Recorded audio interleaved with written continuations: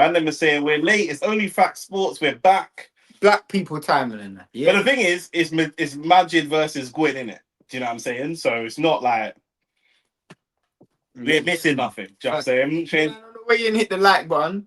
Let's get us in the algorithm as early as possible. Most man ain't live, so just get us in the algorithm, hit the like button, share the video, share it to your girl, your mum, all of them people there. You get me? Shout out to the people in the building. Shout out to Angry Sports Fan, Fanboy, Kosi, you get me? All the way from South Africa, you know that ones. Bro, I want a trip to South Africa still. Yeah. So South Africa, in my opinion, have arguably the best. Yeah. I thought that's what you were saying. Second best black gal in Africa. Behind Eritrea. That Eritrea is number 1, South Africa is number 2. City 2 points behind Arsenal. Facts. Arsenal still got to play. Wait. Yeah, Arsenal still got to play. Remember, I told you Dubois is gonna win. Man, I need to review the pod chains on Arsenal Glaze gimmick, you know. Who said that? AT. Bro, you might need to save yourself from what's it called? Administration. Dubois, you told me that Dubois is gonna win. Yeah, Ahmad Diallo has consistently said Dubois is gonna win. I think. Yeah, they can. He can. I think we're gonna see a very, very good Dubois tonight, but we can save the Dubois chat for later. But also that when we're closer to the fight, because we got a lot to talk. Yeah, we don't want to be ejaculating prematurely in that. Yeah, Wardley's the smart money. AT said he thinks Wardley. I think man like David Morell. Hey, man's wearing a free Cuba shirt, you know. Oh yeah, big up, bro. Big up Morell, bro. Yeah, shout out Morell. Obviously, even though you shit your pants when you saw him in Vegas. No, I didn't shit my pants. You know, I'll tell you the story because now the man in my hair. I'll tell you the story. I saw a sexy gal in one of the baddest gals I've seen in life, bro. Hips, everything. Govern, like she was blazing. Proper thing. She was walking towards. Now me, anybody who knows what's she wearing? Like, you know, one of them. I thought you said something for she wearing a bodysuit thing. Yeah, the bodysuit, but it was separate. Like, you know what I'm saying? Oh, okay. Like she had the bottoms to it and so it was moving. Okay. It was moving. Things are free. It was dead. It was there. Yeah. So I was like, yo. Obviously, my cousin knows me. I was with my cousin. I'm an activator. Once I see something, I'm gone. Yeah. Bro, as soon as I go to make the first 2 steps, I see this tall, light-skinned youth behind. I'm like, bro, that's David Morell. David Morell just put it, like, she just held his hand. And I'm like, yeah, this is long. This was in the MGM Grand. This is for Errol Spence Crawford. I was like, yeah, big shout out to Morell. You gotta know, when you go to fight like Errol Spence Crawford, any buff, Latin, blazing get, they're going to be accounted for. Yeah, you know what I'm saying? They're going to be spoken for. 100%. Shout out to Morell. Good to see him on this card. We didn't get to see him a few weeks ago. Yeah, because Callum Smith pulled out injured. And his loss to Benavidez actually is aging so much better. The fact his performance and the fact that he dropped him is aging. And it was competitive for the first few rounds. It wasn't until the back end where Benavidez's stamina took over. Yeah. But you look at what he done to Yard and Zerdel, and you think David Morell's the real, and he was young, he was 26 at the time. So Morell's still got a bright future. So it'll be interesting. And it went to full 12, man. Yeah, 12. Yeah, so he didn't give a stop. He didn't even get hurt. Yeah. No, that's facts. I do think that Morell's got to sharpen his tools a little bit. I think fights like the Boatsies, the Yards, the Smiths will be really, really, really good building fights for him. You know what I'm saying? I think in 2 years' time, this is what we're saying about. And you're right. I think he has signed to Queensbury. Yeah, and this is what we're saying about Ben Whittaker, where we're seeing him put on great performances, and that's great to sell tickets. But we're not seeing him in fights that are actually sharpening his tools. Yeah. From the moment he's come into the pro game to now, we ain't seen him really get better. We haven't seen that. Do you know what I'm saying? Yeah. Like, it's kind of like, you know, a team that can just constantly win FA Cups but can't win a league. Where are we seeing you get better? Do you know what I'm saying? With Arsenal, we start seeing him get second. We're seeing some progression. I'm not really seeing progression from that guy. Do you know what I'm saying? So when he does eventually come up against Morell, it's like, I'm going to be levels above you. You know what I'm saying? But there you go. You man hit the like button, keep hitting the like. Man wants to talk about Carrick. Obviously, Man United dropped points today. I think Dubois stops Wardley within 6 rounds. People are forgetting Wardley's stoppage Parker was controversial. You're also forgetting though, Wardley should have stopped Parker in the second round. The ref saved Parker. It's a good point. It's a good point. I mean, do you want to talk about Carrick? It's a boxing live. Well, talk about football. It's up to You you. have the weekly football show that you man should all subscribe to. Well, you all subscribe. You man should all watch every Monday at 8 p.m. We do the football weekly wrap up. This is episode 3 or week 3, whatever you want to call it. So yeah, man, you man tune into that where we talk about Carrick. But really and truly, neither team had anything to play for, and you kind of saw it in the performance. It's quite flat. Yeah, big up to Samson, big up to Sammy Khan. Hit the like button. Hit With what you're saying, like. with United have nothing to play for, what their football channel isn't bad. What a ringing endorsement from Fanboy. Thank you. Isn't bad. What are you talking That's what I'm saying. Come on, But bro. with you saying that Carrick United have nothing to play for, let me just push back a little bit, pause, because how do you, if you got nothing to play for, you're not using this part of the season, start preparing for next season. Like the manager's still got to go out and win games. Like, because ultimately, whether he gets No, but he did because today we saw no Embuemo, we saw no Sesko. He played Mount in the double pivot, no Casemiro. So he did give people a chance to express themselves and try and prove whether they should be in the team or not. And to be honest with you, other than Cunha and Dorgu when he came off the bench, everybody else kind of died. and Cunha is Xerxes, still he good. played Xerxes up front as well. Yeah, I did see that. So he did try to give people a chance to, do you know what I'm saying? Like express themselves for the next phase. But yeah. Cunha and Dorgu are like borderline starters anyway. Yeah. Both fully fit, they probably start. So there you go. Shout out to CCP in the chat. I soon lock in for the watch along. When is the ring walk? Boy. When is the ring walk? Probably 10:30. Yeah, 10:30. Shane, like what you said, the best thing about Wardley is he knows his weaknesses and his strengths. The thing is, I feel like you lot keep roping me into talk. Should we just talk about it? Should we just talk about it? No, I got something we can talk about. Okay. I got something we can talk about. To get through these comments, and I got about Wardley and Dubois. Big up the West Ham fans in the chat. We was meaty as usual. I didn't even see you lot's game. 1-1 Liverpool and Chelsea. Well, United have no midfield. They have players. Casemiro is the only pure midfielder there. What do you mean? I mean, what about Bruno? No, he means that double pivot because Bruno kind of plays in the 10, innit? He means that proper central midfielder. You man keep and Kobe as well. We need Kobe. You got Kobe. You got Kobe Mano. Yeah.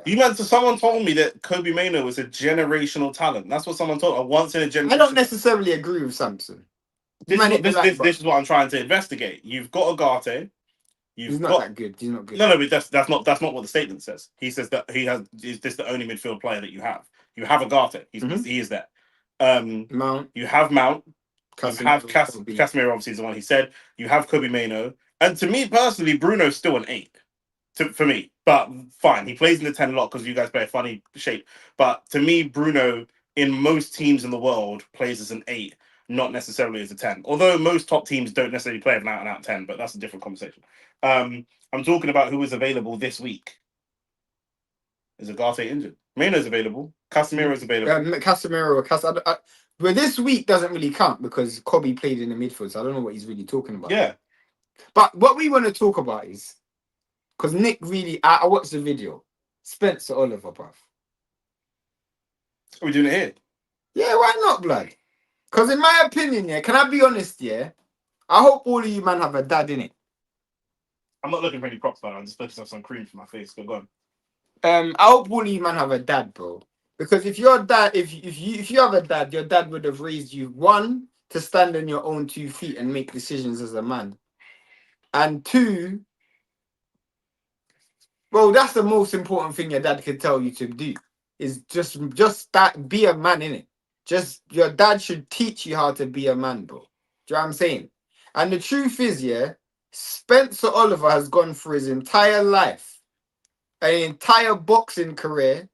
Probably he's got a wife and kids. And he might as well have a vagina, bro. Because this guy is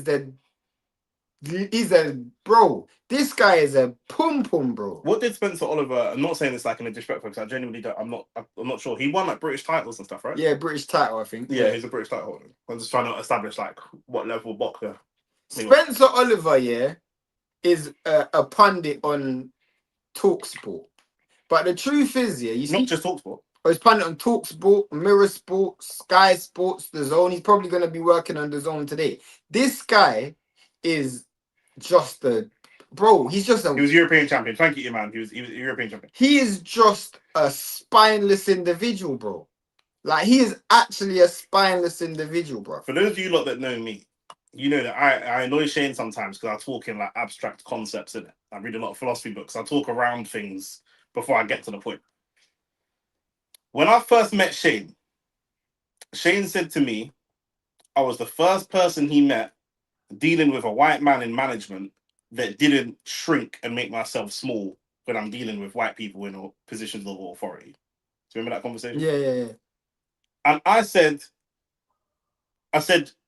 to be fair to the white man, I don't think that white man takes ground. I feel like a lot of us, all of us, Asian man in the chat, black man in the chat, we give white people space and ground. Do that make sense? You ever been walking through a door and the white man's walking in front of you and he don't hold the door for you, and you think, right, that's a bit rude. Do you know what I'm saying? But did you demand that door be open for you?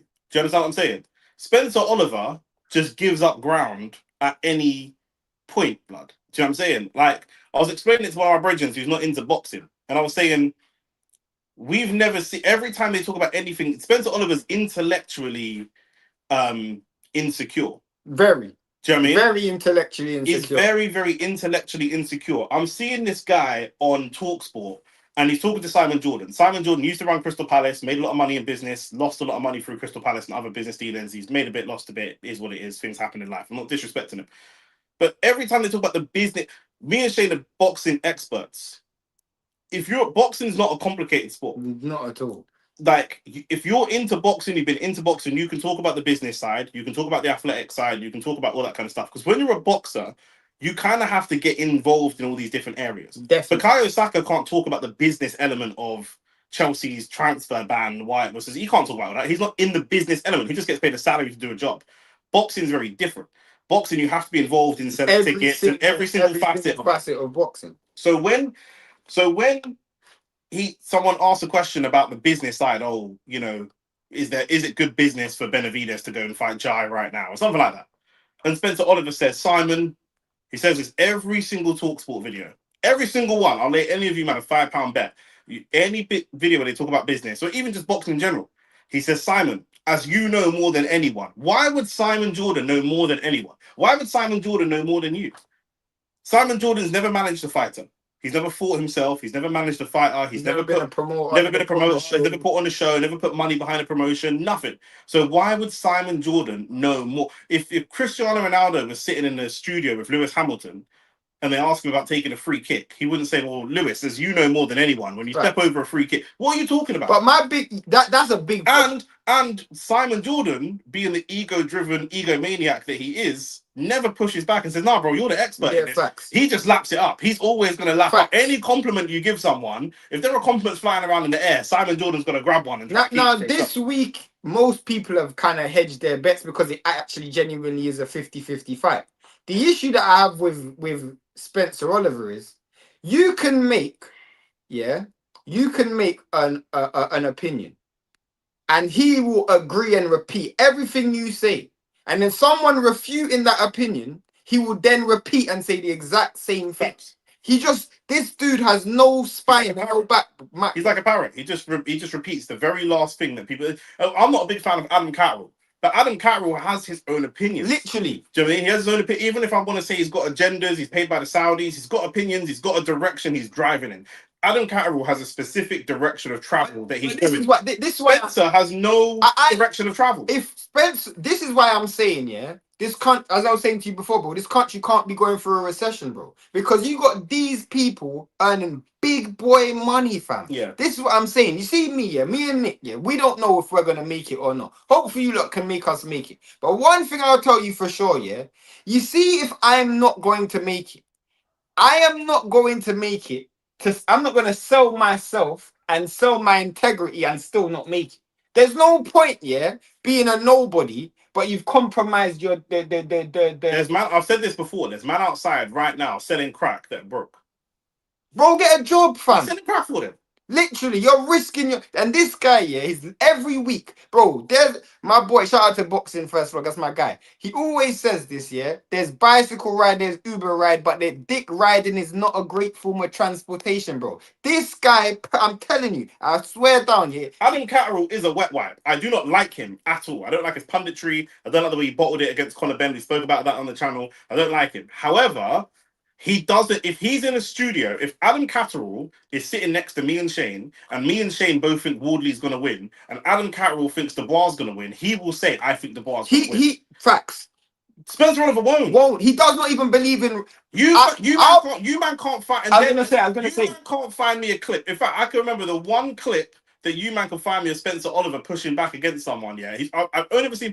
I'm not gonna make this a race because I don't think Spencer Oliver's racist too. But the only 2 times I've seen him push back against 2 people has been black man. You know, it's been Tunde and Senior. Yeah, they're the only 2 men I've ever seen him push back against, bro. The truth. Anyone else that comes in that studio and says, I think Jake Paul has a great chance of beating AJ. It's like, yeah, you know what? Great point, Shane. I can see that. Yeah, I can really see. He's there to ad-lib. Trust me. Takeoff. He's not even a rapper. He's just ad-libbing for no. I swear on this guy has no he cannot make a decision for himself, bro. This guy, I swear down, yeah. Someone must he must live with his parents. He must live with his parents. They say that to be the mark of a successful parent is when your kids leave home, they don't have to come back. Do you know what I'm saying? This brother. Now he's still looking for a dad. He's like he can't disrespect Dubois because he's on his knees looking for his dad in the studio. You know what I'm saying? Like, so I don't understand it, bro. Man like that, yeah, probably watch their wife get beat on the Adam 22 thing, bro. That's what, like, they be looking for validation whilst they're pressing, bro. Do you know what I'm saying? Like, these men are genuinely. He probably went into the local elections and put a cross in every single box. Probably every single box. This guy, I actually feel like. Doesn't feel bad. Someone like Spencer Oliver should actually be like banished from all forms of like TV, radio, everything, because he genuinely makes me think that there's no barriers for entry for anything in life. I can go and be a brain surgeon tomorrow, bro. You see that man that you see outside the bookies all the time, yeah, bunning the spliff, drinking Red Stripe, and you think, where'd you get the money for the spliff? That's Spencer Oliver to me. I want to know what you do. What is it that you do? What do you do? Like, what's your function? What's your purpose? Like, if Spencer Oliver wasn't, I don't like Simon Jordan particularly, but the show that they do, if Simon wasn't there, it would be a different show. Facts. If Adam Catterall wasn't there, it'd be a different show. If Jim White wasn't there, it'd be a different show. If Paul Smith wasn't there, it'd be a different show. If Spencer Oliver disappeared from the earth tomorrow, I don't think anyone would notice. Nope. He's terrible, bro. He just agrees with whatever the last sentence was, bro. Yeah, big man thing. You know what I'm saying? And then when you're pushing back against Tunde, I was like, bro, where's this energy from? Like, it felt personal. Because I've never seen you have this. I don't like Tunde, but I've never seen you have this level of energy for anyone ever in my life, bro. I've never seen it before. Nah, he's just an idiot, bro. It's the idiot thing, bro. Bro, just like, bro, how's all the man them circle the gal and she's giving everybody brain and she gets to me and skips me? Am I a dickhead, blood? What? Do you know what I'm saying? What are we talking about? Do you mean? A little youth's run through the block. He's going shop to get some crisps and some drink for the man. I mean, all the man them just give him a little slap on the head. And then when you give him a slap on the head, he catch your hand and said, yo, not you, big man. Why a dickhead, blood? Trust me. Everyone's slapping you on the head. Trust me. You just get disrespected by everyone, but you won't let me disrespect you. What's going on here? Yeah, bro. If you got kids, yeah, they probably hate to watch you, blood. I swear down, fam. You're embarrassment, bro. Bro, Spencer Oliver, yeah, bro. If you man know how Willie Lynch used to destroy the masculinity of black men on them plantations, that's Spencer Oliver, blood. Trust me. That's all I'm gonna say. If you Google him, it says silver medalist at Commonwealth Games. The thing is, he was a fairly successful boxer. Do you know? Boxing beats and rhymes used to do. He's been doing YouTube for years. I don't know him personally, but he's been doing YouTube for years still. It's not Spencer Oliver, it's Jug Ears. Yes, I'm so done. But I didn't even try to mock a man's appearance, bro. It's just like, bro, when I'm just watching this show and I'm noticed in the video they're talking about Dubois Wardley. One person said Wardley's gonna win. He's like, yeah, I think Wardley. I can see that. I can see that. I think Dubois gonna win. No, I can see that. Yeah, you make a great point. I was like, brother, why are you here? Why are you here, bro? Do you know what I'm saying? I'm not even gonna lie, yeah. If someone like that came on the channel, I'd actually tell them to come off, blood. No, 100%. I'll be like, bro, you might as well go home, fam. You're actually. I'll probably just do 5 minutes to just cook in this dude's character. Who's the AFTV version of Spencer Oliver in your opinion? Samson. No one. That's what he said. He said every big media channel has their Spencer on. No, AFTV don't have one. Because That's what I'm wondering. the reason why AFTV don't have one is because they. I know who he's going to say. He's going to say Ty. No.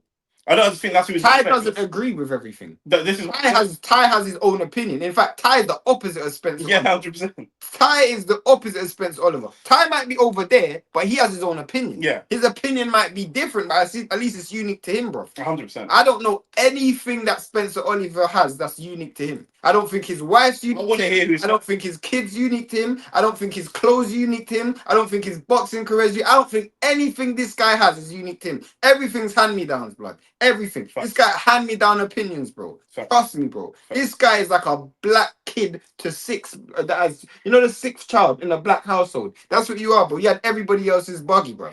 That's what you are, bro. I had a hand-me-down cup, a little sippy cup. Bare teeth marks in the sippy cup. Literally, bro. That is what Spencer Oliver is as a full-grown adult, bro. Julian or Cecil. Julian has his own opinions. His own opinion. Julian has his own opinions. Cecil has his own opinions. The only reason Cecil's a host. That's what I was going to say. Cecil's slightly different because he's a host. So Cecil often doesn't give his opinions. He's just hosting. You might hit the like button, buddy. Let me set a like target. What are we setting a like target for? I might have said Cecil as well. It's so interesting hearing people, because I know these man and I've been, not going to lie, Cecil definitely agrees with everyone, but he's the host. We're at 11 likes. Can we get to the top likes target is definitely 30. Cecil's the host though, so I think it's different. Spencer Oliver's brought on as a contributor. He's not the host. It's not called the Spencer Oliver Show. Do you know what I'm saying? Like, he's the host. So I don't, do you know what I mean? But it's interesting seeing people's interpretation of AFTV because I've been with them. And now Morell's not next, so I think we've got a couple fights before Morell. I'm pretty sure. If Morell's next, they've got this card effed up. He can't be next, surely not. Not on a card this shit. You're gonna put Morell before Bradley Rio.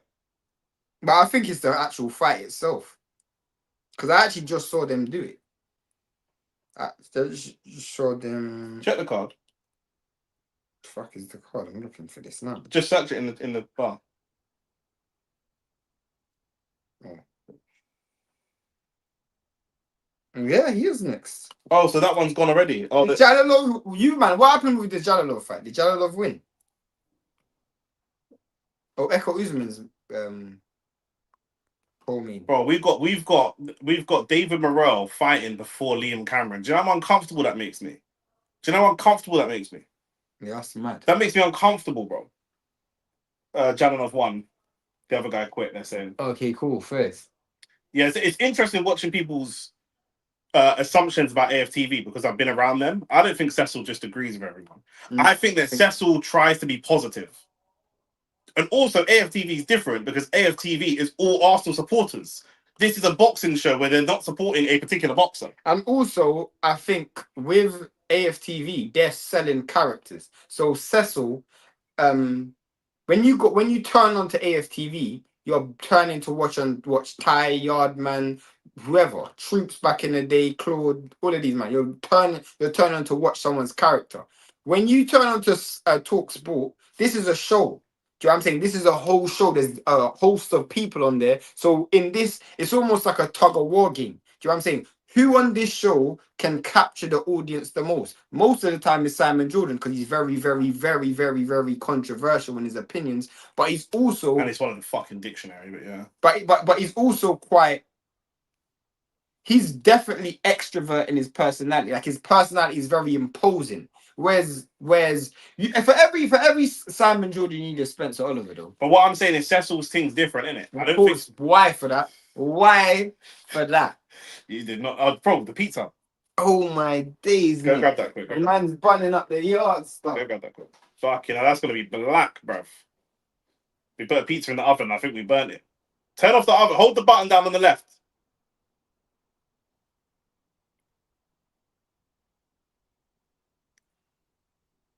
Yeah, Morell's before Cameron. Yeah, I think Cecil's different. But even then, I think Cecil's got opinions. Cecil's got his own opinions. I just think that when he's hosting, he tries to create a space where whoever's with him can say whatever they want to say. Do you know what I'm saying? Jalilov won. Doesn't mean you can't have a firm stance. I hear you. Cameron probably sold more tickets. Yeah, I guess that's fair. Do you, man, think Jalilov can be a top contender? I'll wait for Shane to get back. Cameron and Bradley Rio probably sold more. Yeah, I guess so. We were talking about Spencer Oliver on TalkSport just not £1.50, bro. in a proper just mash up. You owe me £1. I'll go buy another one. I want to go shop. Why are you bringing the pizza in here? Oh, you're eating it here. No. It's not even as bad as I thought. You know, Nah, it's not. It's not. It's actually not. In the dark, it looked worse. Yeah, I thought that's not even as bad as I thought, man. I'm fucking rustling. It's your food, blood. Why am I gonna remember your food? I don't know. You can't be that hungry. Put the pizza in the oven. You forgot about it. Fuck. This guy. Do you think your personal interaction amongst AFTV influences your thoughts around this topic? No, because it. No, It's not a dumb question. I think potentially it's because I can't I don't watch AFTV, especially when I was on it. So I can't remember what conversations with Cecil I've had off camera versus on camera. So potentially. Do you know what I'm saying? But no, I'm not talking. You can talk in a second. I'm saying for me personally, when I'm thinking about Cecil, I'm thinking back to times when me and Cecil was spoken about football, and he's like, "Bruv, this player is not performing, bruv. He's not doing it at the level that I need to do." Now, whether he's done it on camera, I couldn't say that. So that's a good point for me. There's the fact that you interact amongst AFTV influences your thoughts. The reason why it doesn't, and the reason why I say it wouldn't, is because I'm just talking about it potentially around Cecil, but not with regards to Spencer Oliver. No, but the reason why I'm saying that is because Nick is someone.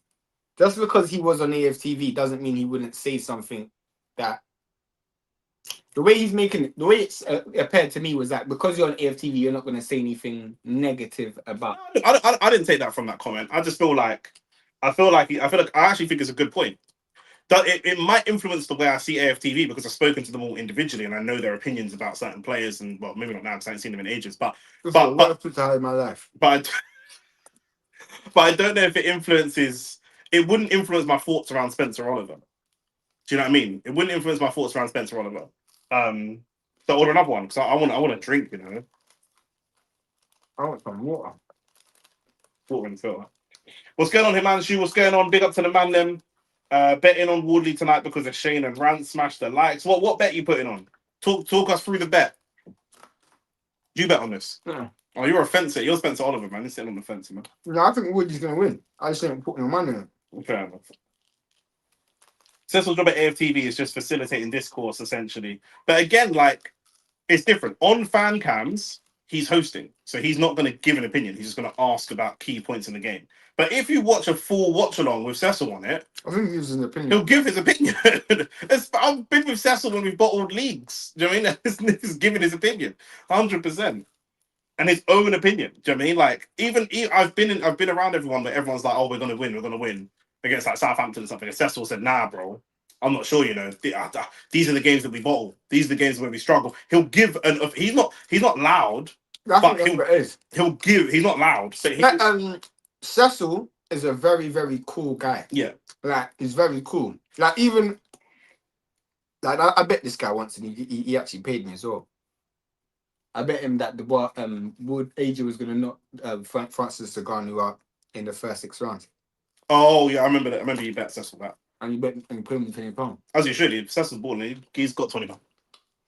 For me, because I know he's got money, I'd have paid it. I'd have bet him £1,000. But that man they don't bet like me.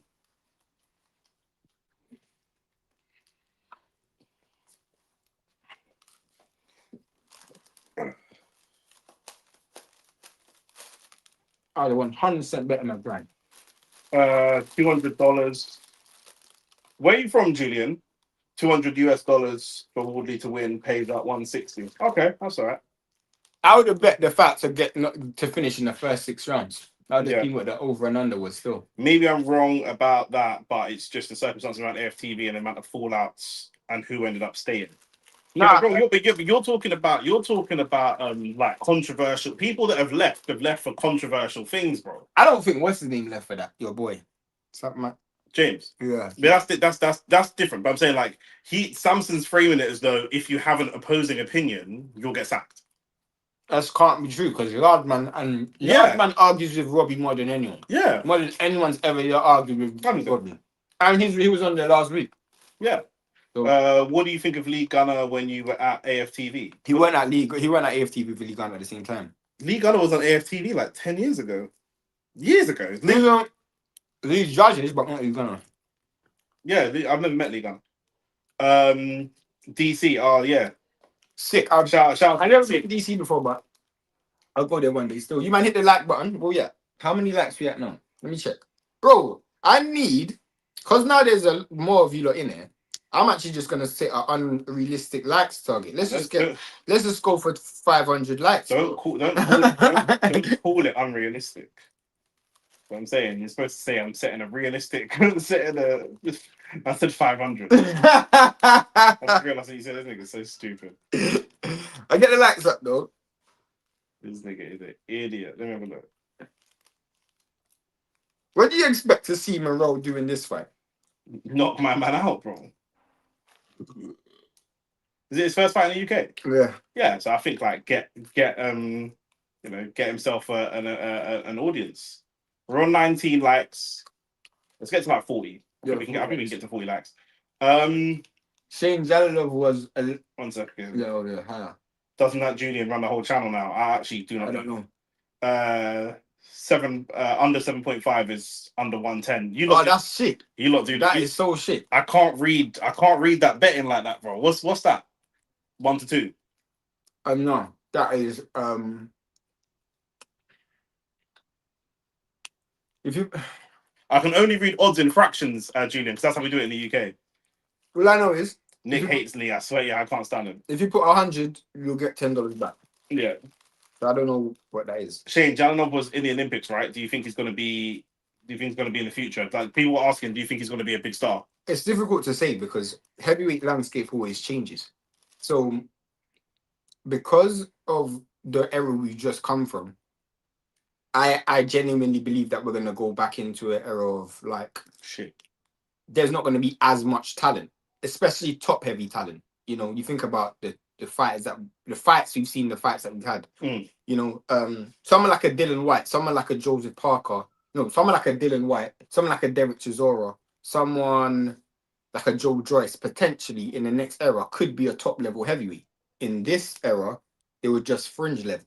So I feel like someone like Jalalov, who has that Olympic pedigree, can 100% has the talent to go to the top. It'd be stupid to say, but when you compare him to other eras, do I think he will be at that level?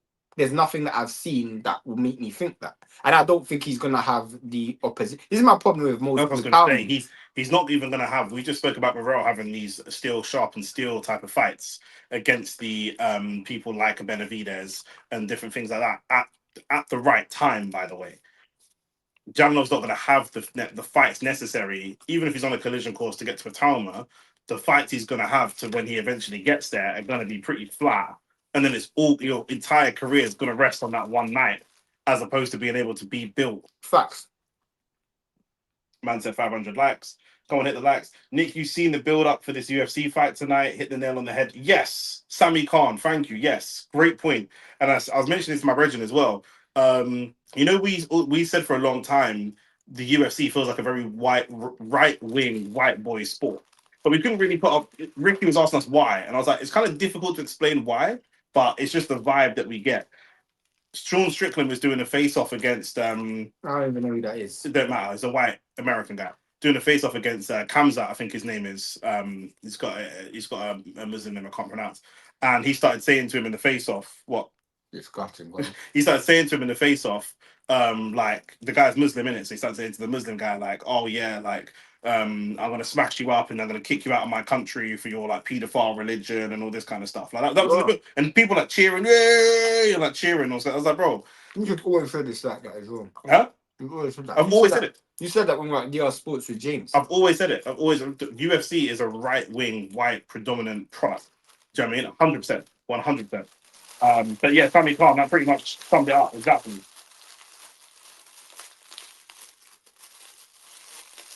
You know we're doing a show. You're right in the microphone. Look what the microphone is. Oh, what? This is your fault, man. It's your fault. It's your food. Do you have a dad? You're not even like Spencer Oliver. Am I your dad? I have to keep an eye on the time for your pizza. Yeah, you do. Why? Because I don't know how good your oven is. I come from How good my oven? You set a temperature in the oven. It's not. No, but It's not good. There's no oven that's so good that your pizza's made in 30 seconds. It's not a question of how some good it ovens, is. some ovens aren't that good. You get what I'm saying? So You live in a, you live in a ghetto. if you grew up in the ghetto. But I'm not living in a ghetto though. I'm successful. I grew up in the ghetto. I don't live in a ghetto. You know about ovens that you kind of have to put. I was Brenda's baby. I climbed up the dumpster. You know what I'm saying? Nick, what's your thoughts take on the Sean Strickland madness? Oh yeah, that's just what I was talking about, bro. What can I say, bro? What can I, there's nothing to say about Sean Strickland. How do you think boxing in Scotland is not paid much attention to? I just think the quality of fighters. I think the quality of fighters, but I also think that you're in with Scottish boxing is British boxing. In Britain, in certain sports, Scotland like SPL, you've got your own league, so you can have a player that's batting it up in Scotland. Whereas in Britain, in Scottish football, sorry, is SPL, so you can bat it up in the league. Like when you go to the Champions League, you can go to the Champions League off the strength of being in the top 2 or 3 or top 2 in Scotland or whatever it is. When it comes to boxing, it's British boxing. So you are now competing against everybody in Britain. Same for the Olympics. Do you mean? Because Scotland don't have their own Olympic team. Scotland have the British Olympic team. So you have to compete with everyone in England to even make it to the Olympics and start to get your name. Not to mention that even in boxing, British boxing is still seen as like not the main, like upper echelons of boxing anyway. So what's it the main? I think it's split between you got like boxing in the United States, Mexico. Do you know what I'm saying? I feel like in terms of attention, I think I know what you're saying. I think British boxing's held in quite high esteem within. Yeah, but it's not the highest. No, but I don't think it's not seen as that in Britain. Yeah, true. When Conor Benn's coming through and he has 1 or 2 good performances, people go, "This guy can smoke Shakur Stevenson." No, I don't think so. They literally did. British boxing fans. I don't think I heard one. You don't talk to enough British boxing fans. I mean, what British boxing fans do you talk to? The people in the channel. Yeah, but that's not. This isn't representative of British boxing fans. British boxing fans are telling me that they still think Tyson Fury beat Usyk. Yeah, but that's different. Why? Because that's just delusion. It's all delusion. No, but the fight actually took place. Like that's even worse. That's even worse. But with Conor Benn, there isn't like. Yeah, I don't know. Exactly. Which league can't you stand?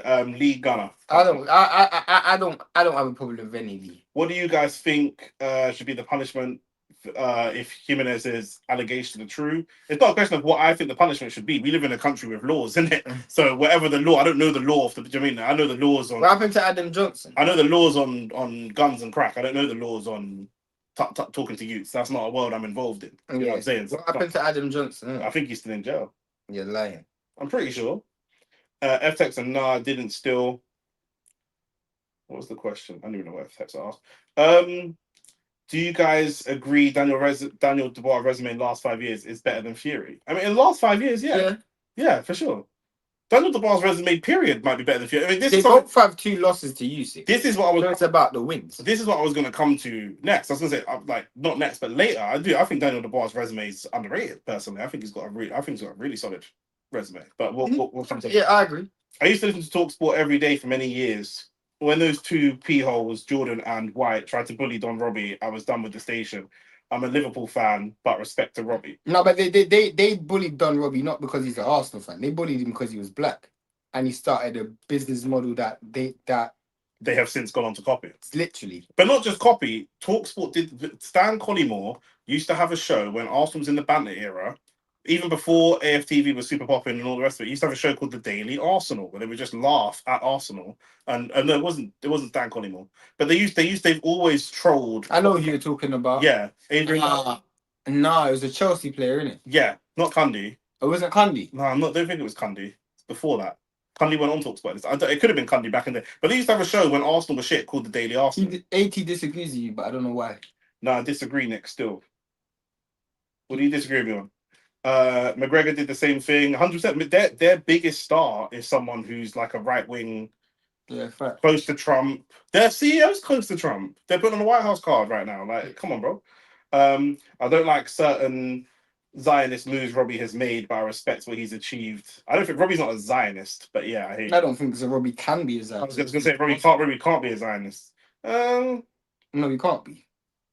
He is a Zionist is a belief. I'm not talking about Robbie's not, but I'm just thinking about are there some black people in America that I would put in the category of Zionist.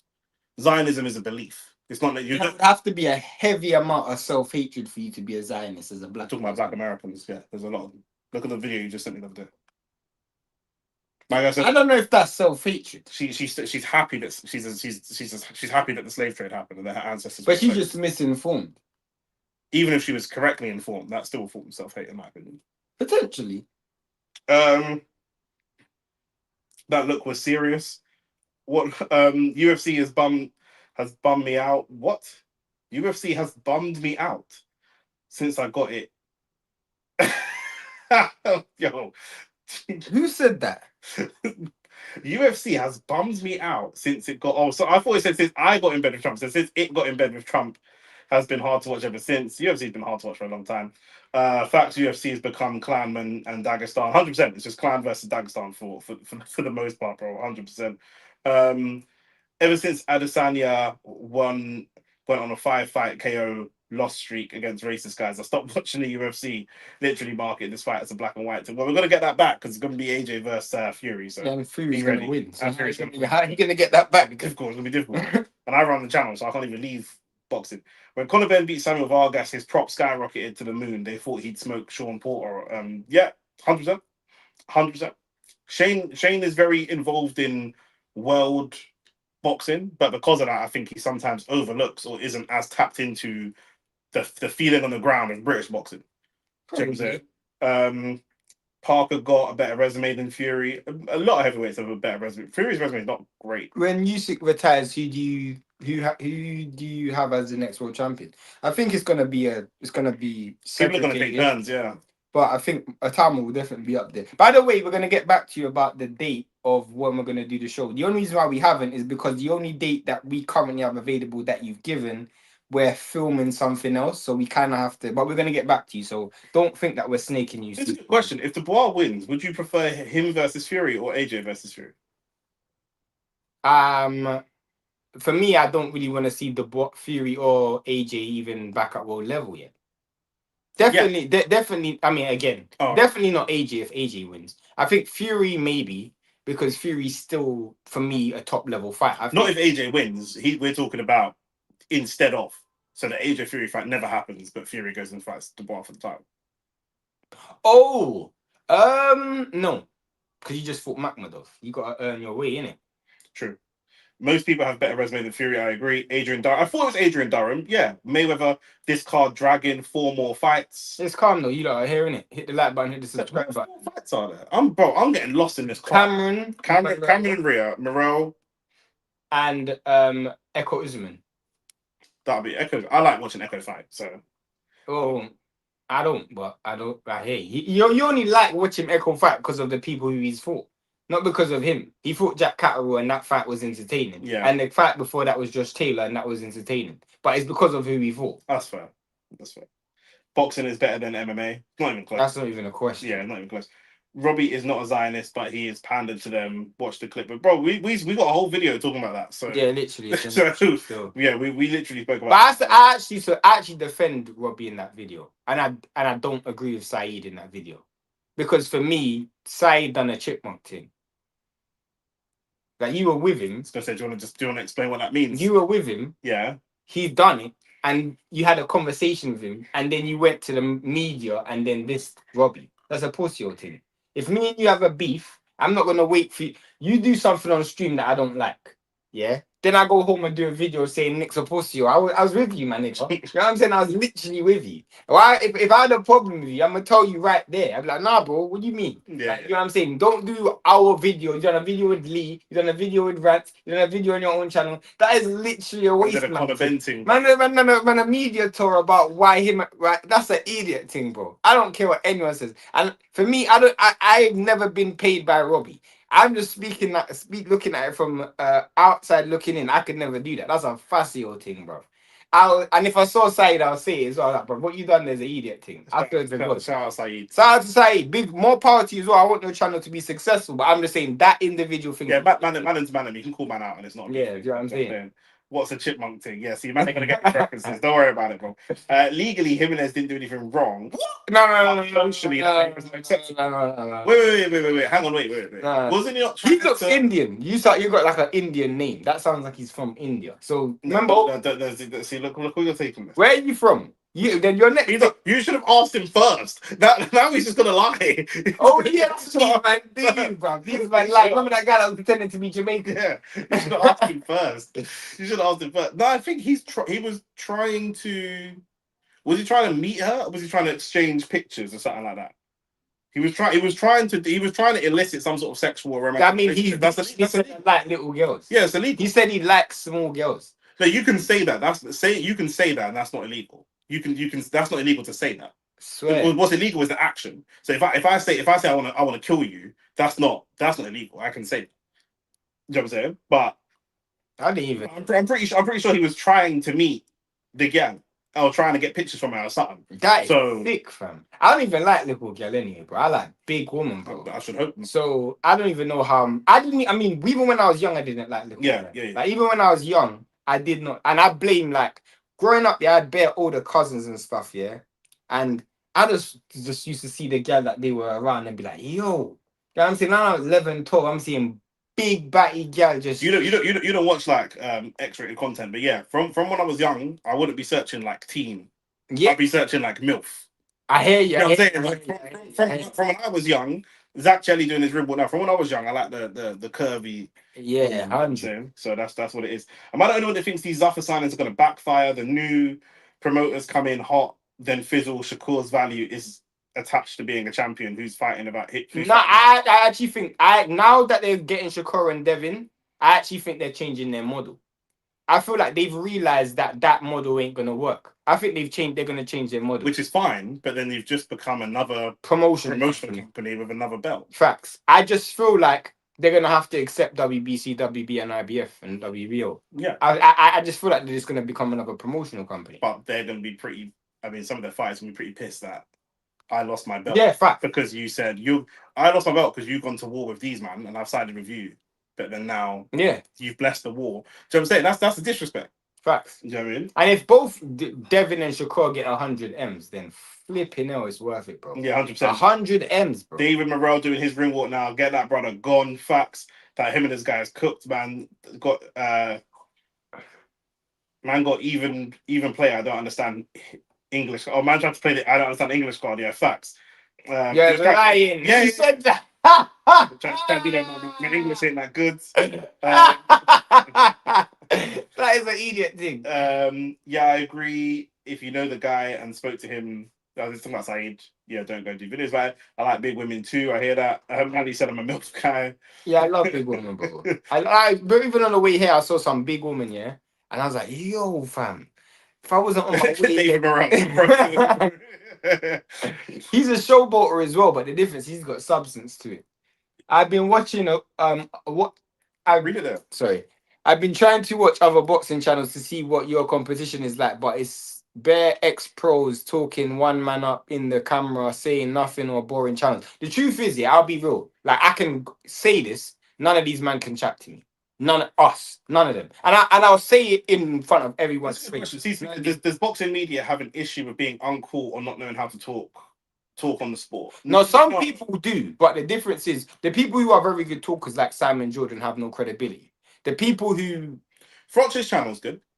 The people who do have credibility tend to not be great speakers, or they all attack it from the same angle. Or they're not good not that our production's anything amazing, respectfully, but like they're not production people. Yeah. So one of my favorite people when he's on his A game, his analyst is good. Is Paulie Malignaggi. But Paulie, and he's got his own channel as well. A lot of these man, remember, if you're a boxer, you're kind of self-employed, but you work for companies your whole career. So when they retire, they look for companies to work for. And a lot of these boxers now are only just starting to build their own channels. You know what I'm saying? The boards, you look at footballers, footballers start building their channel before they retire. But a lot of these guys, though, that's why I have to rate Simon Jordan to a certain degree, is because a lot of these guys are still trying to build their name back off fighters you are fighting. We are trying to build our name off just our personality. We just so happen to talk about boxing, so that's different. Like Andre Ward is a very good boxer, and he's been a pundit for years, but he's still interviewing other fighters and using that. Whether it's Tim Bradley, they all do the same thing. The only people who do this something kind of similar to us. No, I'm lying. They don't even do that either. There's no one who really does it. And when you look at other YouTube channels that aren't fighters, no disrespect to any other YouTube channel, the difference is they just don't have the skin in the game, bro. Like Ade does. So shout out to Ade. Hatman does kind of. I mean, Ade might too much because he works for DAZN. Facts. So you've gone so far to the other side where how much can you Actually say? Now Ade's in a great position because DAZN's actually killing it. DAZN's the best. He's working for the best channel, so he doesn't actually have to like shit on them. But if you right now you worked for but he Sky, can't really give his overall or like his general opinion. He can because they're doing really really well. No, but if they let's say something, if that's what I'm trying to say. If he worked for no, but Boxer, but he couldn't. He can't call out AJ negatively like we would. He would. Do you know what I'm saying? Okay. He couldn't call out certain people negatively like we would. And another thing is like when I actually say these men don't have the skin in the game, bro. Like I could. Like someone today it was so funny. Someone said in a comment section today, "Oh, you guys are British. I can't listen to British people talk about boxing," and they were from America. I'm like, bro, if you actually look at I know more about American boxing than I know about British boxing. I've spent equal amount of times covering boxing in both countries, so it does like an actual being there, like a bit, bro. I don't even ever want to go into my actual credentials because what I always try to say is I don't want people to listen to me or believe me because of my credentials in the game. That's why I don't really talk about it. What I want people to believe me is based on the fact that I'm saying objective truths, regardless of where my background is. It's just instantly when you hear me, you just feel like, oh, because he's British and he's not a fighter, you don't believe me. But that's actually just not true. The fight started, by the way. Yeah, Morell started. Starting on the front foot. Also, with my man that's from South Africa, if you're from South Africa, unless you are a lawyer, I don't know why you're telling us what is and isn't illegal. What is BBW? Oh, 1 second. From the screenshots, nothing he said is illegal. But you're from South Africa, so are you basing that on South African law or British law? Because in British law, he said to the girl, if the screenshot's true, she said, "I'm not 18 yet," and he said, "Yeah, I'd still like to meet you." In England, that's illegal. That's against the law. Already, I've already seen one thing in this fight, which is Morell is going towards the fire when Zach's throwing, which tells me he don't care about the power that's coming back, which means he could potentially look sloppy, but it just means he wants to get him out of there. Yeah. E-Man, I like proper I like you lot and proper boxing. Shout out to proper boxing. So I know you didn't like it when we shout out the channel. Who's proper boxing? I've showed you him before. He's an English guy. He does like the kind of funny comedy videos. Not comedy, but he's like he's just like a proper lad. He's like a proper bloke. They did like 3 idiots break down this fight, whatever.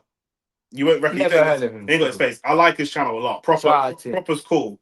But what I like about us and what I like about Proper is that is terrible. Ex-boxers, not only is Morell not bothered about Chelli's power, but Chelli's very concerned about Morell's power. He's biting on everything. He's biting on everything, but he's not throwing punches with any belief. That overhand left was so sloppy. Like a deterrent. He really didn't believe in it landing. Like Morell's just here with a high guard, and he just don't care. Shane's just scanning to see if Morell's gal is in the first spot. I was thinking that in the ring walk, you know. I'm going to come back to the comments in a second. Just 30 seconds left in this first round. And I think it's good for Morell to get in front of a British audience as well. I think British audiences will like him. I think we have a good few 175-pounders if he's not going to take on the top 2 at this moment. The rest of them right now are all over here. So it's good business to get him in front of British audiences. You look at what Jarrell Miller's done. He's fought in front of British audiences once or twice, and he'll always have a paycheck here. I don't even actually think he's... Oh, he did in Saudi, innit? Oh, he missed that. But yeah, like what I like about us and what I like about Proper is that one of the problems that boxers have, especially people like Ward, who is a technician, Ward has, in my opinion, almost too much respect for boxing. there might be a fight which is very, very straightforward, and he will have a tendency to overcomplicate it. Ward respects fighters, which is what you're supposed to do in boxing. But sometimes I think he respects fighters too much. If there's a fighter that's shit but just has power, he won't say he's shit but he's got power. He won't say that. If we're talking about like Zhang versus Dubois, he'll try to give them respect. It's not even necessary. I'm gonna get to the concept. I just think a lot of fighters don't do the homework in the sport because they think they're ex-fighters. Like they don't actually. That's a good comparison. You might have like underground rappers that spit mad heat. This card is poor, big man ting, but really man's here for the main event. Yeah, but the better the main event, normally the worse the card is. Thoughts on showbiz? I'm not a big fan of showbiz. What for two reasons? Yeah, I'm not a fan of showbiz at all. One, he's more of a character than a real boxing. Like what I do like with boxing channels is I like people to kind of tell me. I'm gonna assess what you say based on what you said. We're into round 2, by the way. But I would still like you to tell me where are you drawing this information from? Do you know what I'm saying? If I'm watching a channel, even if let's say it's a football channel, and you know the person says like the person introduces themselves and says, "Look, I'm not a coach. I'm not like some top coach, but I've coached for a couple semi-pro teams. I've been in the game for this long. You know, this is the experience that I've got." Then I can kind of see where that information is coming from. Do you know what I'm saying? All of that, what Nick's saying is just unnecessary. I knew you were going to say that, but I like to see that. You see with showbiz, but everything he just says just doesn't sound like it comes. It's just unauthentic, bro. This guy's just an entertainer, bro. Like he works for the industry, and I don't know, bro. And there's nothing that I will never watch showbiz and say, yeah, I've actually extracted something from that. I don't even find it. Showbiz makes content for me for ADHD Americans that like Adderall. Do you know what I'm saying? Like, he will make a video that says, "Here's why Devin's going to beat Shakur," and then "Here's why Shakur's going to beat Devin." The problem that I have with showbiz that some of his, you know what it is? This is kind of what we both said, what you said. His videos feel scripted. When you watch us on the podcast, especially, you'll see that things will happen in real time. Shane will say something and be like, "Oh yeah, I forgot about that. That's a good point, you know." I haven't seen Morell actually go over attacking yet. Fan perspective is key. Big up the man that says that's a madness. I think that girl tried to set him up. Definitely he was stupid for replying. Of course. Set him up. No. You need to come off the manosphere thing, bro. That's a 15-year-old girl. You can't get a 15-year-old girl to set me up. Yeah, do you know why? Because I don't fuck 15-year-old girl. So it don't make a difference, bro. What are you talking about? She tried to set him up. I don't even mess it. Oh, that's a big shot from Morell, and Chelli felt that still. He's a big bonkers with that. If David is serious, he should watch this guy. Yeah, therefore. You're moving crazy, bro. Sean Zettel, he's good. Sean Zettel's good. Sean Zettel's really. Boxing media is weird because they need access. A lot of people can't. No, you don't. Can't say that. No, the truth is, I've been around a lot of these guys. A lot of these guys just suck off to get access, bro. You don't. To be honest with you, all you just need is money, bro. No, but Angry Sports Fan, what he said is right. A lot of the guys' channels, because of the type of content they do, is reliant on access, which is true. Oh, sorry, I misread. It's weird because they need access, so they can't say what they want. Yeah, in fact. Shane made a good point when me and him spoke. When I met Shane, he'd already been a boxing journalist for large publications, traveled around the world and met a lot of the top boxers. He's come from having access.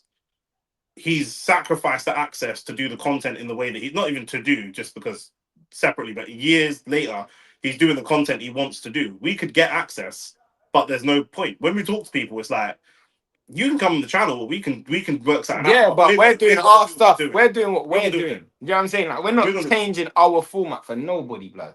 Yeah, but a lot of these guys are deficient creatively, so they just copy other people's channels, which I think is true. Free Cuba t-shirt, facts. Arsenal losing tomorrow against West Ham. I hope not. I don't think so.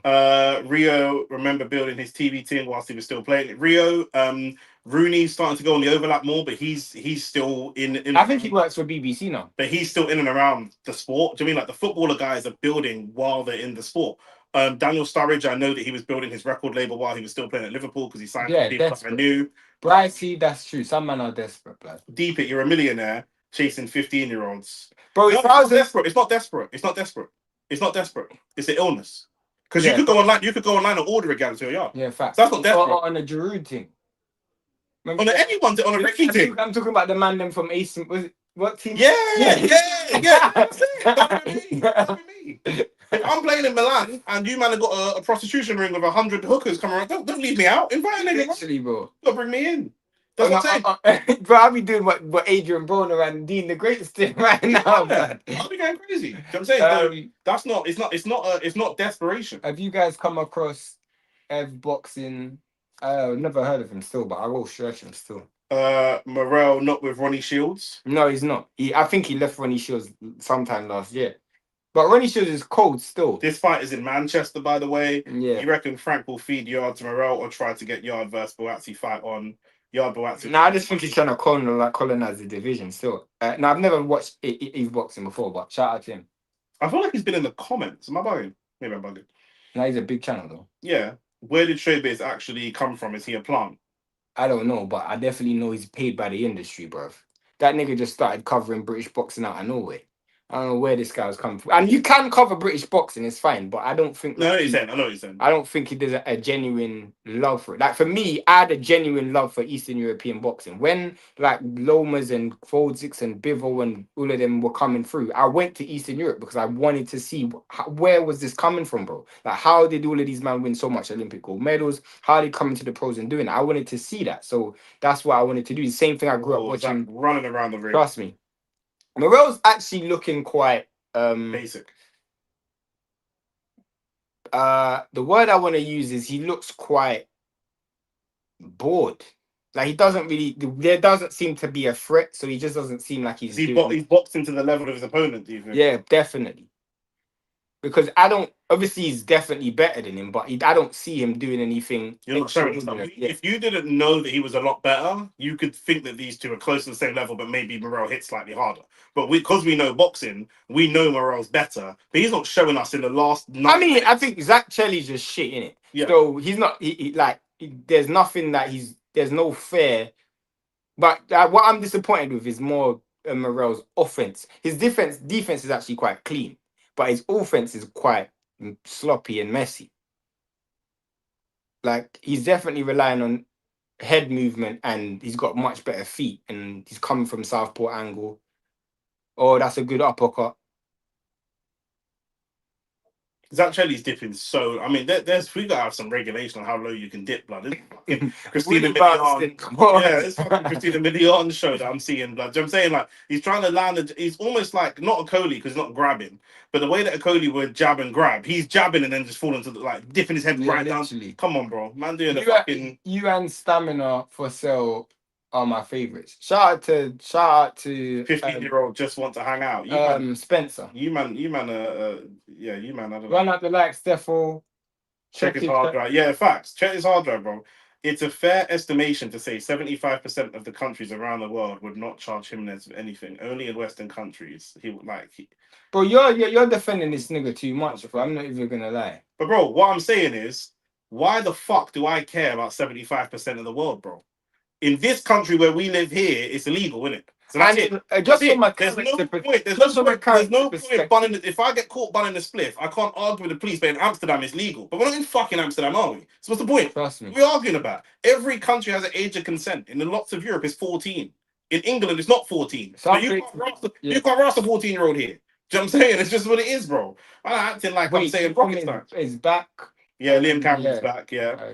He's 21. No reason for him to be talking to anyone under. But do you know how much money do you have, bro? Bro, what are you doing? What I've noticed with CCP, if you have personality, people don't want to see interviews with pros. They want to see you chat on the thing. 100%. Facts, bro. 100%. Facts, bro. 100%. Me and Nick. It would work for one or two. If there's three of them, maybe not 3 or 4. There's like 10 people that we could get. You got to remember, a lot of boxers are not big name people. Like and they don't have great personality. The names come and go, and the moments come and go. There could be a moment that David Morell's name is hot like fish grease if we put out a short about him just after a knockout or controversy or something like that. But there's maybe 10 people in the world that are active fighters that we could interview that would do big numbers. Maybe 10. And they would be creme de la creme guys. The rest of them ain't doing nothing. What does it do for the channel if we go and interview Bradley Rea? What does that do for us? They don't do nothing. They don't do, like, respectfully to Bradley Rea, whoever. Do you know what I'm saying? They don't actually do nothing, bro. Literally. It's a sickness. Definitely he is wrong, Nick. Fuck it, I hope so. Zach ain't even trying to win the lead foot. He's not trying to do nothing. But he ain't gonna try. He ain't gonna try to win with the lead foot. Why is he gonna do that? You don't want to get close. Literally, you win with the lead foot to try and, like, he's got his foot on the inside, bro. He's ready to shell up. Do you know what I'm saying? He's throwing punches with no belief it's gonna land, and he's ready to. He's throwing punches thinking about his high guard. He's throwing punches thinking about. I mean, I hope maybe one day, if let's say he goes the distance with Chelli, I'd hope that someone like what's his name would look at this and see I can take confidence from it. Ben Whittaker, maybe. Yeah, I'm saying, because definitely he's not doing anything in this fight. what was that? Wound up. Why I order fucking Afro Thunder right body shot from Zach Chelli. I don't know what my man's doing now. Oh, that was a good shot, but then Jack Chelli came back. Or there's another good shot. It for me, Morell is just not throwing. I just think I don't know where it is. He's just not throwing. Like he's thrown punches at times and hurt Chelli, but he's just not throwing. I don't know how much notice did Morell have for this. How much notice? Oh yeah, I think he only got on his card a week ago. Yeah, it might be very, very short notice because obviously he was in shape for Callum Smith, and then obviously he would have he don't get out of shape, but demotivated. Yeah, demotivated, and then he's just got to get up and go and fight this guy. Do you know what I mean? I think that someone like a Ben Whittaker or a Yard looking at this and thinking, I can do something here. I think that'd be a big mistake. He's throwing punches on the break, or before the break. Yeah, I think for me this could be short notice, but even still, he's not looking good. Nothing that I'll be worried about. No. Like he's not getting beaten. But like you said, it's the eyes of humans. It's human eyes, isn't it? Do you know what I'm saying? People will look at this and maybe just start to feel like it's better than they've got a better chance than what they actually do. Yeah, definitely. I remember. I mean, Boots has had fights like this where, like when he fought Karen, and it was just like, wow, this guy's not that good. Yeah. But sometimes it's those fights, and you might hit the like button, hit the subscribe button, and all of that. Compare that to the UFC, you can easily get 20 fighters and do crazy numbers. Says a lot about the state of boxing. Disagree. No, it doesn't. I think UFC is probably lower. I think UFC, when you say crazy numbers, maybe we're more ambitious than you are. I don't think you can give us the 20 fighters. I don't think you could interview 20 fighters from UFC. I don't think anybody in this chat. We've got 56 people watching us. Like the video, by the way. I don't think anyone could, without googling, could name 20 current active UFC fighters. We couldn't even name them. I can't even name one. You could name one. Aspinall. John Jones, is he one? He's not active. Conor McGregor. He's not active. Khabib. He's not active. Anderson Silva. He's not active. Bro, I don't know what I don't know anyone there. I can name boxers. bro, this nigga's not active. Bro. I don't know, bro. I don't know. Yeah, but this is the same guy that thought that Jimenez did nothing wrong. So we already got to take what you said. You said Jack Chelli got an assault, but Zach Chelli ain't winning, so it don't make a difference. Like this fight is just UFC fell out of changed his name to all retired fighters. That's what I'm saying. You guys not naming active fighters. That's the point. These are fighters that Shane thought was active, but because I don't know UFC, bro. I don't. UFC stars are manufactured. UFC doesn't have any stars though, bro. They're not. When you say UFC stars are manufactured, stars. You can't name me 5 man that could walk down the street from the UFC, active current UFC fighters that could walk down the street and be mobbed by people. If AJ wanted underwear from Primark, he can't just walk into Primark. Literally. He can't just walk into Primark. He can't. Even Tyson Fury, I don't like him. Tyson Fury can't walk into the shop and walk him. It's going to be madness, bro. You know what I'm saying? Good shot from Zach Chelli. It is definitely a lack of misunderstanding what we're saying, blood. Do you know what I'm saying? Just because an MMA channel does big good shot from Zach Chelli, sorry. Because the UFC channel does good numbers interviewing a fighter doesn't mean that our channel would do good. This is what we're saying. We're talking about our channel. Another thing Zach Chelli's actually got right was if you go towards Morell, that's where Morell looks at his best. Morell having to come forward is probably not his style. It's probably not something that he wants to do. It's kind of like Bivol, isn't it? Like Bivol has to come forward. You can tell Morell likes to fight off the back foot. But I think that the more Zach Chelli has success, the more Morell's like, cool, let's have a fight then. Morell showing that he's just a bigger, stronger man. And now Chelli's time. I said that he's having a terrible fight. Yeah. Is this card worth grabbing, or am I drawing from a Ibuki side? The main events were definitely worth it, bro. The main event's definitely worth it, without a shadow of a doubt.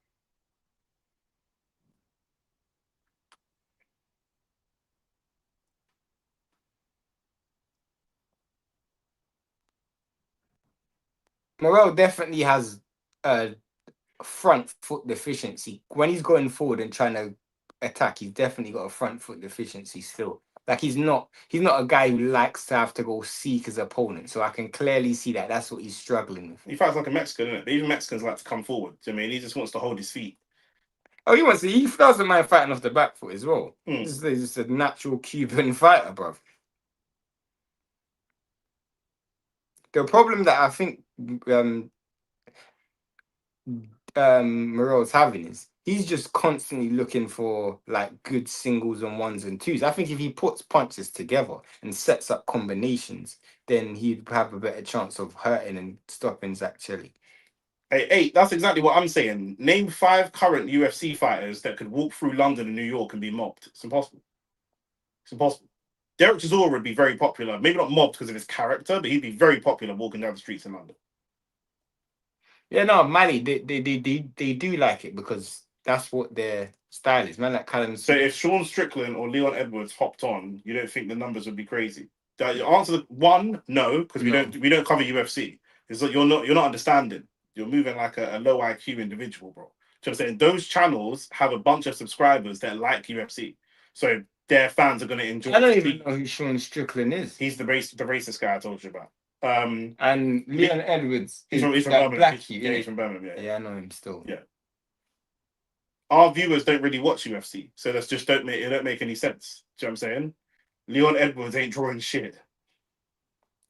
Depends, innit? Depends what you consider big numbers. Do you know what I'm saying? But the point I'm trying to make is UFC. You're saying like UFC. Ishmael Salas is coach. Is Ishmael Salas his coach? Is that who it was? I'm pretty sure that's Ishmael Salas. I could be wrong though. Oh, good shot from Chelli.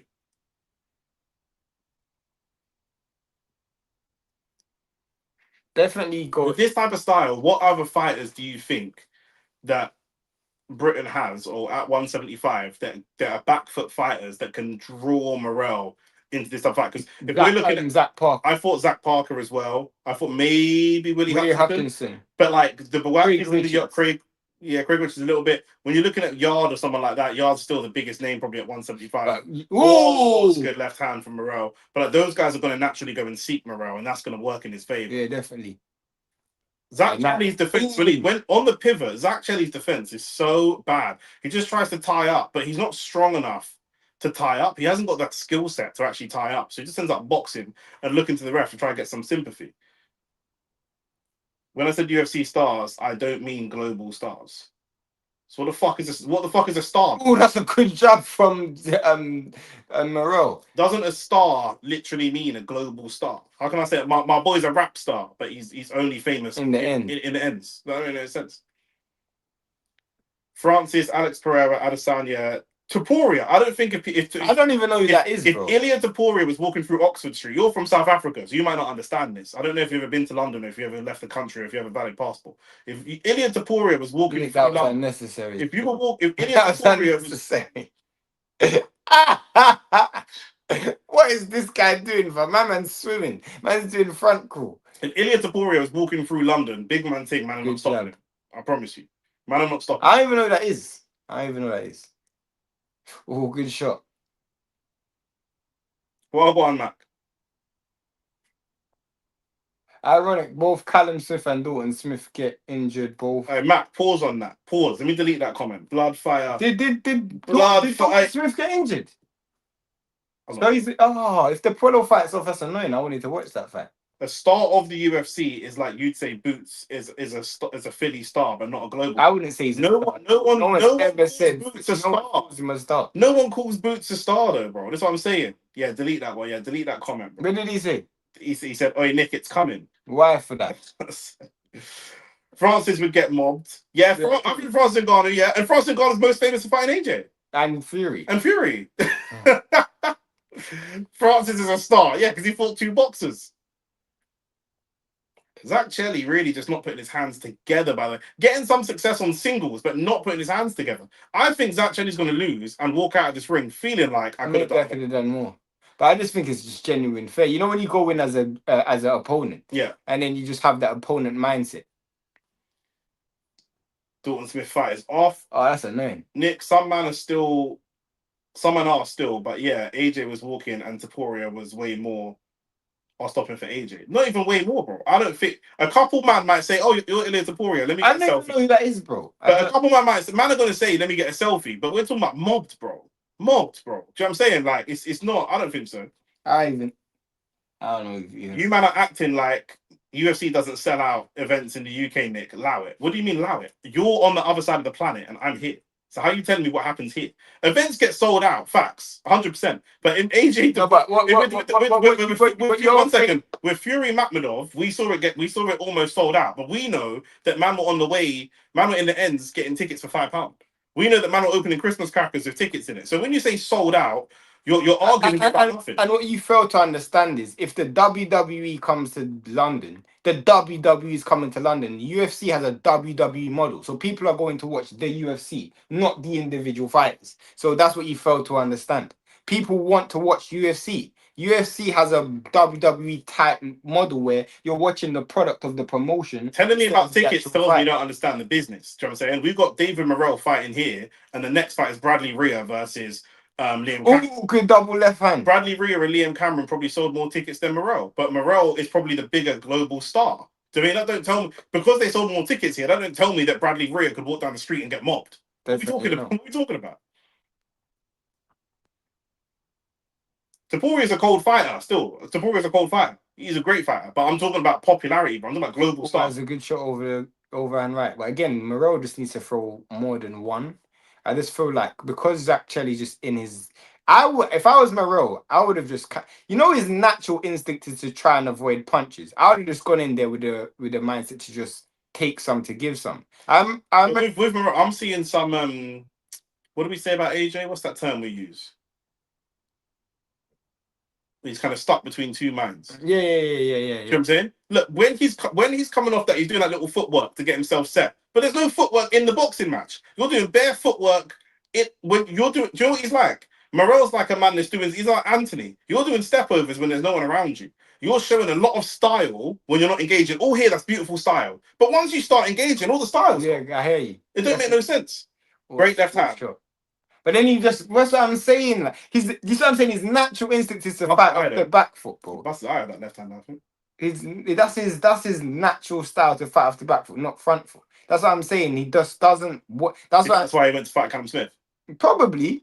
If you fought Willie Hutchinson, you probably have a harder time with Willie Hutchinson than you would with Callum Smith. Who would win in MMA though? Why you man always want me and Shane to fight, blood? You man don't like seeing black unity, blood. Every week, someone asks a question of who would win the boxing match, Nick or Shane. Do you man go on other man's channel and ask this? I don't see you man go on TalkSport and say who would win the boxing match, Simon Jordan or Jim White. Why are you doing that with us, blood? Do you know what I'm saying? Man's want to see us. Pause on wanting to see us roll around the floor together, blood. Pause on. Why? That's why I prefer boxing. I don't like seeing man in boxers and that. I'd rather see man in shorts. Hey yo. Then brief, you know what I'm saying? Man, I'm wearing brief in UFC. And barefoot. Yeah, that's a mad thing. But I'm about to pull skulls in the UFC. Rolling on the floor, sweating on each other, blood. Toes in the mouth and that. I remember watching Bouncer vs. Arms. That was like watching flipping. Zach Chelli's throwing. Yeah. Zach Chelli's gonna win rounds in this fight just from ugliness, bro. You think he shouldn't be. He shouldn't, bro. I can see a world where the British fans, and I don't know what judges they got, could give that round to Zach Chelli. I wouldn't, but I could see a world where they do. No, I don't want to see man in shorts. Allow me. Shane don't watch UFC and Shane don't watch influencer boxing, but he watch Arms versus fucking Bouncer. You see this nigga, bro? Your Google searches must be bonkers, bro. I watched Arms versus Bouncer because I just remember the beef between the two of them, innit? And that beef felt fake. No, it's fake, bro.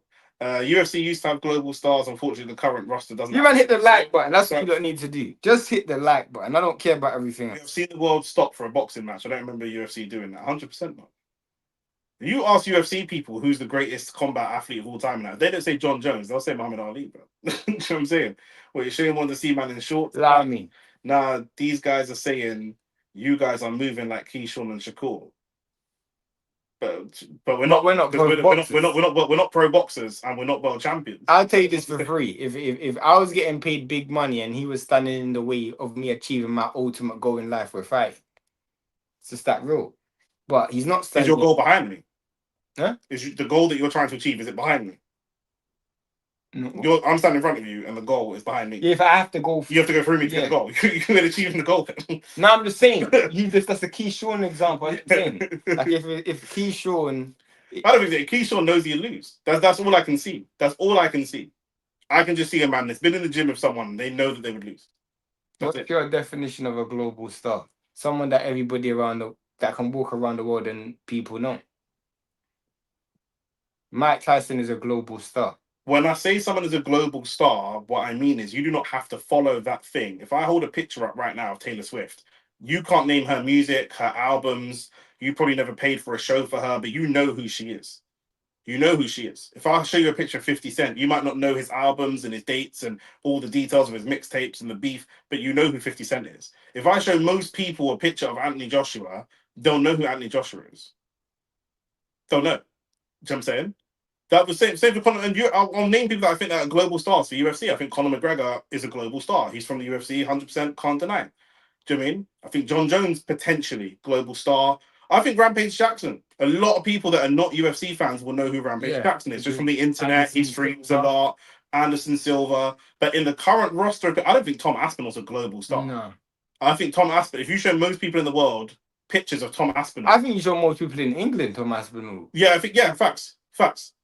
That's the thing as well. You can't say you're a global star if you're not even known at home. That's the first thing. Do you know what I'm saying? You go around the world right now, people know who Bukayo Saka is. Whether they like him or not, they know who he is. You don't have to follow football to know who Bukayo Saka is. Obviously, the top guy is Messi, Ronaldo, whatever, but David Beckham. Yeah, Morell's not looked the greatest in this performance, to be honest with you. If you're Floyd, Connor, AJ, Pac, you're not a global star in combat. Simple. I think Fury's a global star. Oh, if you're not, yeah. I think Fury's a global star. Add a Fury in there. The Aki bouncer, yeah, that's the one. That's what I'm saying. Man saying Aki. So you didn't even know bouncer from where we know bouncer from. Have you seen Tchouameni and Valverde? Yeah. Why isn't this fight in Ipswich if he's the A side? Because there's probably nowhere to fight in Ipswich. The only place they can fight is it's not always at the home ground of the person. It's just what's available. And there's one football stadium in Ipswich they could use, and Ipswich is currently playing football there. So, and it's a Saturday. So good. Oh, did he take a knee? Nah, didn't quite. His legs buckled, but his knee didn't touch the canvas. But then he just. So this is what I'm saying. Look, when they're not fighting, he's doing all this style. Their style. Yeah, definitely. But then when they engage, it's an Anthony thing. It's an Anthony thing. It's definitely an Anthony thing. He's fighting like Tyson Fury. You're trying to con the public into siding with you. Do you know what I'm saying? What's this guy doing? Just dancing in the court. He's trying to con the public. What I just say? He's doing Tyson Fury. He's trying to con the public. Trying to con us. Everyone knows who Ali or Mike Tyson. 100%. Yeah, I was on the fence, but Fury, but Fury's got a Netflix TV show. Fury's got a whole Netflix TV show. And it's doing well in Netflix as well. When I was in the office, there's a bunch of old white women that do not watch boxing and were just talking about Tyson Fury. Facts. Trust me. Tyson Fury is a big star. AJ is more of a global star than Fury. Yeah. I'm not 100% sure about that. I would say so. It's equal.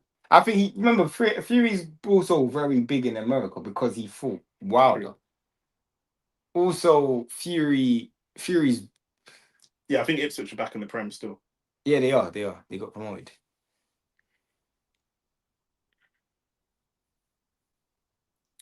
I'm not sure if Tank Davis is a global star. I think he's definitely big in America. He's big in America, but I don't think he's never fought outside of America, and he's not fought. No, he has. He fought one fight in England early in his career. Yeah, okay, but I'm not counting that as a star. He's not fought outside of America, and I don't even know if his resume. On his resume, he hasn't fought people that are big outside of America and Mexico. Right. Yeah, that's still mostly America and Mexico, especially at that time. Ryan started streaming and all that after. Yeah. I mean, he's a big name in boxing. Tank is definitely a big name in boxing. So the old girls love Paris Fury. They do as well. Yeah, definitely. They absolutely do, bro. They'll relate to her. Oh, good shot. Round 9 and Morell. Stop. But it's what he does though, Morell. He started the round good a couple of times, but okay, you've landed a few good shots, but you've not really put them together enough. There's too much of a gap between them. He's trying to close that gap.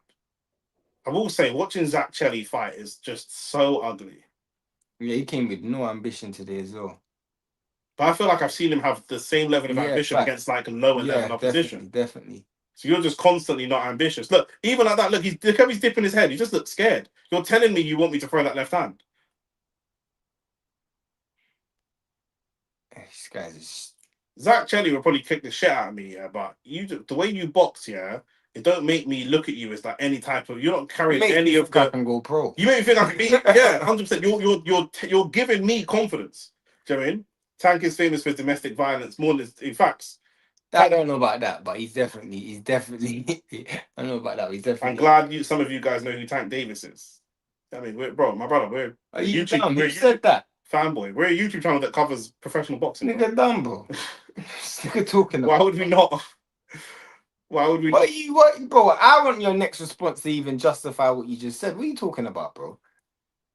What are you talking about? That was good boxing. What you done there? Stepped in, landed a 2-piece, stepped out, Zach Chelli missed. That was good. Zach Chelli having a good go. Blade Runner, if that's a good go, I feel sorry for your missus, blood. This is not a good this is not a good go. Is that it, bro? This is what we've seen. This is Zach Chelli giving it a good go. Nah, man, I need to see more. I think Zach Chelli's gonna go home and you know who was it?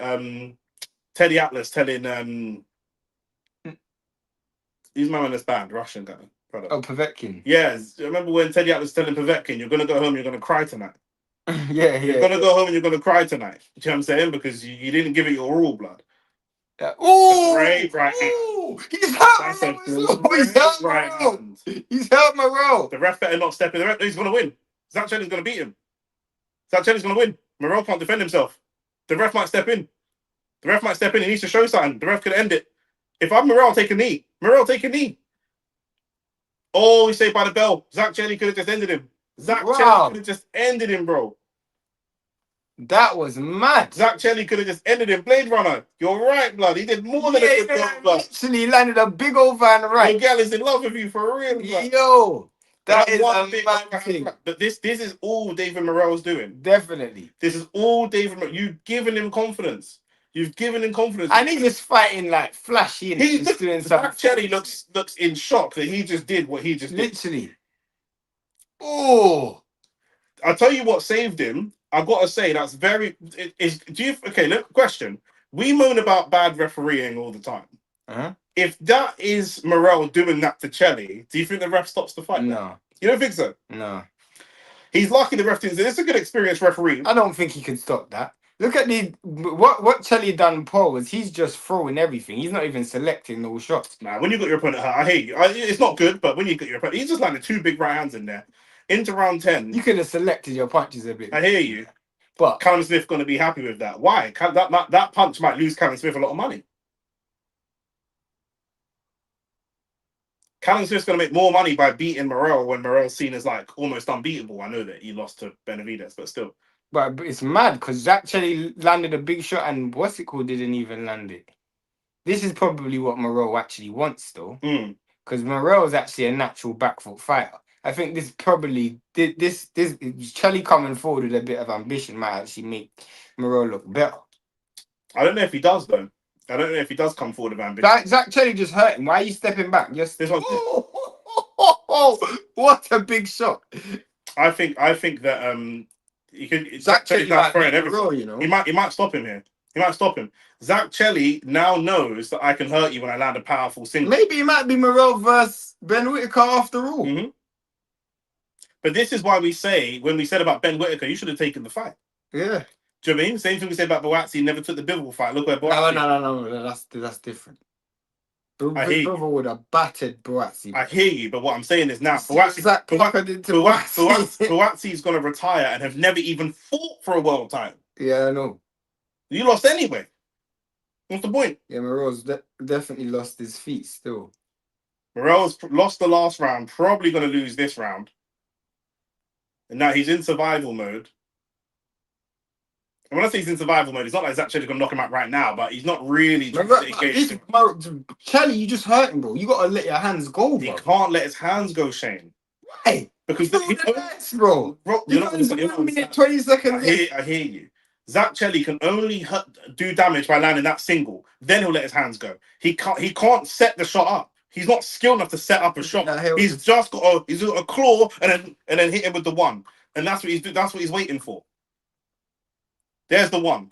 He missed it. But that's all he's gonna do. He's done it again, the same one. He's looking for that long sledgehammer overhand, that sledgehammer shot over the shoulder. And David Morell, for a back foot fighter, that's on the back of the head, ref. But for a back foot fighter, I think his legs are gone, blood. His legs are gone. That's why I said he's lost this round. Big right hand from Zach Chelli again. Yeah. This might be the end of David Morell. Yeah, He's knocked out. He's knocked out on his feet. He's knocked out on his feet. Zach Chelli has just knocked out David Morell. David Morell's career is over. Literally. His career is finished.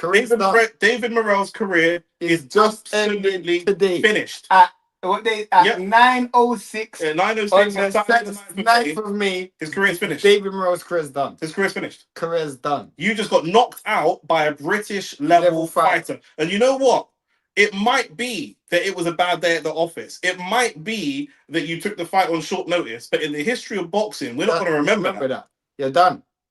You're done, fam. All man talk about with AJ now is you lost to a fat Ruiz. That's all man care about. You lost to Ruiz, you got knocked out Sparko by Dubois. That's all that is that's ain't even. But here's my point now, yeah. This is what I'm gonna segue. I'm gonna segue. What? And man them think that David Benavidez beats Bivol. I don't understand that. Zach Chelli just knocked out Morell. You didn't even drop him or hurt. You didn't even drop him or hurt. Different Benavidez. No, it's not, bro. That was a fighter goal. That's a fighter goal. Bro, that's a mad thing still. Zach Chelli just knocked out Morell and you didn't even... I haven't given you your apology. You ain't getting to it, but I'll give you another apology. Nah, you don't choose still. Yeah, that's facts. That's facts. Bookies are defo laughing. I'm so glad because I would have put my... See, this is why, yeah? Yeah, that fucked up people's accolades. That would have effed up my acco as well. I'm so glad I didn't bet. Because I was literally going to go on the betting site today. I'd have messed up my acco. You can't say Callum Smith would have smoked this you only because Zach Chelli fights a very different style.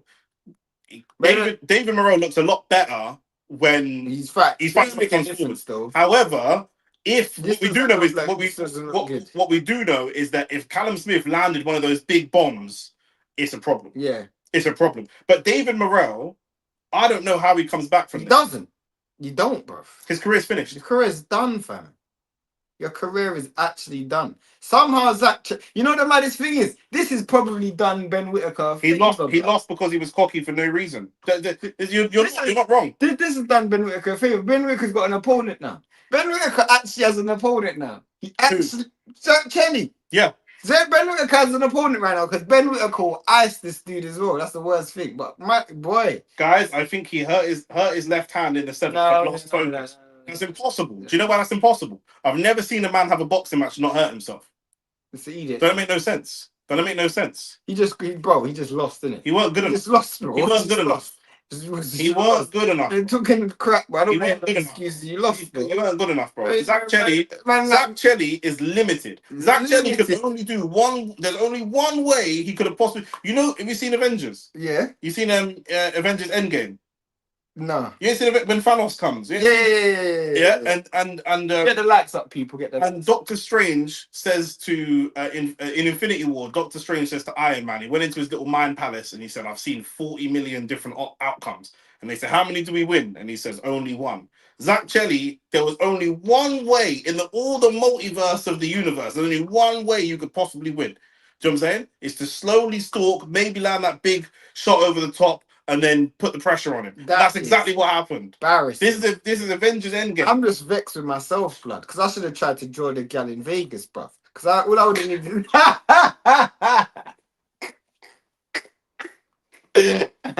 Outrageous. Yo. Zach Chelli's gonna cry tonight. Someone's gonna cry tonight. It's gonna be Zach Chelli. David Morell. David Morell's gonna cry tonight. Shout out to Zach Chelli though. Listen, David Morell was out cold on his feet. He couldn't even fall down. He's out cold. He looked like a scarecrow. Literally. Fam. Man was dancing in the corner, showboating. Great Avengers analogy. You know I love an analogy. Yeah, done, fam. Morell versus Plant. Loser retires. Nah, bro. Morell just needs to retire himself. I think Morell can come back from this, but it's going to be hard. What I'm saying is Morell's good and he's dangerous. But now niggas are just gonna look at him like food moving forward. But not just that. Not just that. I don't have to fight you. Yeah, fact. I don't have to fight you. Because you lost to a nobody. You lost to a nobody. So I don't have to fight you. Back before this, if you went through your career and never fought David Morell, man would say, yeah, but you never fought David Morell. Yeah. Whereas now, if you go through your whole career and never fight David Morell, you ain't got to fight. Facts. Do you hear about Benavides? Morell Peng wife is defo crying. You hear about Benavides? What about him? Benavides said he wants to fight Bivol at a catch rate of 190. I told you can't bet.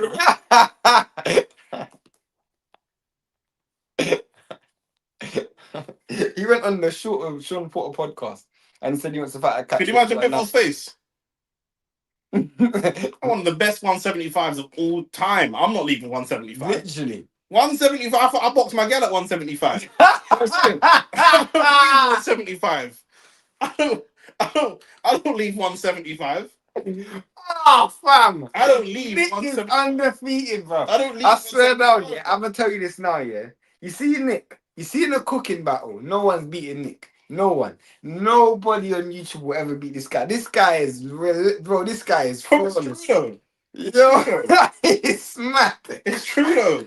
When you see Bivol move from one to, I mean, you're the pound for pound guy. You move weights all the time. And the other reason I'm not doing that, because you told me that you could come back down. You told me you could come back down. You told me you could come back down. So literally. So what, I don't understand that. I rate Benavides highly. I rate him very highly.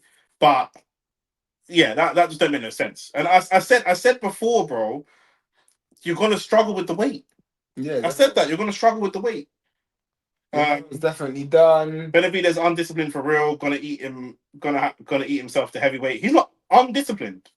Where are you getting undisciplined? I think he's definitely disciplined. What makes you say he's undisciplined? What do you mean? He's not failed to make 175. He hasn't tried yet, but he knows what it took to make 196.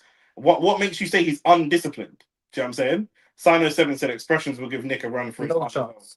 No chance. You know why expressions can't beat Nick? Let's not even do that. Pause. No pause for that. But you know why expressions couldn't cook Nick? Because expressions plays by the rules.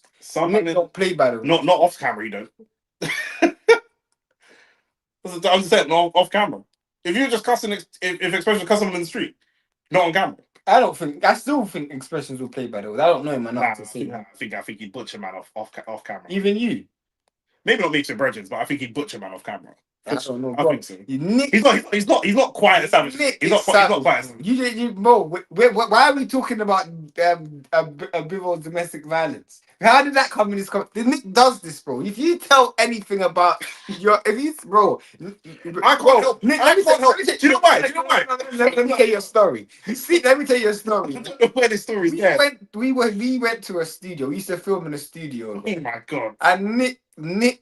This guy was kind of sensitive about his gal. Nick started the show. Was like, bro, some man can't really chat when there's certain gal in the room. He started the show. The man turned on the cameras. Nick's first was like, bro, what if my man turns off the camera, bro? Like, I'm like, bro, Nick has. That would prove my point then. That would prove my point. If I like on the come on live, so certain man behind the camera sensitive about beep.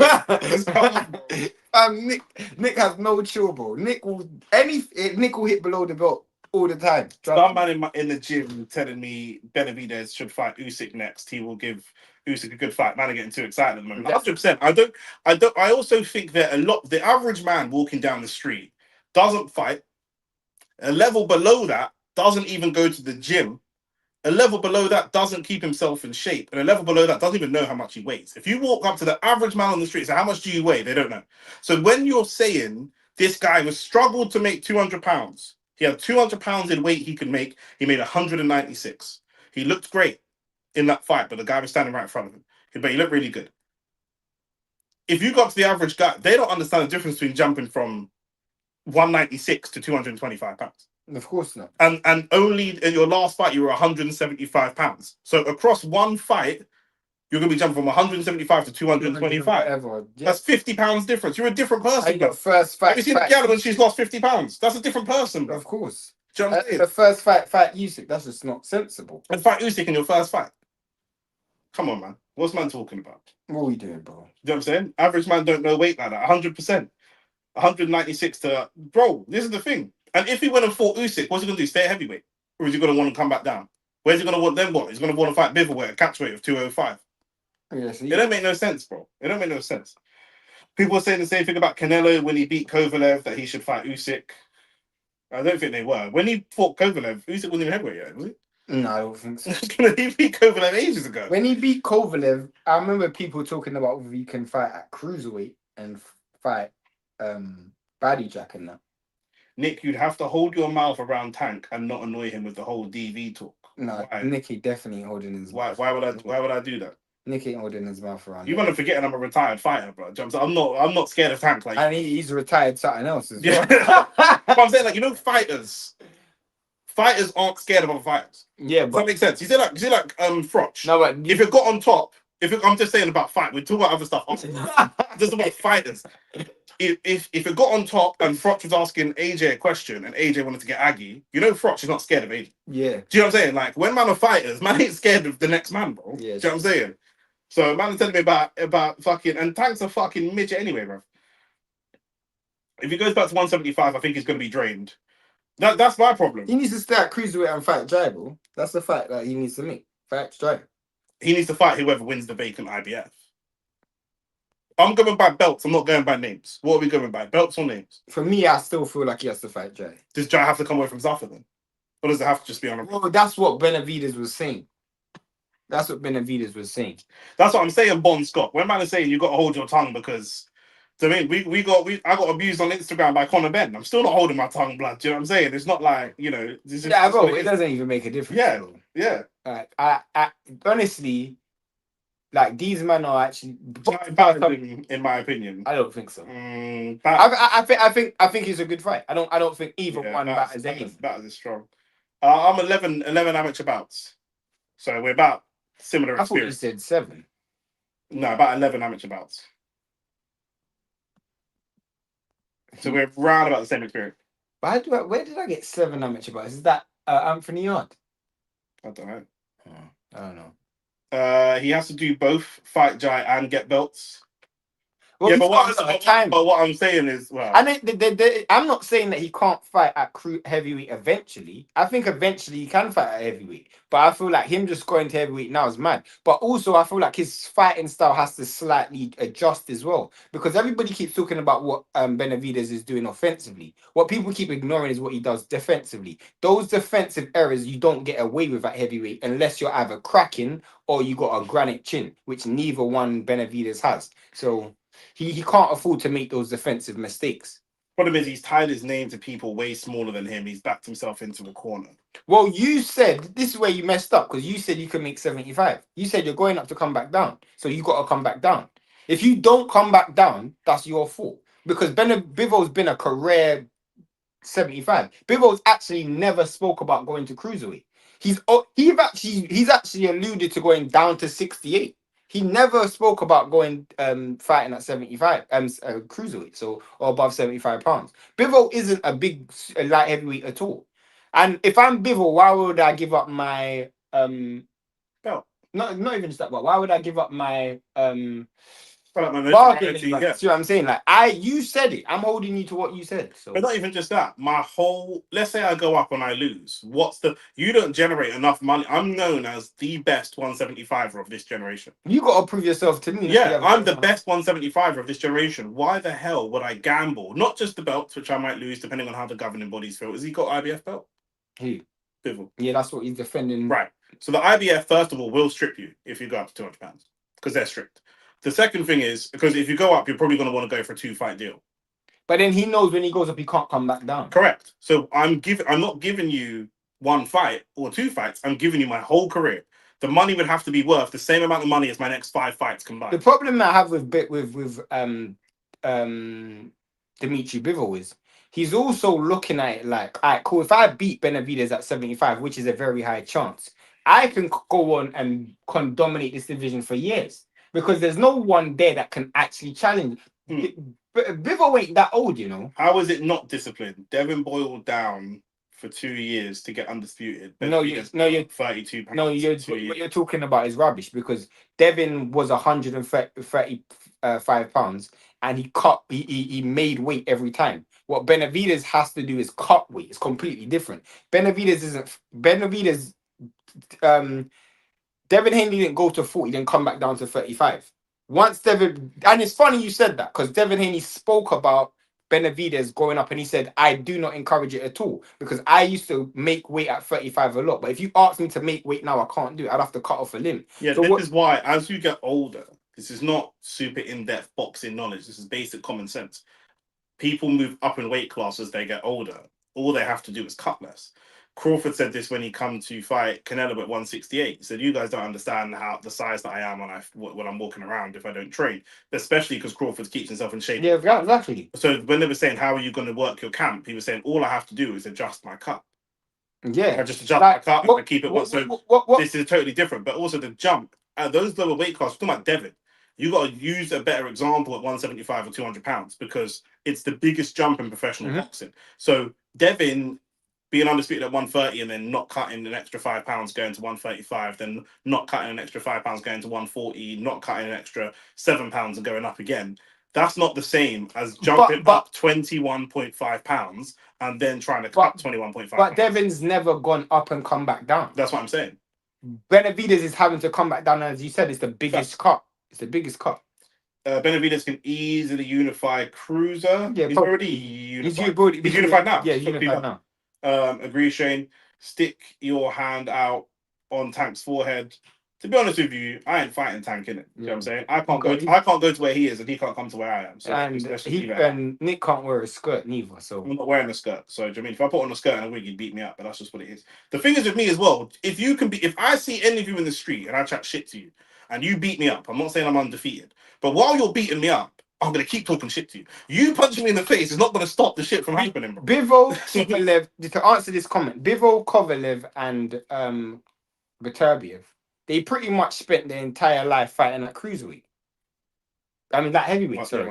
Because it's a hard jump, bro. Andre Ward also knew that when he got to 75, he was a guy like Crawford. He wanted to accomplish more things, but he knows that jump is a different jump. It's a hard jump. So you have to commend Benavidez for jumping, but the cut is going to be a mad thing. But he should have never said that he would come back down because he's never done it before. It's not realistic. It's just not realistic. That's what it is. Nick, was you one of them ones that talk shit while you were boxing? Not really. I don't think he's in. Yeah, amateurs, you don't really see that. No, not really. Amateurs, a lot of the time you find out who you're fighting like a couple of days before, sometimes even the same day. What's more impressive, a win over Bivol or a win over Jai? A win over Bivol, if he can come. First of all, Bivol is pound for pound way ahead of Jai. And then win over Bivol's undisputed. Win over Jai is nothing. And especially after cutting weight, that'd be way better. Ben Whitaker would be looking at Morell Jr. as easy work. Definitely no. Yeah. What's more impressive? Oh yeah, we just said that. Yo, what's good, man? Then probably already covered the thoughts on Shakur going to Zafar. We got a short coming out today about that. Still, after this live's done, the short will come out. Anyone heavyweight, one punch could kill. Facts. It's weird. Fighters are scared. I'm not scared. I'm not scared. I was at 149. I was a 149 fighter and fought at 175. When you fight people for a living, the number one thing that people are scared of when it comes to having a fight is being hit. Once you've been hit by someone bigger and stronger than you, even if you've been knocked out, if you're like a fighter, not a boxer, a fighter, the fear's gone, innit? I've been knocked out before. You can knock me out again. To answer Javon, is it Javon? Giovanni's comment. Go scroll up. Nick actually said this before it happened. I just can't find the clip, bro. But a couple of weeks ago, Nick said the only way Devin signs his offer is if it's for 100 million. And I swear to God, Nick might have said it tongue in cheek. So when you ask me, do I believe it? There has to be some level of truth to it because Nick did say the only way he signs his offer is for 100 M's. And are you from South Africa or from London? Because you said you're from South Africa, but you keep talking in London slang, so I'm getting confused. So you can tell Nick was a mouthy you at school, bro. I'm. It's not even mouthy. I'm like this now. I'm 33. I'm still like this now. So you're not allowed to talk shit in the amateurs. I mean, Keyshawn used to. That nigga used to talk shit all the time. I'm not allowed to talk shit. But the thing is, we're talking shit in the amateurs. We're all here for the most part. You get some showboaters in the amateurs and stuff, but for the most part, a lot of people are using this as training to get to the pros. So it's kind of like talking shit in training, but you might not even start when it comes to the game. I'm not gonna lie, I'm enjoying it as hell. I'm enjoying it, bruv. It's entertaining, bruv. Can't even lie.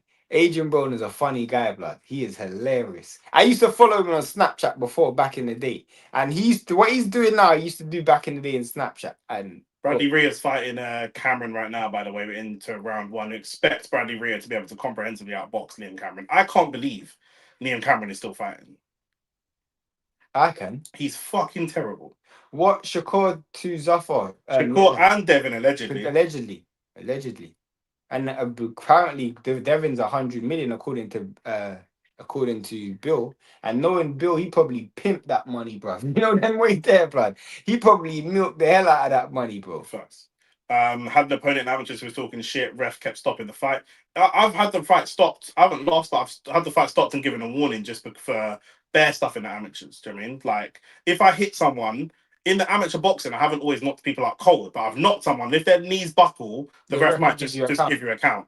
Who you got for the main event? We're going to talk about that in a second, so just stay tuned, innit? It's not mad soft, though. It's teaching you boxing, innit? Do you know what I'm saying? Like, this is where you go to beat to...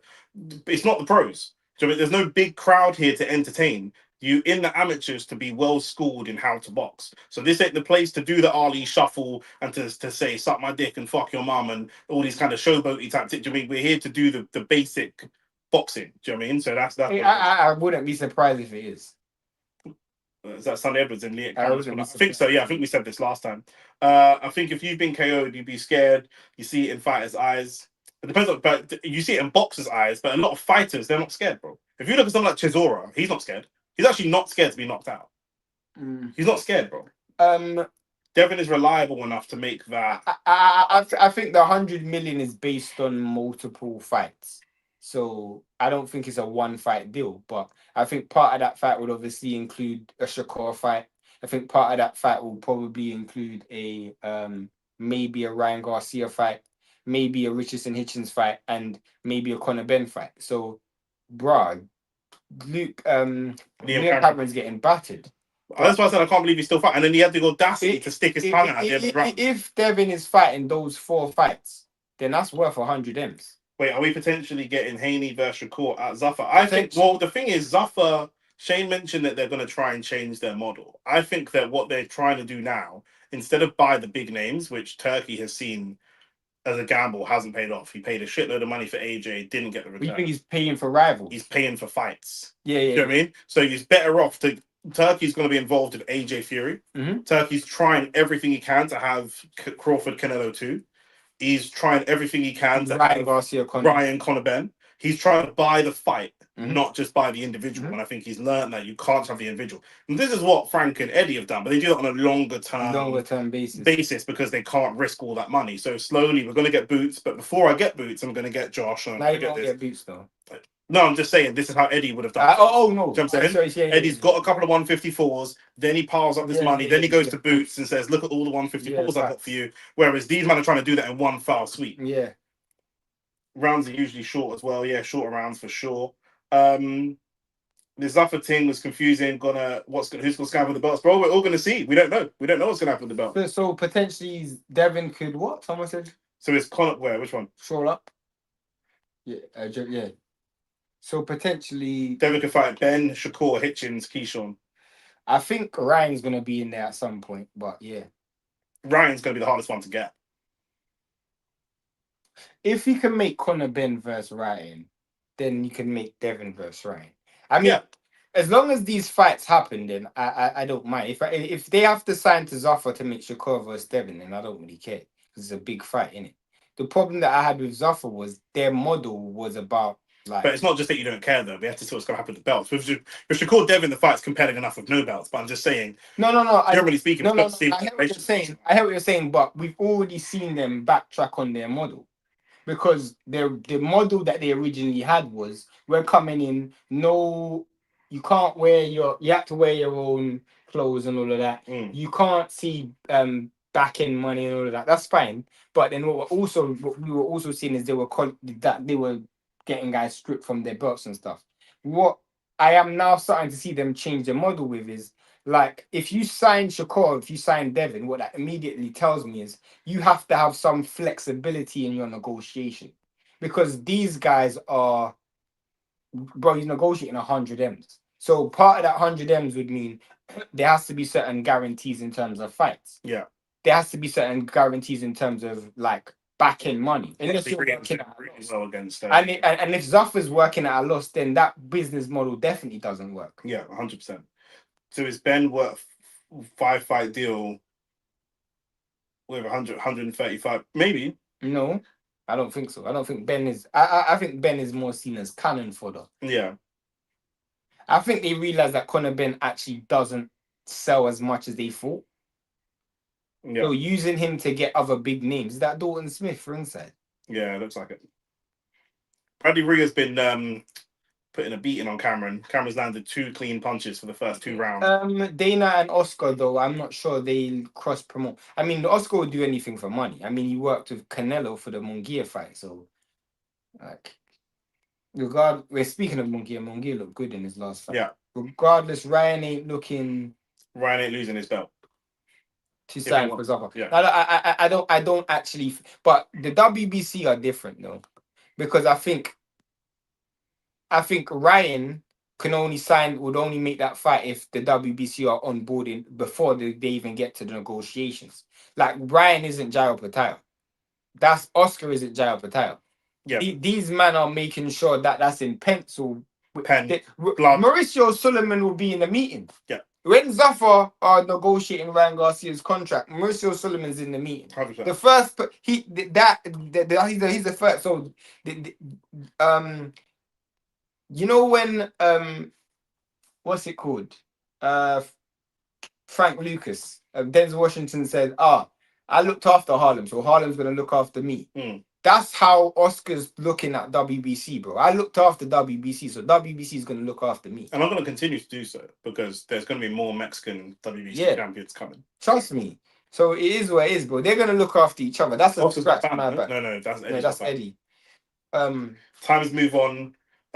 Who is to say that we should stay with the current governing bodies for all times? I mean, current governing bodies is what gives boxing credibility. Not just that. That would be fine if it weren't for the fact that the new guys that are coming in are trying to destroy the Muhammad Ali Act, which stops people from being able to fuck over fighters. So you're not even coming in, like we said before, Bon Scott, on this channel, we said the difference between boxing and UFC. UFC fans, the number one person in UFC that people are a fan of is Dana. The number one person they want to see be a billionaire is Dana. I've had UFC fans come to me and say, Eddie's not a billionaire and Dana is. As a boxing fan, I care about the men in the ring getting paid. I don't care what Eddie gets paid. I don't care what Dana gets paid. I don't care what Turki Al Sheikh of the Saudi royal family money gets paid. I don't care about these men. I care about AJ. I care about Fury. I care about Keith Thurman. I care about Fondora. I care about Bilal Fawaz. I care about Sam Noakes. I care about the fighters getting the money. So it's a weird flex to flex a next man's money. And what has proven to me already is, what's the point of getting rid of the Muhammad Ali Act and removing us seeing the back end money if you're gonna pay me 100 million up front anyway? That means you're not even paying me what it's worth. But also, it's just gonna go in cycles, because right now they'll pay you a lot. They'll pay you 100 million, 130 million, 150 million. But in 2 or 3 years, we'll see this stop. People were sucking off Turkey when he first came into boxing, putting money behind ring cards and all that kind of Riyadh season cards. And man were telling me on this very channel, man were telling me he's Saudi and he don't need to generate a profit. So you man need to stop sucking dick for free. At least Lily Phillips gets paid. Do you know what I'm saying? What do you mean you don't need to make a profit? As soon as he had 2 or 3 shows back to back that tanked, the New York card, the Canelo versus Scott, and another, maybe the Tyson Fury card, so there was like Tyson Fury losing to Usyk, all that money stopped. Yeah, the money stopped as soon as there were 3 big cards. You put money behind it, stopped, bro. Do you know what I'm saying? So no, but what people need to understand. The only reason why I said that statement, is because shout out to Blizz, because they've proven to me that even with the Muhammad Ali Act being removed, these men aren't doing it in their favor anyway. You're supposed to remove back end, so on the up, so you're only paying someone on the front end. Yeah. That's fine, as you said, in the short term. But I know the likes of Bill and Prince, like Jay Prince. These men are only doing the deal until that deal's done. Yeah. So when the next deal comes, I don't care if you're not paying me because you overpaid. Right now, you Saudi man think that you're friends with Keith Connolly, but Keith Connolly's talking to the next man. Yeah, Do you know what I'm saying, bro? I mean, like Turkey and them man think they're like man that fuck prostitutes who think the prostitute really likes them. Do you know what I mean? It's only when they go for a little kiss at the end of the night and the girl winces and moves her lips, you realize, oh shit, even prostitutes don't have to kiss. Like, what are you talking about? Same happened with the WBO came in the scene in '88. I hear you, but what I'm saying, if the idea, whatever the acronym for the title is, it's not important to me. I hear you. I'm not loyal to Mauricio Sullivan, right? I do understand what you're saying, Bon Scott. You're making a no, but WBO never came to eradicate the other belts. This is what I was about to say. If somebody new's coming into the scene, let me see what that looks like. If a new belt came in and they said, guys, we're the ABC belt. And as the ABC belt, here's what that means. We're brand new, but here's what it means. It means that every fighter gets drug tested. It means that here's the rules around the governing bodies and here's the rules around pound for pound or the rankings for the belts and whatever. Here's how we're going to enforce the mandatories. Here's how, and I look at all the stuff that you're saying. Unification. Here's how we're going to make unifications, and here's what it means about all of that. I'm going to say, cool, ABC belt. I'm looking at you. I'm not just loyal to whoever was there before. I'm looking at you. My favorite belt's the IBF. His is the WBC because of history. Mine's the IBF because I don't know if it's my favorite. Which belt do you respect the most? You said last time. I asked you before. I don't think I respect any more. I respect IBF the most. For me, the IBF because of how they operate. Sometimes it annoys me because I've got a favorite fighter and they're not being treated right. But that's what it is, bro. At the end of the day, you know, when we're talking about these men coming in, Zuffa are trying to make the sport what is, in my opinion, worse. Do you know what I'm saying?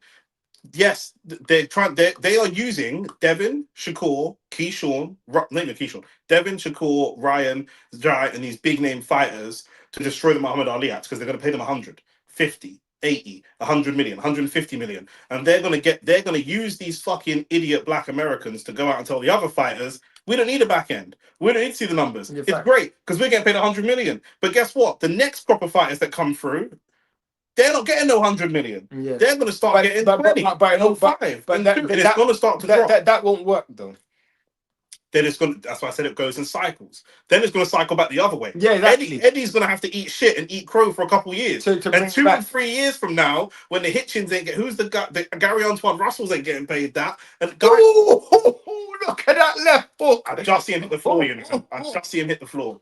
Just hit the floor. That hook is 30, fam. Hey, Liam Cameron got hit with it. I need fucking Shane to be my manager's blood.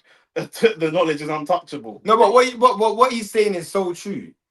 Oh, that's a great shot. I don't know why it's over. The time's coming. I don't know. Let me just say this real quick because I ain't got a lot to say about this fight. I never want to see Liam Cameron fight again. And do you know why? Not because he got knocked out. I never want to see him fight again before this. Why the fuck is this guy still fighting? Just go do your autism campaigning or whatever you do and just allow the fighting, bro. But as a white man with gold teeth, I've never understood that.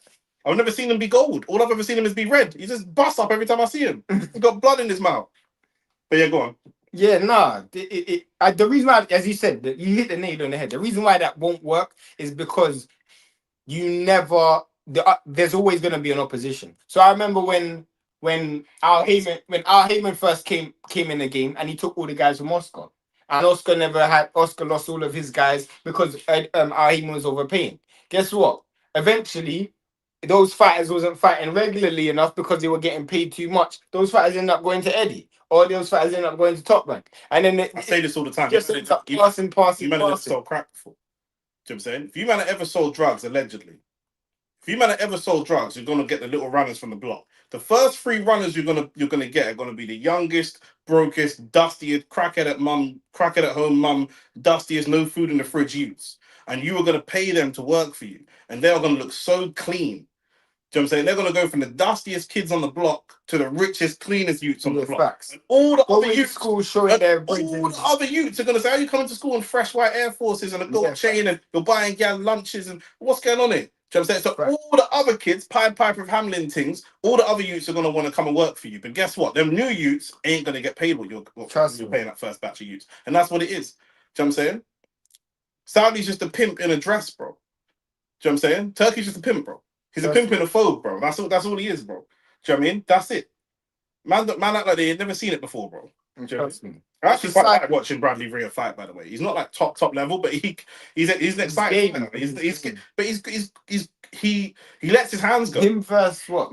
Whitaker. Whitaker. When we were looking for opponents of Whitaker after he won his last fight, I said Bradley Rhea. Yeah, I still think that Bradley Rhea might be a bit too dangerous for him. And Bradley Rhea is only British/European level. Too dangerous. He's not world level fighter. Bro, if he's a bit too dangerous, then you must think Whitaker is shit, fam. You must think Whitaker is shit, fam. Did I say Whitaker is 2 years away from fighting Morell, or did Eddie say that? Eddie said that. Okay, so I don't think Whitaker's shit.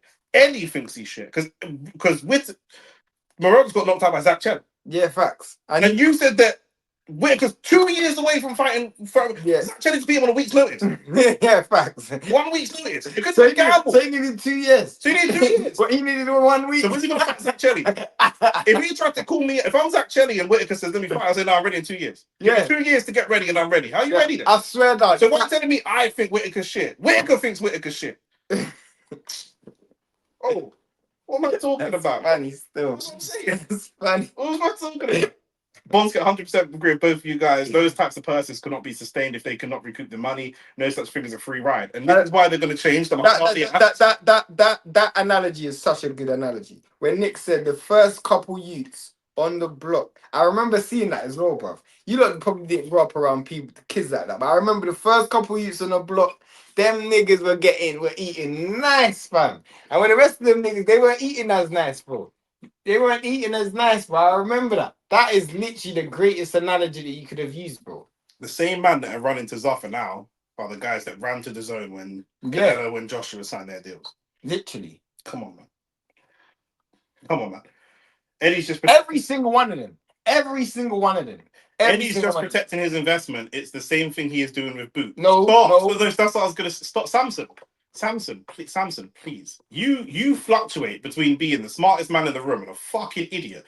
Boots is about to fight Xander Zayas for 2 belts. Yeah. He's about to fight for 2 belts. And Eddie, the difference with Boots is, which has kind of worked in his favor. Nick's pretty much alluded to it from the moment Boots has been at world level. This nigga don't like leaving America. So because because Eddie's kind of used that to his advantage. East Coast. Yeah, but Eddie's kind of used that to his advantage. Because he's so East Coast focused, he's like, you know what? I'm not even gonna make this guy go and meet Turkey because I'm gonna just build this guy in America. Because if Turkey does come into the game, I put so much money behind this dude that I've already established a world level fighter in America. So if Turkey does take all of these names, I still have a guy who is kind of like with. But away from that. The comment says Eddie's just protecting his investment, and this is a comment responding to us laughing at Whitaker. Oh, I thought he was talking about. No, he's talking about Whitaker. That's why he said Eddie's protecting his investment like he's doing the Boots. Boots is fighting a unified world champion. Oh, he's not protecting. Boots is fighting a unified world champion. He's gambling with Boots, bro. He's fighting he's not gambling. No, he's gambling. Boots is a world champion at 147. That's a gamble. Every fight is a gamble. No, but it's a big gamble because he did this next. The fight is at a loss. He's running the next fight at a loss. This guy's a world. You've got a world champion fighting another world champion. Ben Whitaker was described by boxing media when he signed for Eddie as the biggest signing. This is the biggest signing in world boxing. How can Arsenal sign a player that's the biggest signing in world football and he don't start? Don't play. How's it the biggest signing then? Do you know what I mean? So how can Whitaker be the biggest signing and then it's I'm protecting my investment for he's ready for world level in 2 years? Then it's not the biggest signing then. It might be the biggest signing in the future, but as it stands today, Zaffa can't sign Conor Benn and say this is the biggest signing in world boxing. He'll fight Ryan Garcia in 3 years. So it's not the biggest signing then. It's not the biggest signing now. No. When's it the biggest signing then? Hey. What? Do you know what I mean? That make no sense. You can't compare. Boots is a world champion. Ben Whitaker's never been a world champion. Ben Whitaker's never fought at world level. Ben Whitaker's never fought at British level. No, he has. Who? He's fought at British level. Who? Liam Cameron. I don't think Liam Cameron's British level. Probably. Has Liam Cameron ever been British champion? I don't think so. So he's not British level. Just being British champion don't mean you're British. It's difficult. You have to. If I give you a fighter that's never won a world title and I tell you he's world level, you're gonna ask me why, and I'm gonna have to give you some justification as to why that is. Mhm. So if I've got somebody who's never won a British title and you're telling me he's British level, I've got to understand why he's British level. What's the justification? Well, he can't be any lower than British He level. can. He can be regional level, Maybe. What southern area thing? northern area. Oh, he's from up north, yeah. The best fight you fought, the best fighter you fought is at best British level, maybe northern area level. What level would you put Bradley Rhea at? British level. He just washed Cam. Yeah. We could be at the same level with Yeah, there's one more fight before the main event. Do you want a pizza? Order a pizza or not? No, I'm going still. Do you know what it is? I want a drink as well, so I want to water. I've got water in the filter. I know. If Lyndon wins his next fight, should he fight Whitaker next? Probably. It's not about should he fight Whitaker. It's will Whitaker fight him. All of these men will fight Ben Whitaker. Of course. Whitaker won't fight him. Do you know what I'm saying? Ah, brother, we about to. Is that Jack Rafferty? Oh yeah, it is. Yeah, okay, cool. I was gonna say we're about to see two white men with braids fighting because I don't know if I can sit through 36 minutes of that, but it's not. I couldn't sit through that. Yeah, it's gonna be Echo. I still think I don't mind watching Echo fight. I know what you're saying. Your point as well, mate. But I still think I don't mind watching Echo fight. Yeah, I'm not a massive fan still. I'm not a massive fan, but I don't mind watching him fight. Allegedly, yeah. You man hit the like button, hit the subscribe. All How much likes you got right? I don't think this fight happens if Josh Chelli lost to Barkram. I'll be honest with you. I'll be honest with you. He has a backup. Terrible, isn't it? Bro, that's the first thing I didn't actually search for. That was the first thing that came on my phone. You did search for it. I promise you, it's the first thing that came on my phone. That's bad, isn't it? Shane's stalking his ex-girlfriend on Twitter. That's bad though, isn't it? Yeah, he has a backup. It's a gamble he can afford. I don't think this fight happens if Josh Chelli lost to Barkram. Why are we only at 37 likes? Why are we not at 50 likes at least? Come on, bro. What do you think about this? I don't think this fight happens if Josh Chelli lost to Barkram, I'll be honest. Eddie's like basically letting that fight happen with Boots because he's got a backup in Josh Chelli. I don't think so. No, not at all. Hold on. If anything, the main investment at 154 is Boots, and Josh Kelly's the backup. If anything, Boots was a world champion at 147. And not even just that. Boots has been a world level fighter for a long period. And not even just that. Is Barkram the first world level fighter that Josh Kelly? Yeah. Not even just that. Joran Ennis and Xander Zayas was a backup. The main fight that you wanted was Virgil. That was the fight that you actually wanted, because that's the big cash out money fight. The best should fight the best, no exceptions. If Whitaker is that good, let him prove it. Liam Cameron security level at Wetherspoons. But Bon Scott, what we're saying is when you say the best should fight the best without belts, even with belts sometimes, the best is down to interpretation. More often than not. Do you know what I mean? Who do you think is the best? Do you know what I mean? Right now, you can make an argument Wardley's better than AJ. But AJ's been 2-time world champion, has a stacked resume, he's been through a lot of adversity, this, that, and the third. But Wardley, we didn't. No, my child is just. But Wardley right now, you'd probably say he's going to beat him. So the best fight, the best. In an ideal world, that's what would work. But I think that's kind of a slightly outdated kind of the best that comes from like maybe the 50s and 60s where the fighting wasn't so stacked and there were less people. And they were rotating 10 fights a year and them things. Yeah, that would be clear. Like, do you know what I'm saying? You know, but when you say the best fight's the best. AJ hasn't fought Fury, but there hasn't really been a time. Obviously, that fight's going to happen now, but to be fair to both guys, there hasn't been a long period of time where they were both considered the best. Also, you have to understand that in boxing, unfortunately... Bon Scott, I was guessing you were a little bit... Sorry, just respond to this comment. I was guessing you were a bit older when you were saying the WBO, when the WBO came in 88, you know what I'm saying? I'm picturing you in a Kangol hat, breakdancing on the floor and that, like, you know what I'm saying? So I'm guessing you were an older guy, but go on. Go on, Shane. I can't even remember what I was going to say now. Kelly Fundora make it happen. Apparently that's in talks now. Do you lot think Fawaz can beat Kelly? Be honest. No. Yes. No chance. Run up the likes, people support the man. Then definitely. I think he has a chance. No. Is it a shame Jamal Charlo fell off? I think he would have had something to say, and he definitely would have had something to say because he's a great fighter. I just feel like his mindset isn't didn't have great mindset. And also, it depends on how much you set the bar, like what you set the bar for yourself. Do you know what I'm saying? When we're gonna after this fight, we're gonna do a bit of a deep dive on Wardley versus Dubois. We're gonna talk about both their motivations as well, and how the motivation you have for yourself can make yourself more or less dangerous, depending. Facts. Um, When you got that big money against Canelo, I just think his ambitions changed, bro. That's why, like, sir, you can't give man money that quick, bro. There's a great point from Giovanni. I think the best at 147 is Devin, but if you ask TikTok, you'd think it's Ryan, for example. Facts. And even if you ask a lot of boxing fans like Showbiz, they saw Ryan knock him out and beat him up and drop him It's 4 gonna be times. hard to. It's going to be hard to kind of explain that to people and justify that. Do you know what I'm saying?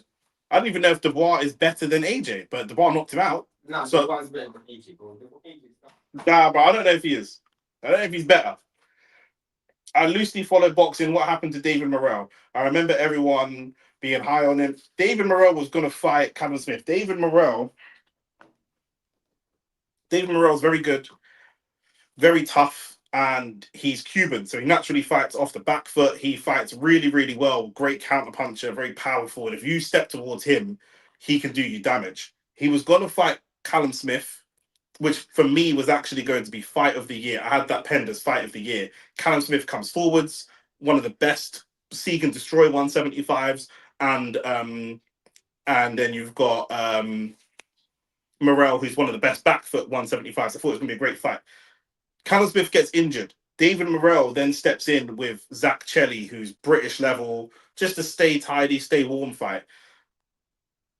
David Morell doesn't fight very well, showboating a little bit at times, not really being that active, not doing the stuff that you traditionally associate with him. Zach Chelli lands a big overhand right, which rocks him. And then a round or two later, Zach Chelli ends up knocking him out, lands another big left hand, and actually just puts a lot of pressure on him, and eventually, through sheer pressure, knocks him out. And that's it. It looks like he's done now. Yeah, he's done, fam. But this is what I'm saying about when you were saying like Zach Chelli was throwing everything at it. I was saying Zach Chelli's not wrong for throwing everything at it because he's not skilled enough to set up the knockout. But when you see the knockout, he did actually, once he hurt him, just throw everything. Yeah. Do you know what I mean? I was just explaining to my man here why everyone is so gassed on. Man, hit the like button and subscribe to the channel. I think Spence can be a force at 154. What Spence? Bro, I don't know what you're talking about. His fight ain't even at 54. His fight 147. No. Was it at 160? He's fighting Tim Tszyu at 60. Yeah, you must want Spence to die.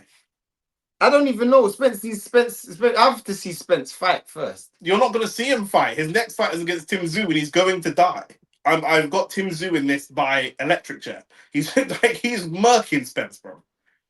But imagine if Spence could roll back the years, bro. You never know. Imagine if Shensi was in my bed. I can't live just on imagine blood. Do you know what I'm saying? I can't imagine food. I can't imagine pum pum. I'm a man that likes to devour the thing. I like to feel blood. I'm a visceral type of brother. Do you know what I'm saying? Jamal hopefully could fight Fandora next, and thing is, Jamal would have to get some comeback fight. You think that Jamal Charlo has a good chance? Get comeback. Giovanni, you're my boy. I love you. I respect you. You think that Jamal Charlo has a good chance of knocking out Sebastian Fondora? A prime Charlo would have knocked Sebastian. But it's not prime anymore. Prime. I don't know. This guy needs to come back and get some comeback fights, bro. I actually wanted to see Jamal Charlo fight Furman because that would have got him back into the ring. Jamal Charlo needs to get some fights before that, bro. And the thing is, Fondora's style is all wrong for Charlo as well. That's the worst thing. I'm pretty sure it's 60. It's 158 catch weight. Okay. No, because Samson just said it says it's Super 8, Super Welter, but I'm looking here. Is that 158 catch weight? Which is 60. Because if it's over 50. No, of course, yeah. It's basically 60, but I know what you're saying, yeah. That's mad. I hardly disagree with you. I hardly disagree. You also thought Chisora would beat Wilder. I did. Yeah. I did. I think Chisora could have. He didn't actually do. But Chisora didn't do. I didn't. But I didn't. But I thought Wilder was gonna win. Do you think Wilder was gonna win on points then? Now I said he's gonna win by stoppage. That's what I'm saying. Like what I was expecting Chisora to do, he didn't do. But here's the thing. In my opinion, like boxing is like that, innit? Like we might get this prediction wrong today with Wardley and Dubois. Bon Scott said something interesting. We're going to talk, like as soon as this fight's done, we'll start talking about Wardley Dubois. But I wanted to come back to this comment, Bon Scott. I think Dubois gets a hard press. Sure, he's socially awkward. I thought he did well in interview with Adam Catterall. And another interview where I watched it with Ariel Hawani. The bandwagon is fully loaded. I agree with that.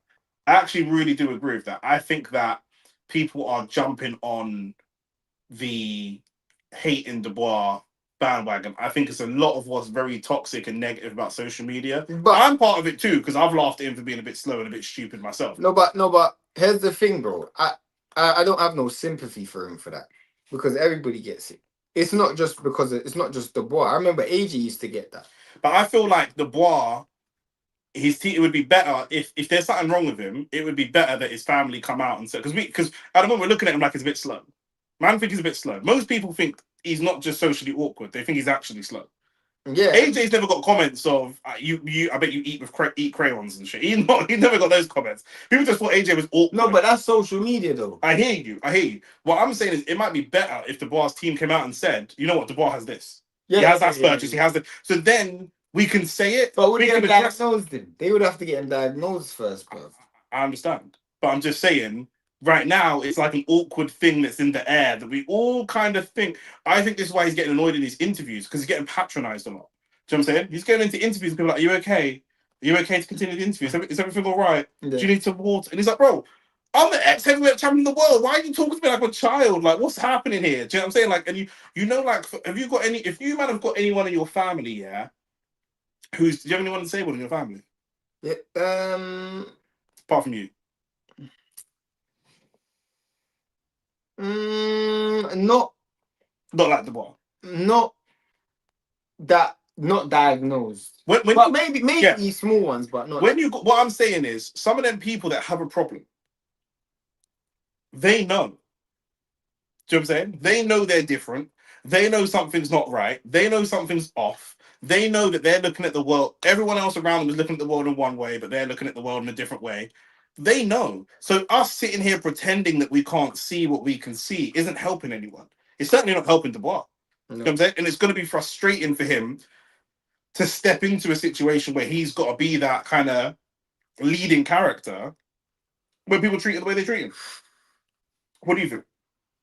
I just don't care, fam. You're in this world, and you just have to navigate it. Like I can't have sympathy for the man who's got more money than me. Hey, Bon Scott said, I think Don Charles alluded to that. He said, all will be revealed in the future. Watch this space. That's Don Charles' favourite line, though. He says that for everything. Don Charles is annoying, bro. You're about to say he's an idiot, and then you thought, let me not. But like, you know why? Yeah, because I don't actually think he's an idiot. I agree. I agree. I don't actually think he's an idiot. I just think idiot was a bit strong. Yeah, he's a bit annoying, isn't it? Like, facts.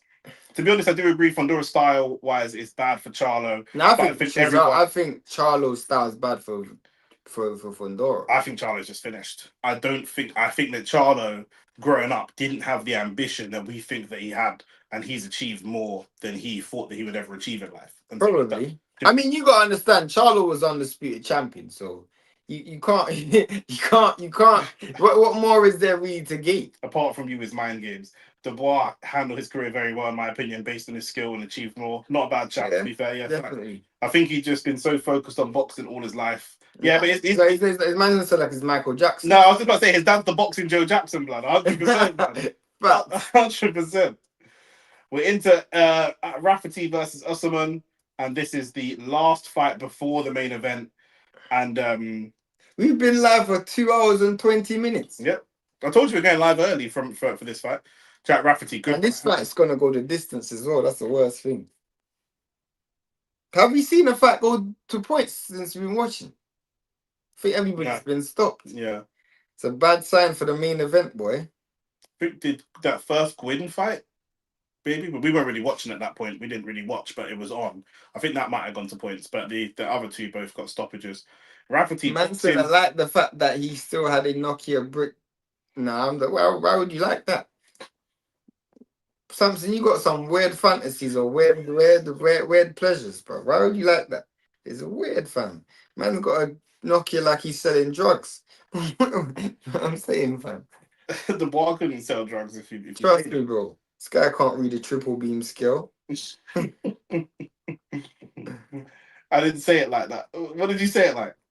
The bar's just a robot built for destruction.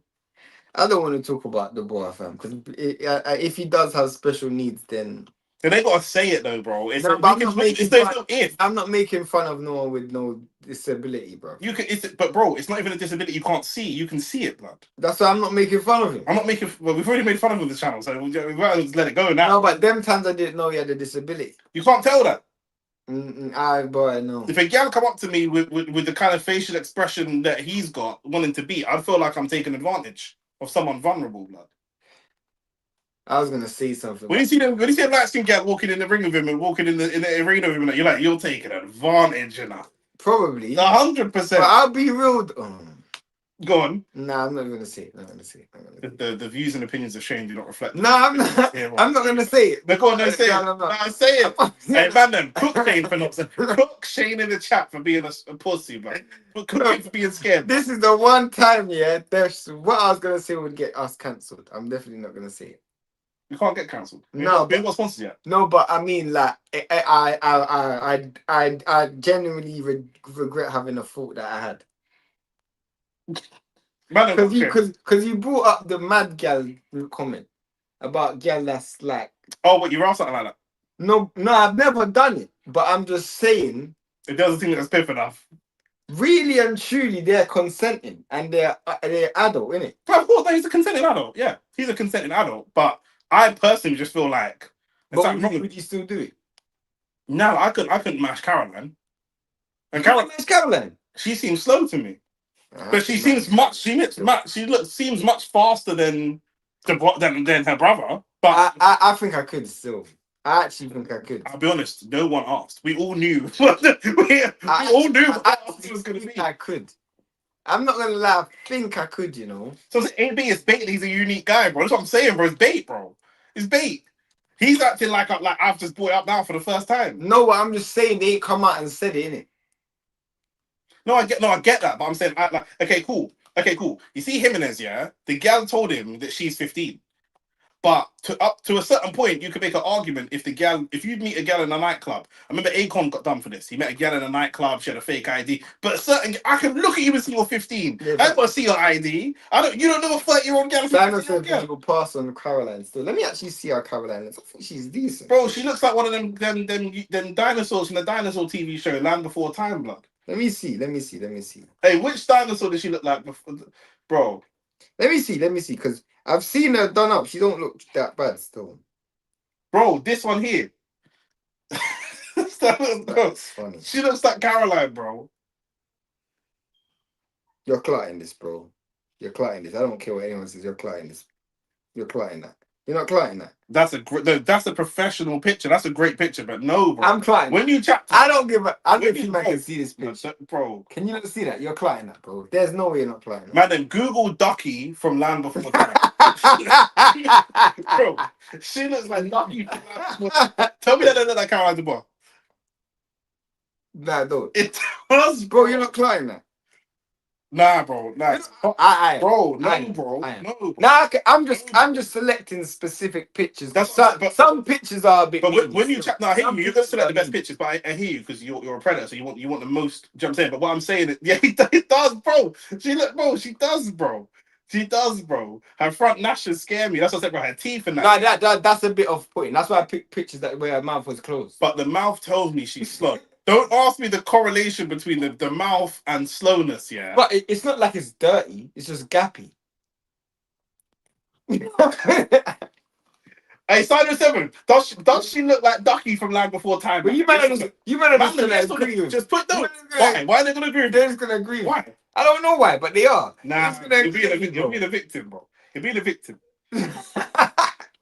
Bro, you know Bear Man ain't messaging because, bro, there's 45 man in there, and none of these niggas are saying anything because they agree with me. None of these niggas are saying anything. Does shit, man, just put a yes or no in the chat. Does Caroline Dubois look like Ducky from Land Before Time? That's all I want to say. Okay, AT says nah, so put him on the watch list with the other man.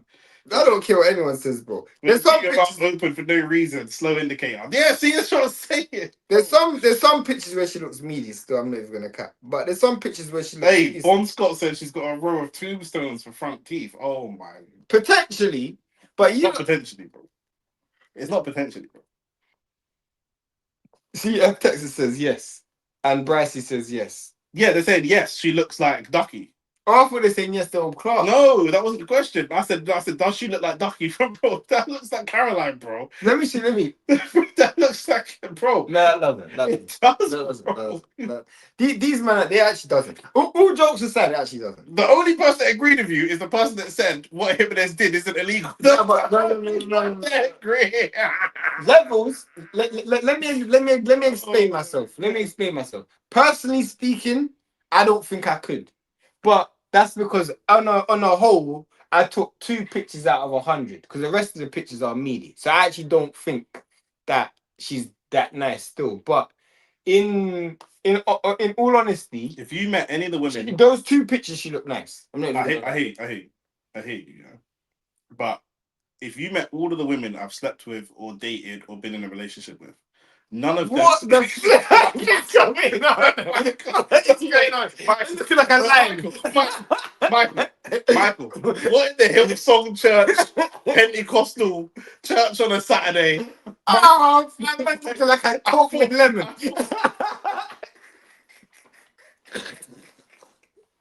I can't with 11. Bro.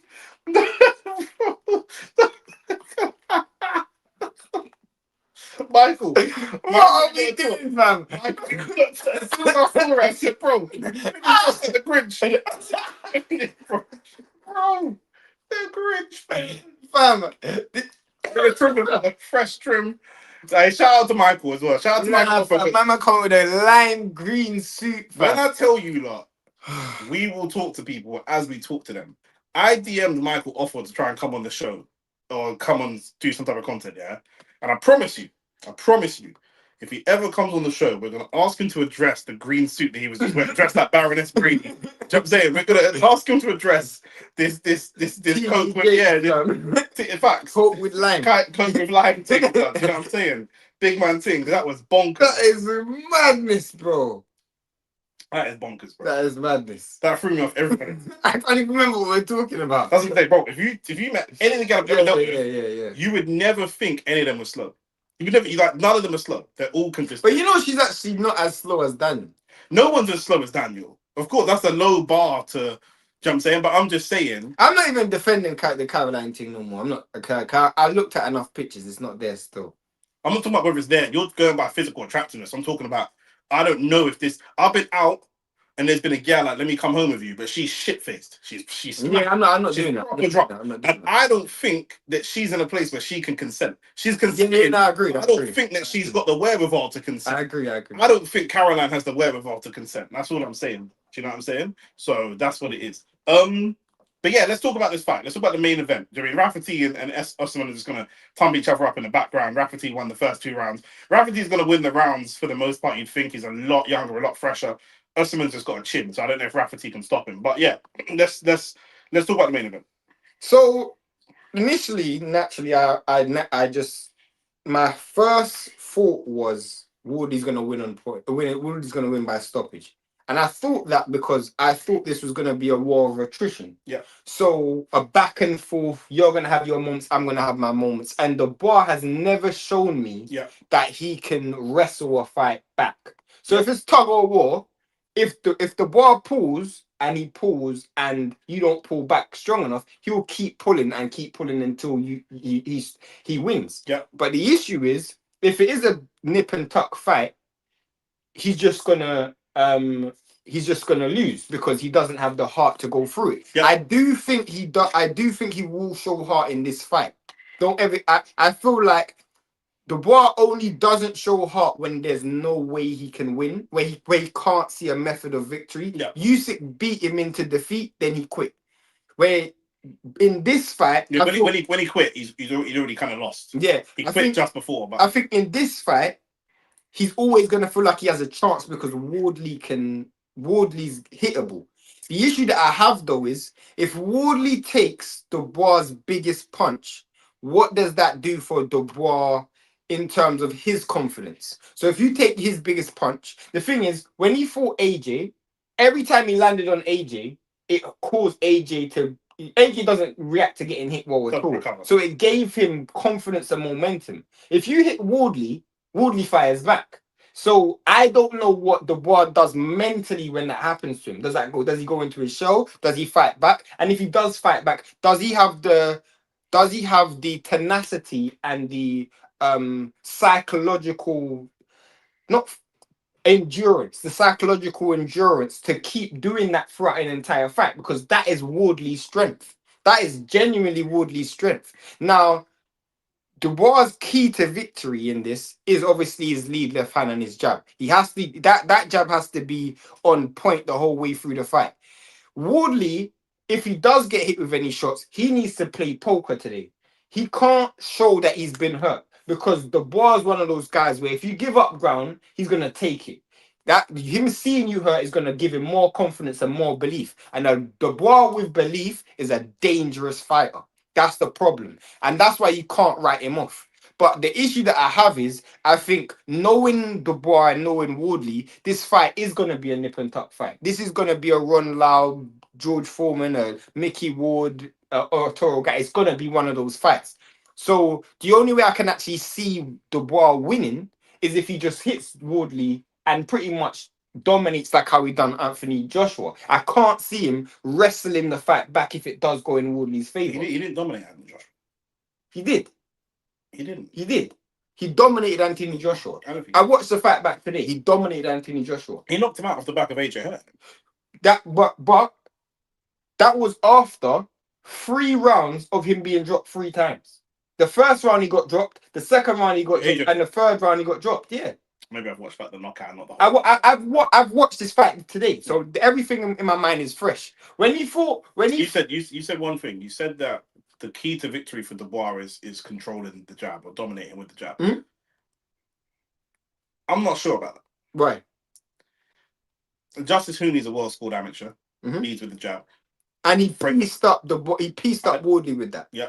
So did Fraser Clark. So did Parker. And so did Parker. But as much as they did that, they didn't take enough out of him in the first half of the fight. We know Wardley's great. We know Wardley's power carries late into a fight. But I also feel like if you're playing a video game and you've got the health bar, I don't know that any of them took the health bar down to 30% or below. Even as much as they pieced him up with the jab, but his health bar wasn't low. The power shots are what, for me, is going to bring the health bar low. I think that he should use the jab to control the distance if he can. But I think the bombs, Wardley's been moved really, really well. Obviously, coming as opponent, we all know his backstory. He's not been in there with a puncher. But what is Dubois' big punch? I think his right hand's big punch. Okay, you can't show me a compilation of Wardley getting hit with right hands. You wanna know why? Because Wardley's always dipping. So he rarely gets hit with right hands. He gets hit with left hand and left hand. True. That's partly true. But he's not fighting punches. His mechanics are there to not be hit. That's true. But he's not fought any of the big punches. I agree. So that's a question mark about Wardley. Yes. That's a question mark about Wardley. And Shane is not saying 100% that Wardley wins. I'm not saying 100% that Dubois wins. But I think I'm giving Dubois more chance than I think a lot of people are giving him. People are going by recent form, and based off recent form, Wardley's but I'm saying, I think what the point that you're missing is, I think Dubois needs to fight behind the jab, and I don't know how he's going to do it because he's coming in the career heavier, so that means he's probably not going to move. I think he's going to walk in. I think he's going to try and walk him down with his size and beat him. Okay, here's my issue with that. This is my issue. If he imposes himself, and let's say, for example, he lands big shots on Wardley. Let's say he hurts Wardley. Let's say he drops Wardley. He's got a great chance of winning. Let's say he's got a great chance of winning. And that's how I see Dubois winning. Let's say he does that and he rolls the dice early and he doesn't drop Wardley. If he doesn't, then it's over. Yeah, but that's the thing is, that's fine, but that's the same. That's the same for any big punching heavyweight. If you go out there with your arsenal and you unload the arsenal pause in the first 2 or 3 rounds and your opponent isn't moved, then you're a long day. It's different for Wardley. The reason why it's different for Wardley is because Wardley uses your energy and your aggression against you. That's true. So when he fights other people, and it wasn't different for AJ, because when AJ goes into his shell when he's under attack normally. It's the first time we've actually ever seen AJ damaged and hurt and actually fire back and actually get off a good shot. It's Yeah. the first time we've ever seen that. Because even in Klitschko, he had to wait a few rounds to get his legs back. Yeah. This is the first time we've actually seen it. Dubois, when he fought Hrgovic was landing big shots, but Dubois kept going forward. He kept going forward, and Dubois was landing big shots. My issue with this is Hrgovic isn't a fighter who imposes his will on you. So when if this fight's ebbing and flowing, I can only pick Wardley. Yeah, if the fight gets into an ebb and flow and it's a straight shootout, I lean towards Wardley. That's why I'm saying Dubois can only win if he imposes himself and he ends the fight. That will be That's why I'm saying that will be the game plan. This is why I wouldn't give the game plan, stay behind the jab, try and cover the distance. The key difference between them, same as Mozatama, the thing that I think Mozatama's best attribute is his speed. And Wardley puts his hands together very, very quickly. Mhm. I saw somebody on Instagram talking about body dimensions. And they were talking about how when you look at Benavidez, his midriff is very fat. Obviously, he cuts weight, so it's kind of flat and fight like. But generally speaking, his natural body, his midriff is kind of fat, but his arms aren't. No. He doesn't carry any fat on his arms. Facts. And that's why he's got a solid, steady base, but his hands are light and fast. And if you look at Wardley, though he's big, he's not bulky big. AJ's a bit bulkier than him. He's really lean. AJ's a bit bulkier than him, and Dubois a bit bulkier than AJ on top of that. And so they're very. Fury's kind of more similar in the Benavidez. Yeah, very much so. Yeah, his arms are small, slim, but his midriff is there, so he's got fast hands. It's the speed. That's why I wouldn't say go out and work your jab. Go out and work your. But jab. I don't think Dubois has any other shot that he can bank on other than the jab against Wardley. If he goes out and just tries to throw lead right hands, he gets caught with pull counters. I saw someone even say like Dubois great at body punching. I'm like, I'm not trying to body punch against Wardley. No, I'm not trying to body punch against That's Wardley. Terrible advice. But because Wardley's a flowing puncher. One of Wardley's best Wardley, and this is one thing, and we're gonna get to the comments. I'm gonna put a poll in the chat as well. This is one thing which is why I'm 100% leaning towards. And I wish we had the idea what we spoke about. Can we just mess? Sorry, go on. This is one thing that I think is a big favour in Wardley. And every time I say it's a 50-50 fight, but I lean towards Wardley. Wardley is probably the greatest fighter in the heavyweight division at transitioning from defense to offense. Dubois is the worst fighter in heavyweight at transitioning from offense to defense. So that is the problem that we currently have. When Wardley's under attack and Dubois is attacking, Dubois doesn't know how to turn off that attack. Yeah. Wardley turns defense into attack so well. So for me, when I'm looking at this fight, the only way Dubois can win is if he imposes himself and is too much for Wardley. If the fight's an ebb and flow fight, I can only see one winner, honestly. I'm putting a poll in the chat right now. Who wins? Dubois. I should put Wardley first. Really, Wardley's the champion. Let's see some of the comments what you man are saying in the comments, because maybe you are disagreeing with me. No, I'm mostly agreeing with you.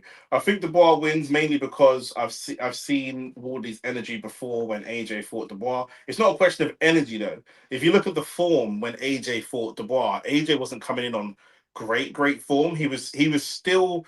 AJ never really fully recovered from Andy Ruiz. So even when AJ beat Helenius, he hurt Helenius or broke his nose in round 2 or 3. Didn't stop him until round 9. Zach Chelli, as much as we say he's British level, once Zach Chelli landed that big shot and he went for it. And then 2 rounds later, he landed another big shot, went for it again, stopped. I want to see how Wardley handles Dubois' power punches. If it goes the distance, then Wardley. The later the fight goes on, the more it's going to be Wardley. Yeah, that's 100% sure. Dubois showed me heart against Hrgovic and Miller. I don't think he showed the heart that he's going to need to show in this fight. Not just that, because in none of those, especially in the Miller fight, because the Miller fight he was winning. At no stage was he losing the fight. Not just that. The reason he needed to show heart in the Hrgovic fight is because he was getting hit with bombs early. If he's getting hit with bombs early against Wardley, the fight's over. Hrgovic luckily can't crack. You know what I'm saying? So again, Hrgovic is similar to the kind of fighters that we've seen Wardley fight, where he's more of a boxer than a puncher. So he did show good heart in that, but that heart won't transfer to this fight, because if he gets hit with the same kind of bombs that he was getting hit, from Hergovic. and who's the other light skinned brother? Slow light skinned brother. Joe Joyce. Joe Joyce. If he gets hit with them kind of bombs from Wardley, fight's done. He won't have an opportunity to show his heart. Fight will be over. I believe Wardley is underestimating Dubois, and I think Dubois does better when he's the underdog. That's an interesting point. I wanted to ask Shane about this. What do you think about the fact that it's really not going to matter? Shane's going to say it doesn't matter, and you're probably right. But the fact that Wardley's now going in not as the opponent, but for the first time going in as the A side and the main guy, the world champion. I think that's going to play a part. He's got a. I think that's going to play. I think that's going to play a part because Wardley has an opponent mindset. But I think even in this fight, I think it will play a part early because Dubois is going to go out and impose himself.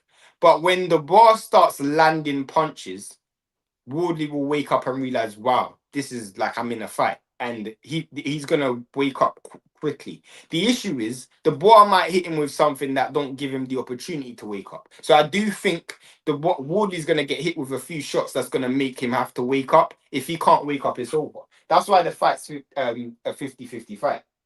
Shane is right. Dubois couldn't hit Usyk, so he was more prone to quit. If he can hit Wardley, I don't think he will quit. Yeah, no, I don't think. Dubois only quits when he can't see a way of winning. That's why I'm saying if Wardley gets hit with any big punches, he can't show that he's hurt because Dubois is a very simple-minded individual. In his mind, if I've hit you and I've hurt you, that means I can win. That's how he thinks. So he's going to keep doing what he's doing. If I've hit you with my hardest punch and you're still there and you're hitting me back, then you're going to start questioning yourself. In Dubois' mind, it's a very, very, very, very small distance from him questioning himself, from him then just not being in the fight mentally at all. Do you know what I'm saying? Like there's a very, very small distance between that. But then on the other side, if he has confidence and he sees that he's physically hurting you, he ain't quitting.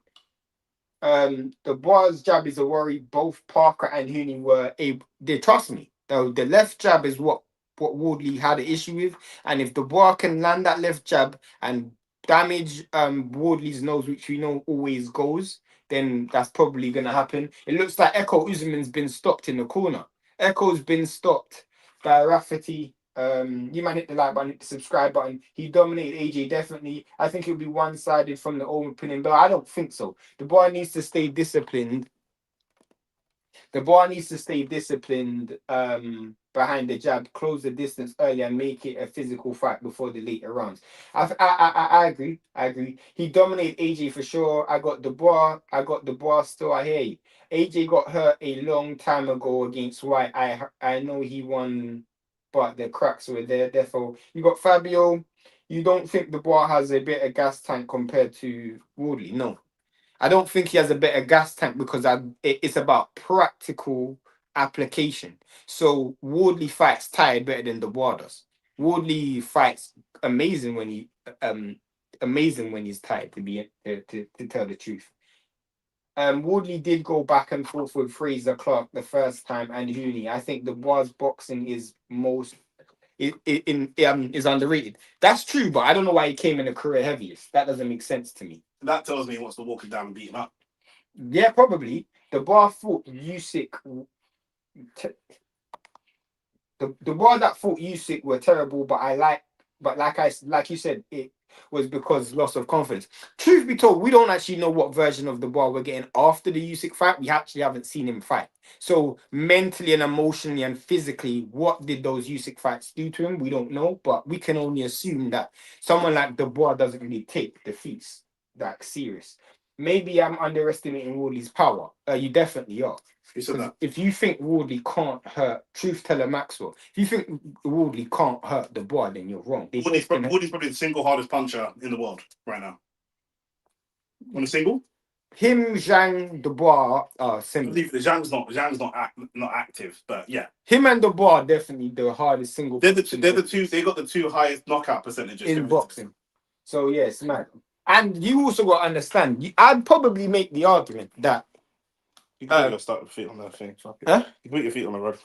You could. I'd probably make the argument that Wardley's also fought guys who we don't know where their chin is. You know what I'm saying? That's one thing I will say. Wardley hits hard, but we don't know where they're. Now, in the case of Fraser Clark, the shot that lands on Fraser Clark, that's not about chin.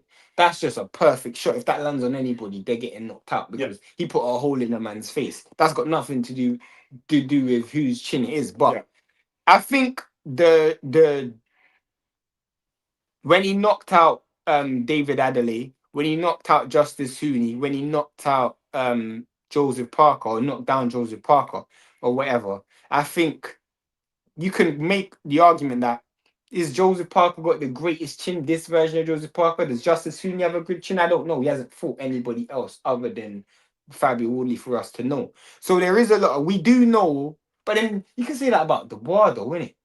Because AJ's always been chinny. I think the thing AJ's always been chinny.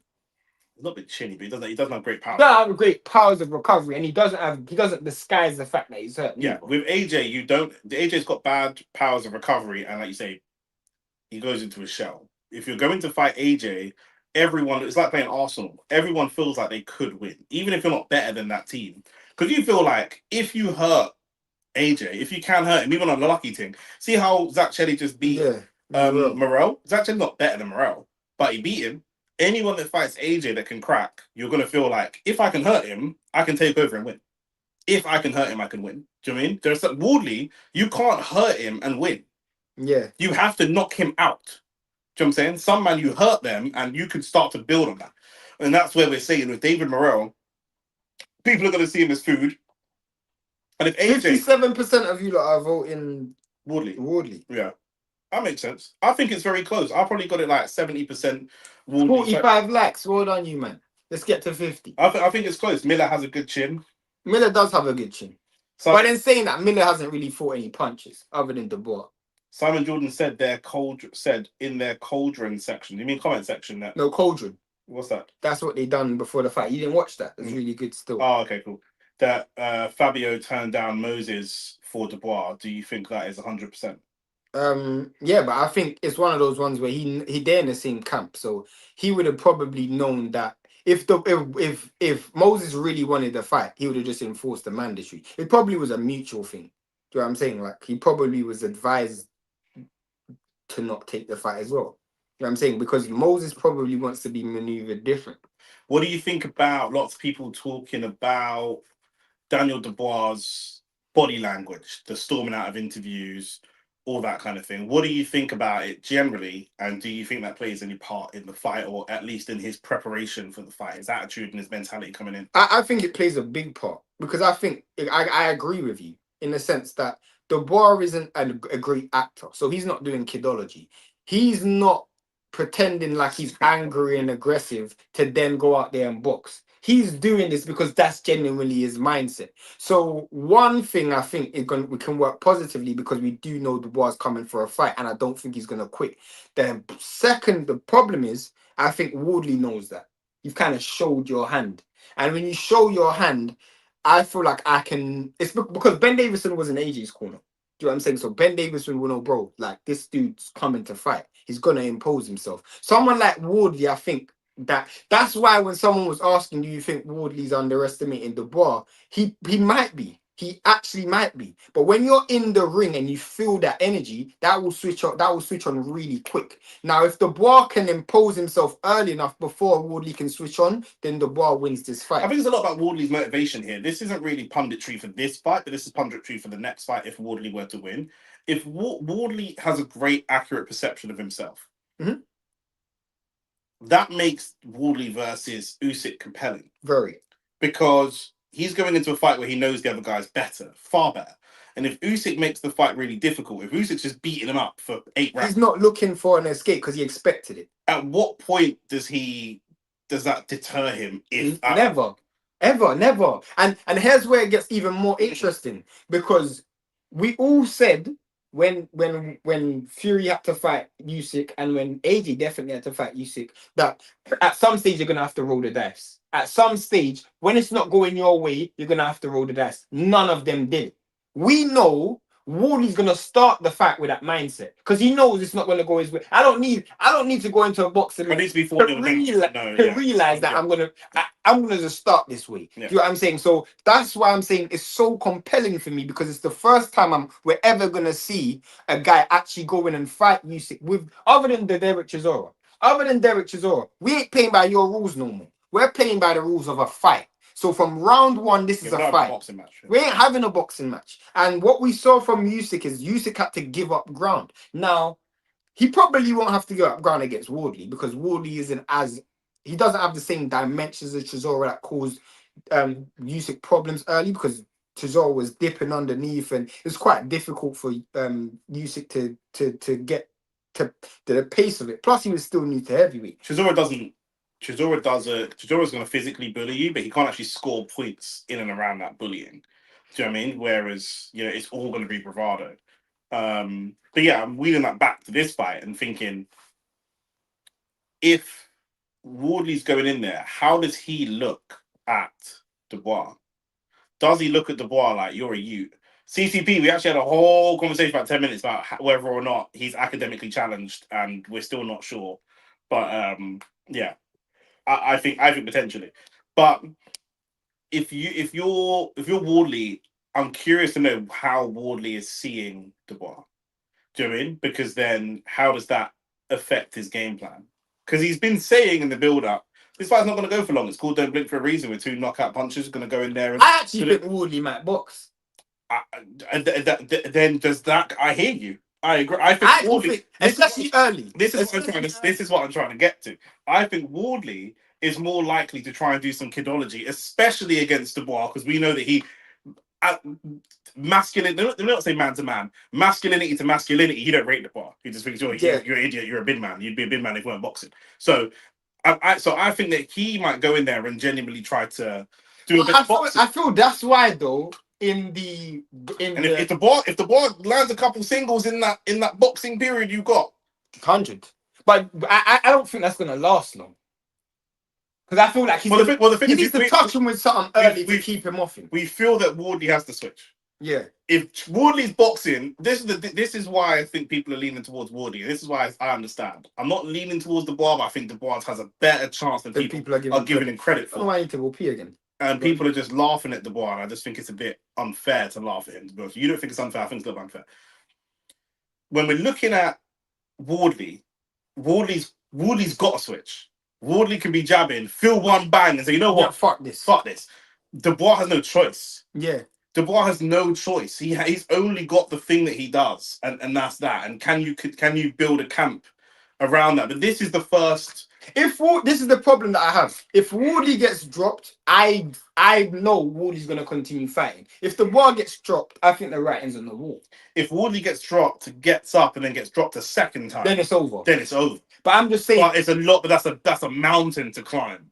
That is a mountain. But if the ball gets dropped even once, I think it's done. I think even once he's done, because mentally I feel like it's one of those. He might get up, He actually might get up, but I feel like the issue is it's like when he beat AJ. Do you mean AJ got up, but we knew the fact was it's that. But then also the bar doesn't have a. I don't think the bar. This is so similar to AJ Dubois, but the other way around. You think so? I think so. I think Wardley's now in the position. Wardley's looked a lot better than Dubois looked in the runner, but Wardley's on a run of stoppages. AJ's the one that's. The difference is Dubois coming directly off a loss. Yeah. AJ wasn't coming directly off a loss, but AJ, the ghost of the loss to Ruiz was still haunting him, and the ghost of the loss to Usyk is still haunting Dubois now. Do you know what I mean? We know that if you drop AJ, you probably win the fight. There was a time when AJ could come off the canvas and win. Right now, we're looking at him and thinking, AJ, as it stands currently, he can't come off the canvas and win. Love Chisora. He's like a disappointed dad as far as Dubois is concerned. Believes he can do much better than he does. 100%. But Chisora's best attribute is Dubois' worst attribute. Chisora's best attribute is his mentality. He's got far on mentality alone. He's not a very talented boxer. He can crack, but it's mostly mentality. And Dubois lacks that. Do you know what I mean? He's got everything that I think Chisora probably looks at Dubois and feels disappointed because Dubois has a lot of the things that Chisora wishes that he had. You know, you can only imagine what someone of Chisora's mentality would do with someone like Dubois' talent and ability. Do you know what I'm saying? You both had started with Don Charles as well. Yeah. Could you imagine if someone like Chisora had Dubois' ability? It'd be a nightmare, bro. But he don't. Do you know what I mean? It's just one's got the head and one's got the heart, and that's just what it is. Trust me. Well, actually, Dubois ain't got a brain or a heart. I don't know what he's got, blood. No, but he does have a fighting mentality. Yeah. He does have a fighter's mentality. Not after he gets dropped. I think that's hot. I don't think that's mind. I think that's hot. Do you guys think this fight was similar to Miller fight? No.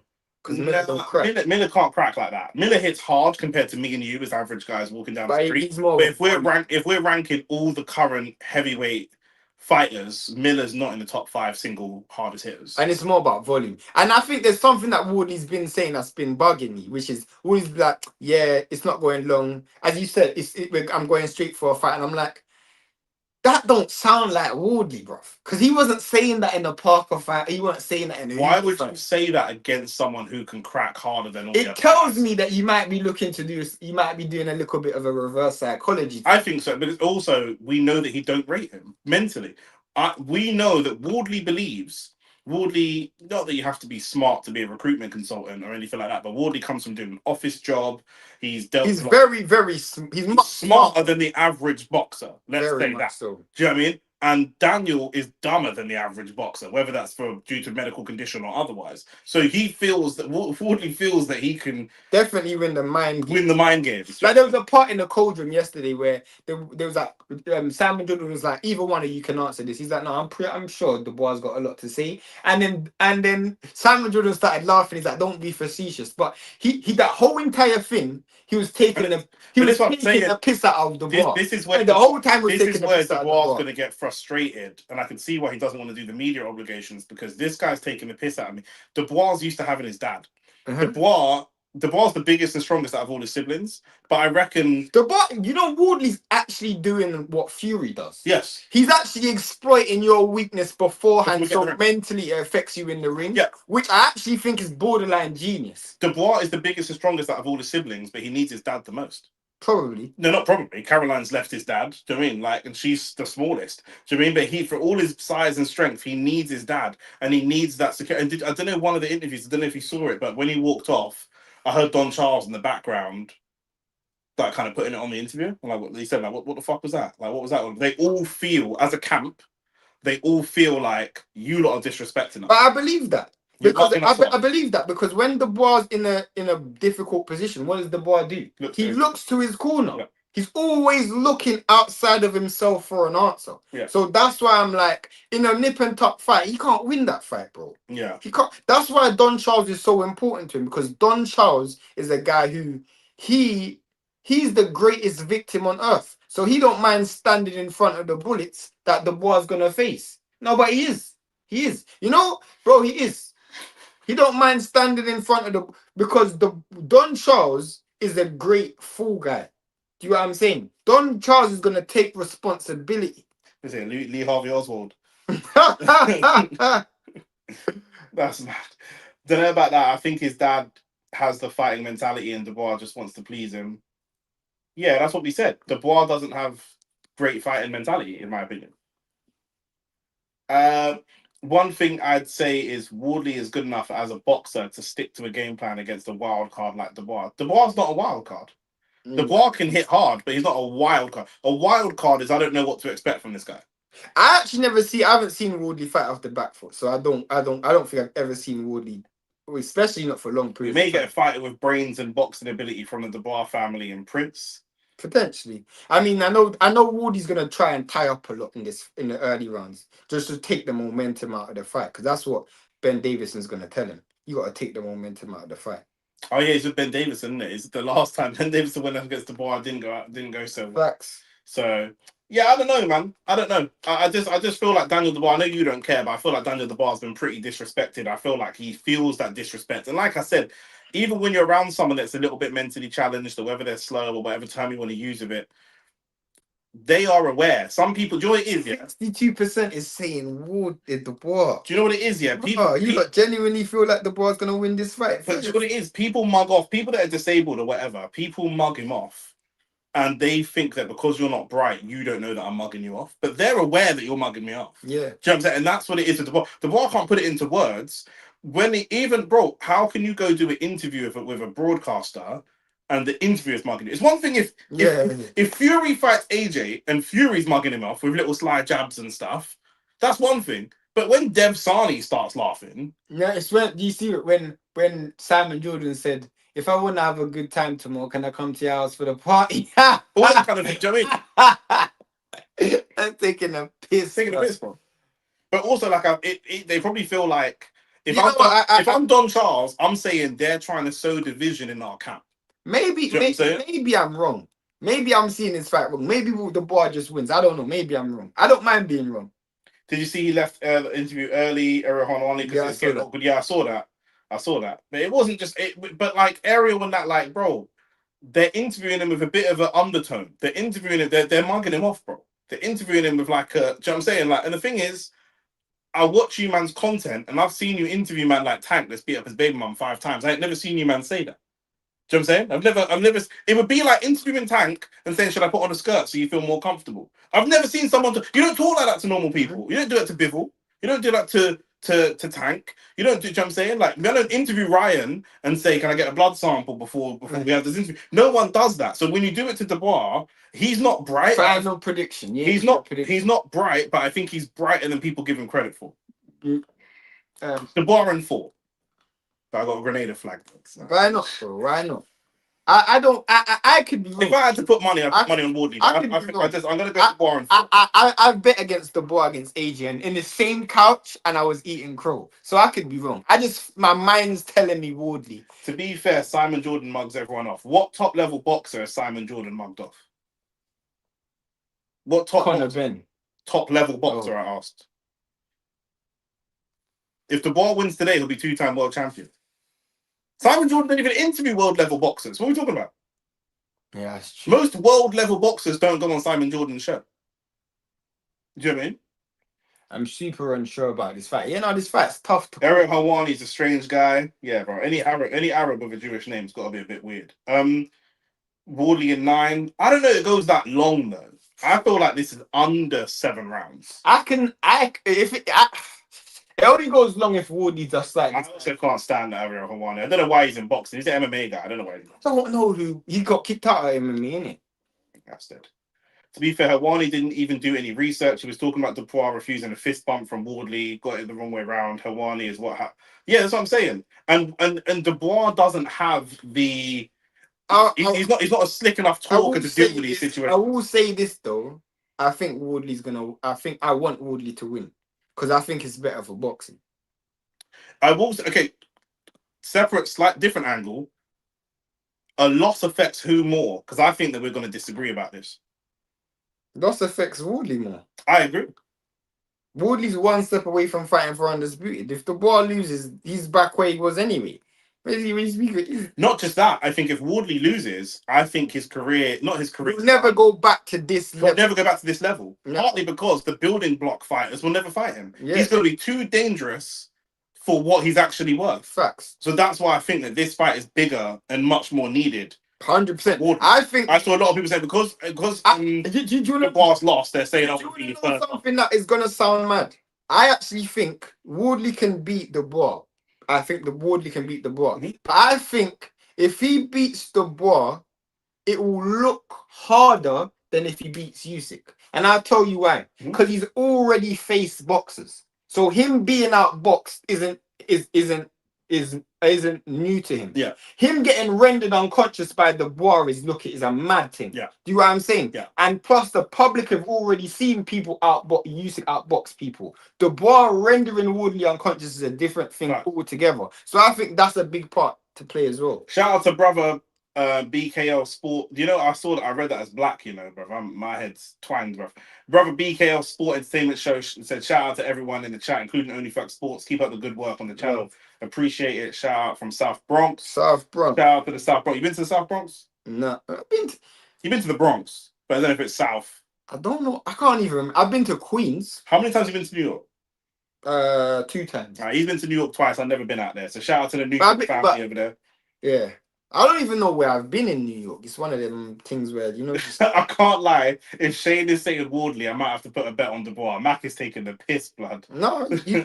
I mean, obviously I got the Atama fight wrong, so I tend to get fights right though. Most world level boxers don't fight in the UK. Full stop. Like for example, I saw Simon Jordan interview Jai Patai, who's a world level boxer. This is before Jai joined Zafar. I thought that he was quite soft on Jai, considering how he normally acts. There was none of that condescension. There was none of that. Well, you're about to be a free agent and leave the zone. Why don't you just sign a Golden Boy? Then, if you really wanted it, you would surely. I don't think he's intelligent enough to know that though. Potentially not, but I just feel like then when you go and do it to people, you do it to people that are easy targets. Part of it is intelligence. Part of it is an easy target. No, but he does it to Eddie Hearn. And Eddie Hearn. I said fighters though. Doing it to a fighter is different to doing it to Eddie Hearn because you have to have because one thing about Simon Jordan, he does have a level of reverence or respect for boxers because he never fought. So he knows that there's only a certain level that he can mug man off because he always says it in every show. I never fought. So there's even when they talk about Dubois being a quitter, a lot of people proper boxing also didn't want to use the word quitter. A lot of people don't want to use the word he quits, right? Because they feel that you know what it's like in the world of boxing. If you haven't boxed, people feel like it's disrespectful. Crap, blood. I've never. Why have people got their flash on in the stadium? Oh, I've never ever in my entire life. What can I say? I've never built a Rolex before. But guess what? If I pay big money for a Rolex, I expect a Rolex to be working. I ain't gonna say, well, the manufacturer made a mistake, but because I've never built a Rolex before, I can't tell him nothing. No, but I paid for a product, innit? I expect a product. Yeah, he looks ready. Look at the boy. He looks ready. Sino 7 said he did interview Wilder and he's high profile. But again, he got into a back and forth and a bit disrespectful with Wilder. Yeah, it's only been Wilder and Dubois. Boy. These big, black, not the most intelligent people tend to be the Venn diagram for where Simon Jordan feels most comfortable putting people down. Facts. And even when he put down Conor Ben, he in Simon Jordan's eyes, he's black as well. Fact. I feel like Wardley, but even he didn't really attack Conor Ben. Nah, he did. He attacked Eddie more. I feel like Wardley is going to have to fight his best and most defensive ever tonight. Maybe in the first couple rounds, certainly.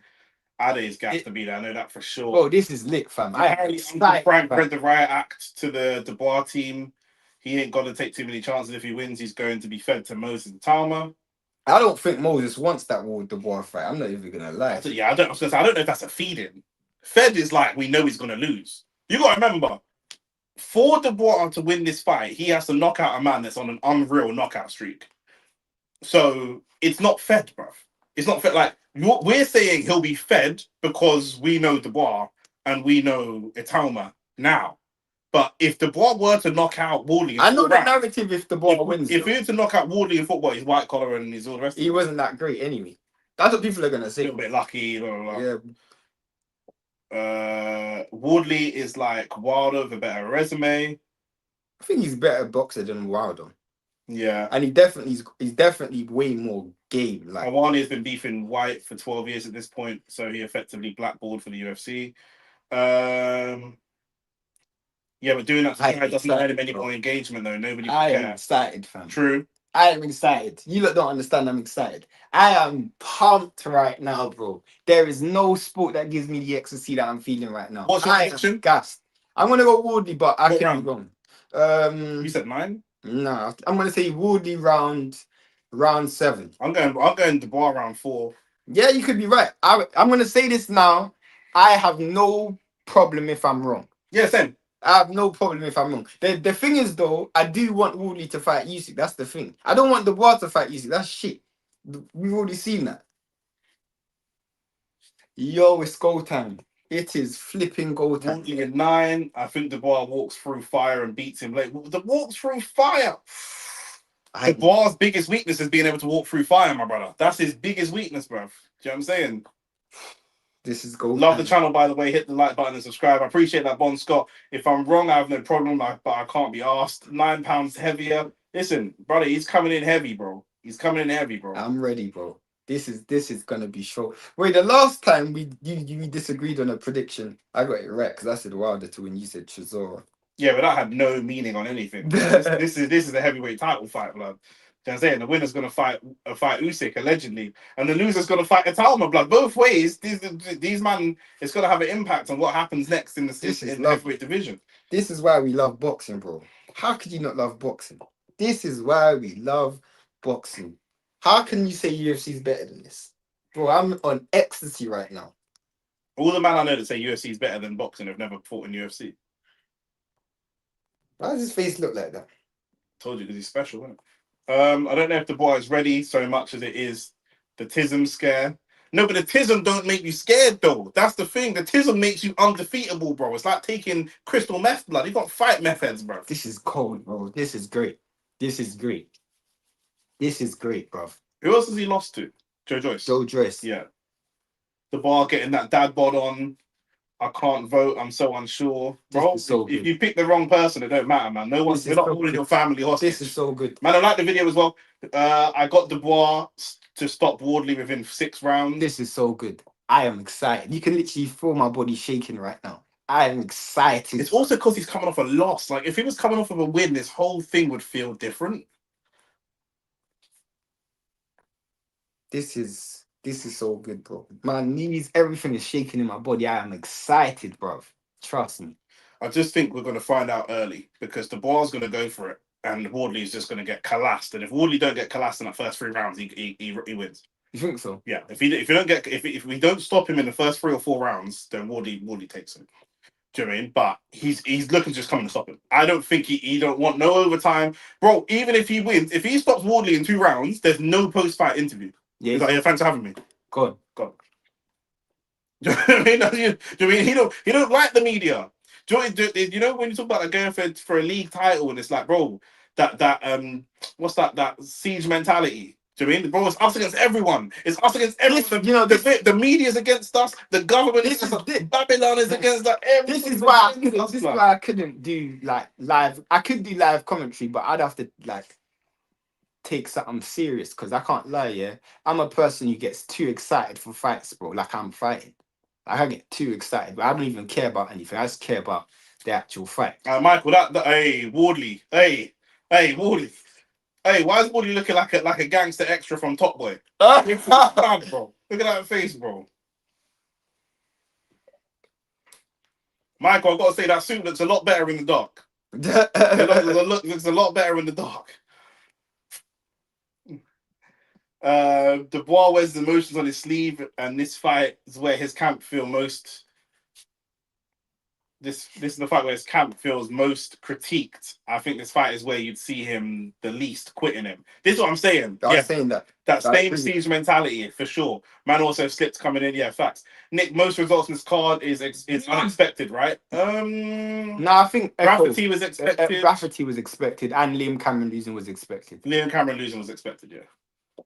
There's only one real upset on the card, Morell. I don't know about the fight before that still, but I don't think anything's gonna be a upsetting. I think it's going to be a firefight. If it's a straight firefight, it's a 50-50. It's a 50-50. It's a 50-50. Wardley looks cool though.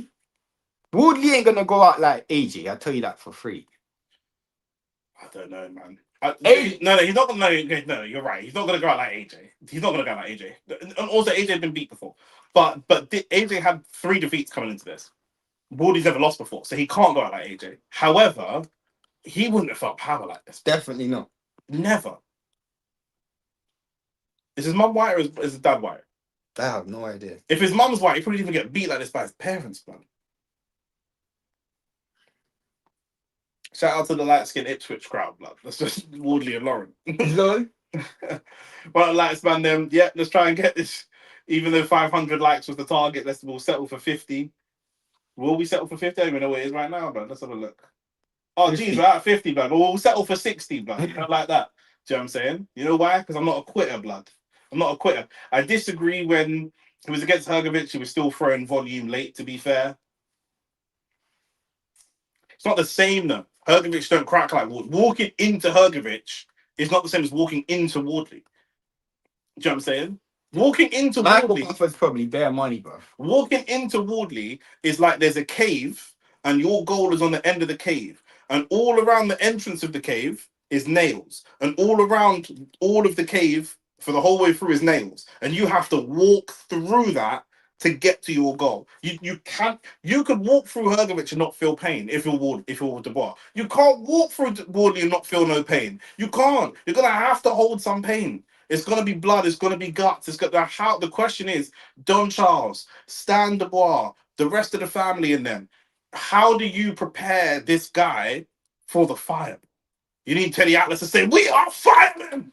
Do you know what I'm saying? You gotta walk through the fire, bro. Do you know what I'm saying? I hate this shit, bro. I need to get to the fight. This fight is so good, bro. The bar is saving for a Ferrari shrimp boy. Wardley is in his way. Yeah, they said, what do you really love and care about? Or what's your motivation? He said, yeah, like, I love my cars. Howard Foster's also the referee. So Premature stoppage on the car. premature stoppages happen with Howard Foster. When will you niggas learn? Shane does. Oh, no, because honestly, bro, I'll tell you the truth, bro. Girl, know when like a girl's even said to me, bro, I've never seen you so. When I posted when I was in with Wardley is gonna ask the bar, where's my London? when I was in Errol Spence Crawford, I was so gassed. I phoned her after. She said, "I've never seen you so excited in my life." I get excited to watch fights. So Shane deals with Gala don't work, innit? So like they're free on like a Tuesday. That's true. Wednesday lunchtime.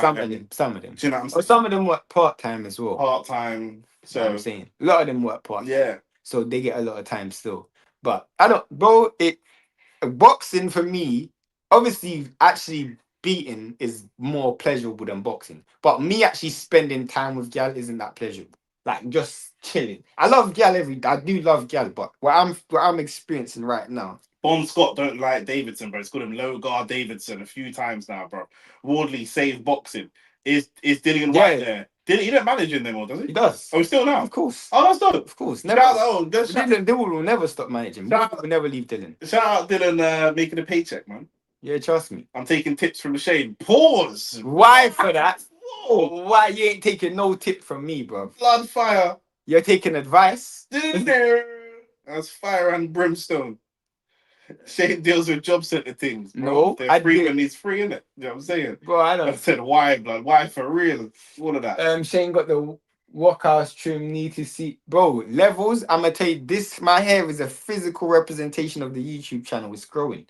I'm joking. Right now, I've been so busy. I can't even go barbers. Right. Would you ever do anything with her hair? Like, nah, bro. I'm going barbers. No, I'm going barbers. No. I'm going barbers. But I just. So what's your future then? Never. I've just been. Yeah, right gets old about how was your day today, SMH. Yeah, it kind of gets boring still. I'm not even gonna cut. Well, Michael Offer trying to conduct the crowd, blood. Bro, what are we doing? Hey, Wardley looks. Nah, Wardley's gassing me, bro. Wardley's gassing. I'm like, bro, I've made a mistake. If I was standing opposite Wardley right now, I would be thinking, I have made a grave error in judgment, blood. Do you know what I'm saying? The one looks pissed, fam.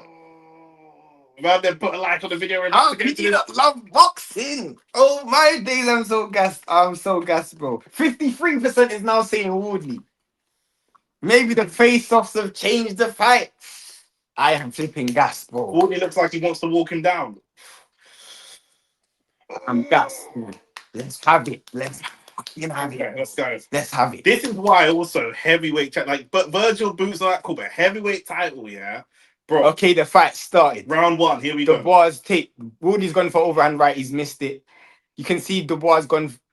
Oh, Wardley's down already. Dubois down already. It didn't even land. Dubois is down already. The first overhand right, it didn't even land. He's looking in the corner. I don't like that. It didn't even land. No, it did. It did. Just about.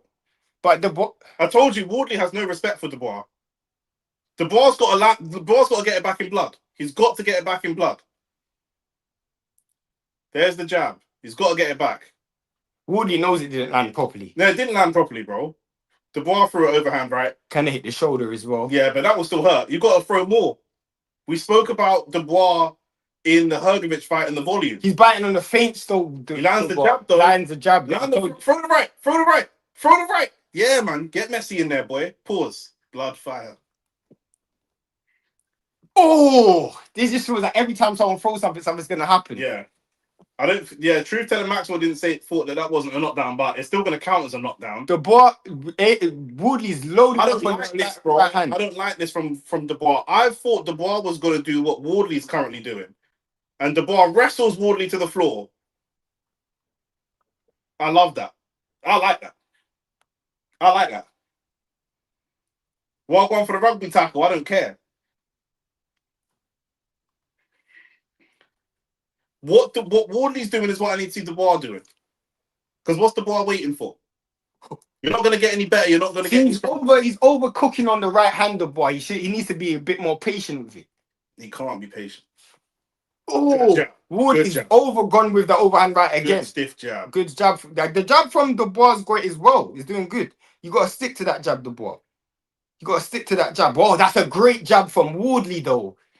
Oh, that's a great 2-piece from Wardley. The speed. What I tell you about the speed, it's the speed. Oh, another good uppercut from Wardley. Oh, Dubois got caught with a few good shots in this round already. He's coming forward, though. The overhand power shot is the problem. Dubois not throwing any of his power shots, though. He's just trying all he's doing is trying to messy up good job Wardley's from Wardley. work. All he's trying to do is messy up Wardley's work, but he's not doing his own work. No, he's not. Wardley's touched him with something early that's got Dubois' respect, because Dubois not coming with the same level of ferocity. That was a good jab from Dubois. Mate, even the jabs are hurting Wardley. I don't think it's hurting, but it's definitely disturbing. It's doing enough. Yeah, definitely. That's why I'm telling you, the jab's more important than the right hand. The jab is more important than the right hand. Wardley's definitely coming with the mindset to just throw right hands. He's watched the Hrgovic fight and thought, you can't take my right hands. Good feint. Oh, good uppercut from Wardley. Good left hand from Dubois. And Dubois could have won this round if not for that early knockdown. Maybe not, but it's been a competitive round. Wardley's overcooking the right hand. He needs to be careful with it. Dave Allen said that Dubois' jab is like a right hand. I believe that. Oh, he caught him with a good counter right, just on the edge. That was a good, exciting first round. It's a good round. Why are we doing an advert? I wanted to see the knockdown. It's the zone, isn't it? Wardley needs to kind of calm down. He's just kind of telegraphing the street rights right now. Yeah, but like we said before, Dubois' jab is the key. I told you that before the fight. Wardley don't have a deep bag of tricks. Do you know what I'm saying? He ain't got a deep bag. Well, you ain't even got to tell us it's 1-0, bro. Because once you get literally, I'm not even doing no scoring in this fight. Yeah, Wardley does need to keep using his feints, Manny. Wardley looking for the knockout. Shout out to Mo as well. This is Salah Sense right there. Oh, shout out to Mo. 2-0 Wardley, no? Yeah. Oh, top of the head. Top of the head. It was top of the head, Nick. It's top of the head. That was top of the head. I knew it weren't hitting clean. But it's still a knockdown. No, it is. 5-0 Wardley. You man are on budge, blood. Dubois needs good feint. That's what you need to do. Keep feinting. Keep feinting so he doesn't bite, so he doesn't know when your right hand's coming. Good jab from Dubois. Good jab from Dubois again. The right hand's not landing, but you got to keep throwing the jab. That's the key part. Dubois can win this fight if it's volume. His volume's too low. If he keeps fighting, because he needs to just keep popping the jab. You can see he's the better technician. Wardley's accuracy's off. Wardley's got power, but he's not accurate. Not at all. He's not quite there. And he's overthrowing the right hand as well. Whereas Dubois' jab is there. Dubois needs to stick to the jab. He needs to stick to the jab. It's a good jab again. But when you're pushing him back, we need something at the end of it. What do you think? Or do you think you don't need it yet? I just think he needs to stick to the jab. I think everything needs to come to the jab. When he's landing the double jab and he's pushing Wardley back, he don't want him to put one on him.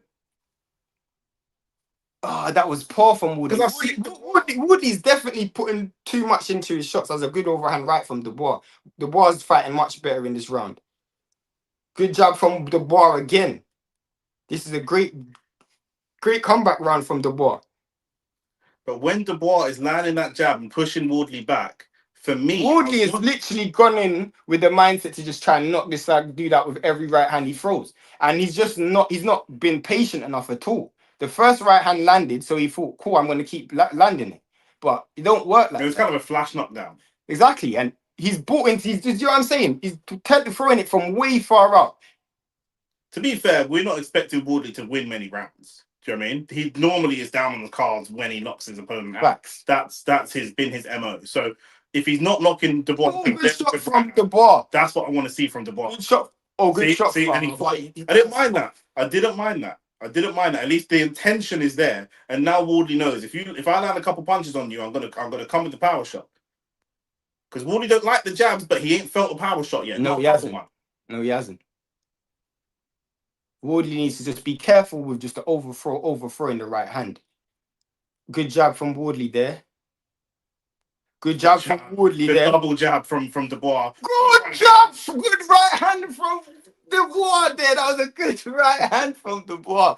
That looked like that hurt Wardley as well. Hey, Bon Scott is disrespectful. Man said, "Shrimp boat, here I come." If you man have ever seen, oh man, Forrest Gump. Wardley is without the right hand. Wardley don't really have much. No, but this is what Wardley's going to do. He's going to lose all the rounds, and then he's going to look for the equalizer. But why is he just overcooking the right hand? He needs to be a bit more careful with that. Like, he's just throwing the right hand from so far up. Good feint. Boy, Howard Foster needs to get out of the way of these. Bro, you see what I'm saying? The right hand is just so... It's just telegraphed, bro. The other question is, he's coming very heavy, Dubois. That was a Dubois round. Yeah, definitely. How long can Dubois sustain this? I don't know. Do you know what I mean? I don't know. You man hit the like button and the subscribe button. Wardley's levels need to change. You're talking about Fabio Wardley, man. This guy, he's not doing that. I don't think the levels is the problem in this fight. I think he's looking tired. Yeah, he is. He's looking tired. He's gone out with a mindset which we didn't think he was. Amad Diallo, you needed to see 6 minutes of this to know that Wardley ain't beating Usyk. Come on, my nigga. But I don't think this is the same problem that he'll be facing. No, of course, but I'm just saying, like, I didn't need this to tell me he weren't beating Usyk. Do you know what I'm saying? This didn't move the needle for me on an Usyk prediction. Do you know what I'm saying? Look at that. See, that's what I'm talking about, man. It's a good shot from Dubois. Dubois should be taking confidence from that round. Dubois is fit as a butcher's dog. Like, Bon Scott, you must be older. Here I go with the old man references, man. Fit as a butcher's dog. I like that, though. Into round 3. Here we go. Couple jabs from Dubois early. Dubois, he looks that right hand. That's all he's doing. That's all he's doing. Wardley had some blood coming from his mouth. Yeah. I think maybe that's some from blood on the cheek. And like I said, when we say he's not been in very easy, but when we say he ain't been in with a puncher, he ain't fought anyone close to punching as hard as Dubois. I told you, he always leans to that side, so you're never going to get the over. Dubois looks better now. He needs to be careful. No, but Wardley's just throwing the right hand, so there's nothing really for him to be careful for.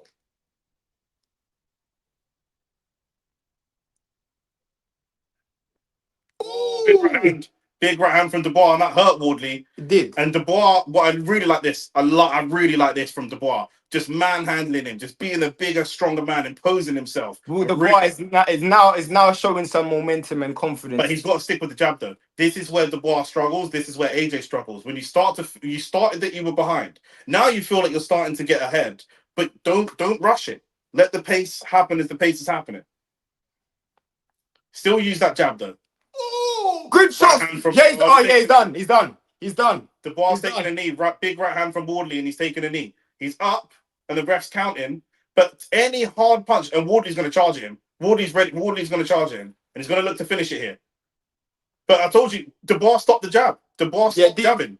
That was the problem. Same problem that AJ has. Get back to your boxing. This is the fire. Diving in though. This is the fire we spoke about. Because you can't. No one's going to help you from the Ross. What? No one's going to help you from the corner. Get back to the jab. There's the jab. There. Nice. Oh, that was a good shot from Dubois there. It was. But if Dubois just keeps taking a knee every time he lands a big shot, that's how many? Facts. That wasn't even that big of a shot. No.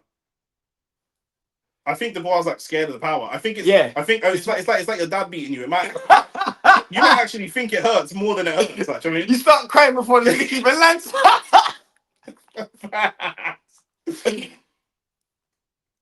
Wardley's hands are down, which should give opportunities for counters. Big right hand. That was a great shot from and Dubois didn't chase it to follow it up, which I didn't mind. I didn't mind that. Good thing. Again, this is going to be a Devin Haney, Ryan Garcia, where Wardley loses any round that he doesn't get. Literally. That's a good feint there again. Oh, that's a good shot. He's eating the right hand there. Some of these he's just not seeing. Couple good feints from Fabio. Dubois, I need the jab. That right hand here is so telegraphed, is mad. That was a terrible right hand from Dubois. I need the jab, Dubois. I need the jab. I need the jab. Good jab from Dubois. Nice. And if you land the jab, he can't throw that right hand. Because the right hand, it's not. It's just stopping him. It's stopping him. It's stopping him. Wardley doesn't have great range control, period. Period. But he's missing 60% of the. He's missing him anyway. Yeah, he's throwing a Popeye Rayman. Remember Rayman on PlayStation? Yeah. The YI. Man comes from all the way over here and just going, You Soldier Boy. man said, bro, this is ridiculous. Training, we shit on Don Charles, but training Dubois must be very difficult. His ability to digest information. But that wasn't even you just took a knee there. I think he took a knee because he felt like more was coming. Probably. I felt like he felt more was coming. He said, I don't mind that. If Morell did that, I do mind it. But if Morell did that when he was in trouble, he might have lived enough there. Do you know what I mean? Dubois down twice, but Wardley is the one hurt. That's the story of fighting Daniel Dubois. Fighting Wardley as well. Yeah, Wardley's just game, innit? Wardley's game as it comes, bruv. Here's the fourth round. I need to see more. I just need more volume from Daniel Big jab from Dubois. That's what I'm saying. His best punch has been the jab all night, bro. That's his best punch. He's got Wardley can't avoid a jab for love nor money. When he fought Clark, when he fought Hooney, when he fought Parker, if you got a jab, you're good. Brass. That right hand comes from Cyprus all the way to flipping Australia, bro. It's literally traveling. That right hand is traveling, bro. Howard Foster's giving him a talking to about their heads. We're in round 4. This is the prediction that Nick had for Dubois. Ooh! Big right hand from Dubois. Dubois has landed a big right hand against Wardley, and I think it's hurt Wardley. I think it is hurt Looks Wardley. a little bit wobbly. Wardley looks wobbled by that right hand. Will throw his right hand back. We know that. There's Wardley's right hand, but that one misses. Dubois just very upright in the exchanges. What is that? That was Joe Calzaghe. What was that? That was a big shot from Dubois that landed on Wardley there. Very big shot. Another big shot from Wardley, though. But when Dubois lands his big right hand, he stops jabbing. You can tell because he's not the brightest. He can think about the jab, or he can think about the power punch, and not both at the same time. Wardley's losing this round again, but again, as you said, every round that he's not getting a knockdown, he's gonna. Oh, Wardley's hurt. Wardley's hurt by a big right hand from Dubois because he kept his hands down, but then Dubois just kind of initiated the clinch. Yeah, because he's not. I don't mind that from Dubois because he's not fast in exchange. So I'm gonna jab. I'm gonna land and stop you from hitting on the counter. Good shot from Dubois again. Wardley's definitely hurt. I think Wardley's got cut as well. Dubois getting a little bit dirty, but I don't mind that. Wardley's definitely cut. I think Wardley's cut.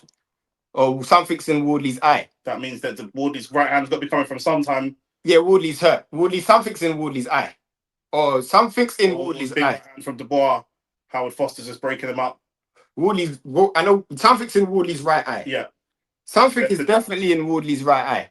Put it on him, Dan. Put it on him, Daniel. Dubois got to see this as an opportunity.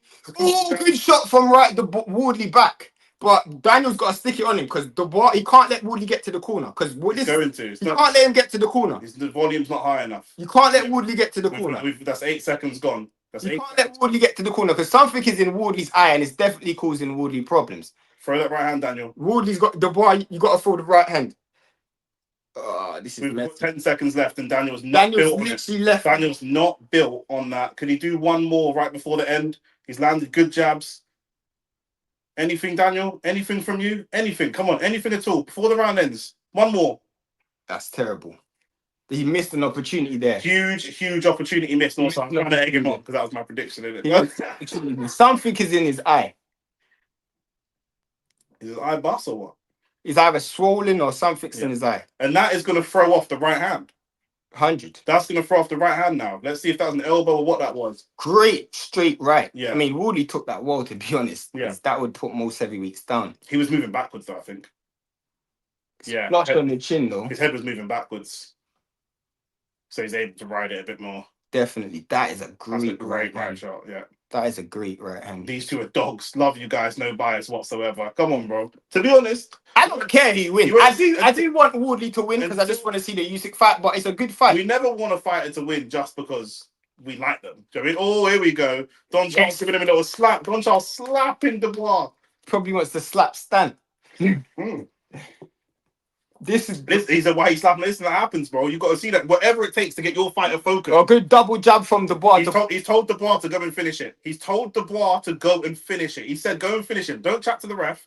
He's told Dubois, go and finish this fight now. Go and finish it. Yeah, go on. Go and finish it. Good jab. Wardley rocked from a jab from Dubois. Wardley picking up Dubois. Wardley picked him up. I don't mind any of this. This is a heavyweight title. Wardley's right hand is literally gone in his pocket recently. I don't know if he's trying to protect There's his the eye. left hand. I like the left hand. The left hand is the most because he's important not thing. thrown. The left But hand he's is not the thrown a check left hook this whole fight. It's always been the power shot from the right hand. But he's got to aim for the eye. He's got to aim for the eye. Be aggressive, Daniel. Be aggressive. Be aggressive. There's the jab. Messi in his That was work a again. good right hand from Wardley though. But then that was a terrible right hand effort. That was a poor right hand from Dubois. They're both loading up on right hands and not establishing any form of distance. Oh, that's a good shot from Wardley. Oh, come on, man. Why are you looking in your corner, Dubois? Fight. You know why he's looking in his corner. Good shot from both fighters I there. think Wardley landed the better shot there. I think Dubois landed something. It's a little bit worrying to see Dubois look into his corner. Good jab from Wardley. Not when he's been hit, just in the middle of a round. Good jab from Dubois. Very good jab from Dubois. I need a power shot. Good jab again. Jab from both fighters. Good jab. The jab just smothering. Wardley wanted to come for that right hand. The right hand from... Now he's on the ropes. Can you get the distance? He's trying to get his distance for that shot. He's trying to get his distance for the shot, so he's letting him come off the ropes. Oh! It's a big right hand. Wardley got rocked a little bit. Wardley's going to fight back as he does, but that right hand definitely hurt him. Definitely. And you can see immediately Wardley's not used to fighting man with this type of power. Definitely He's doing really well under the circumstances. And but trying to disguise it, but it's definitely causing him problems. But I think because Dubois felt Wardley's power, he's just not rushing him. There's a healthy respect from both fighters to each other. Oh, that's a good shot from Dubois. We're starting to, I don't know what that was. That was weird. He stepped into a body shot in a weird way. But we're starting to see something different from Wardley we haven't seen. Definitely. But the power's still there. And he carries power late. That's poor from both fighters there.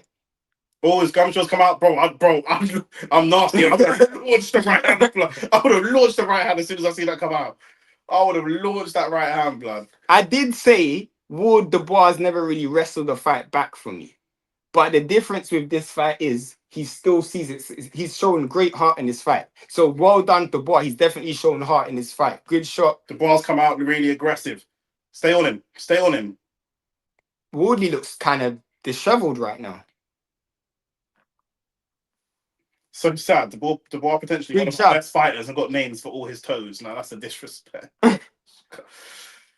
Coming towards the end of the fifth. And it's probably another good jab. And from here, I feel like if that eye is really damaged, Dubois could jab his way to victory here. He could actually jab his way. It's going to come down to how much Dubois wants to engage and how much they feel they need to stop Wardley. And I would kind of agree that it's worth getting him out of there, but Wardley carries power because Wardley carries power late. But you could, with a little bit of skill, if Daniel Dubois didn't have the mental problems he has, or that we believe that he has, and he's had that little bit more concentration and a bit more of that self-sufficiency, he could jab his way to a victory. The jab is definitely the key punch for Dubois right now. I'm surprised he didn't take a knee. Them two slaps, boy. They're Don Charles pretty heavy-handed as well. To be fair, Wardley's taking some good shots from Dubois still. Yeah, but Wardley's mash up. His eyes mash up. I mean, in terms of... No, it doesn't all go down. Yeah. That jab's hard, bro. He jabbed the gum shit out of your mouth, blood. Jabbed the gum shit out of your mouth, blood. Stick a like on the video as well. There's certain moments where Wardley should throw the right hand, but he can't see. His right hand is closed. So all that, anything from like, I can't see my right hand from here. Look at that, boys. Anything from here onwards, I can't see it, bro. It's gonna make it even easier for Dubois to throw the jab. So I can't get my distance. I can't get anything.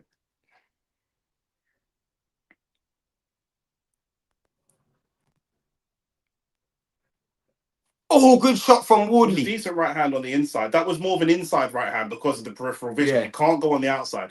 It's got to be a jab from Dubois, and he's definitely backing up Wardley now. Just a little bit more volume on his Good jab from Dubois, and Dubois is really establishing that jab. 30 seconds in, he's landed 5 or 6 consistent good jabs.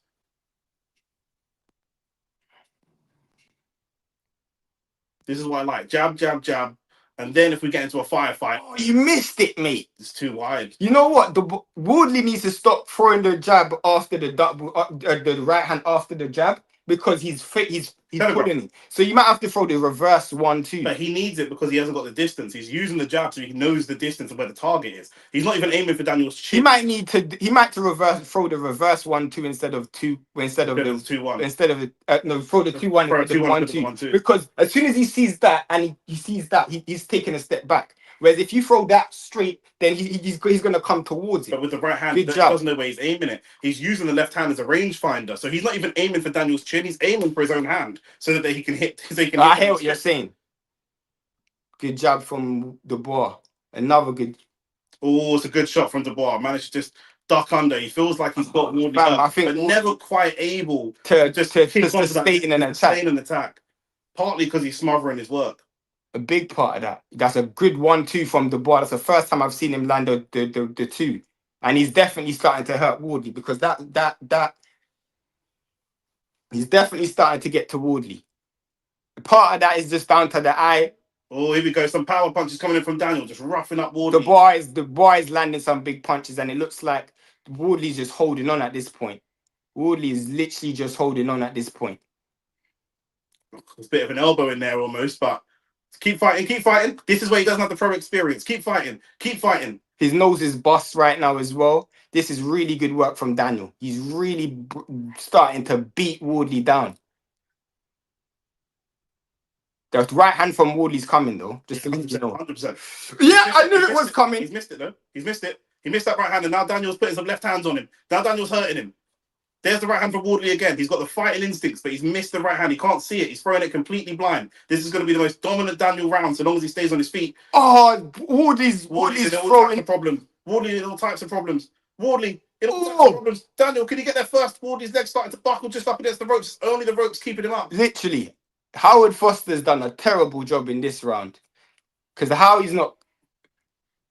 Wardley's walking back to his corner, looking very dejected. Literally. He looks. This is the end. He looks almost a defeated man here, Shane. He looks defeated. He looks like, this is what I said in my build up, where I said I could see Daniel winning just because you've not seen anything like this before. I just think that since the eye's gone, it's caused him problems. I hear you. I think he can't see out of that right eye. You're not wrong. And since he can't see out of that right eye, it just means he can't throw his right hand. The money shot that Wardley had, that's the problem. He can't see out of it. Daniel's done really well, though.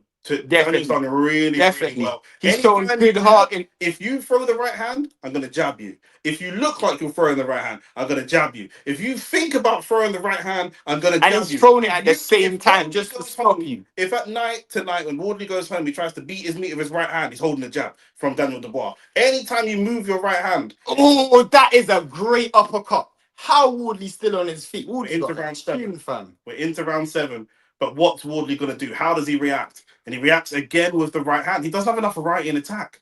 Is this something that we and everyone else has overlooked? There's a big 2-piece from Daniel Dubois, and it's sending him flying. I think they're looking at throwing it. I think they might throw in the towel. They might do, because his face is mashed up. Your left eye, your right eye is blinded. Your left eye. Keep throwing though. Keep throwing. Yeah, of course. But Daniel's getting so much confidence.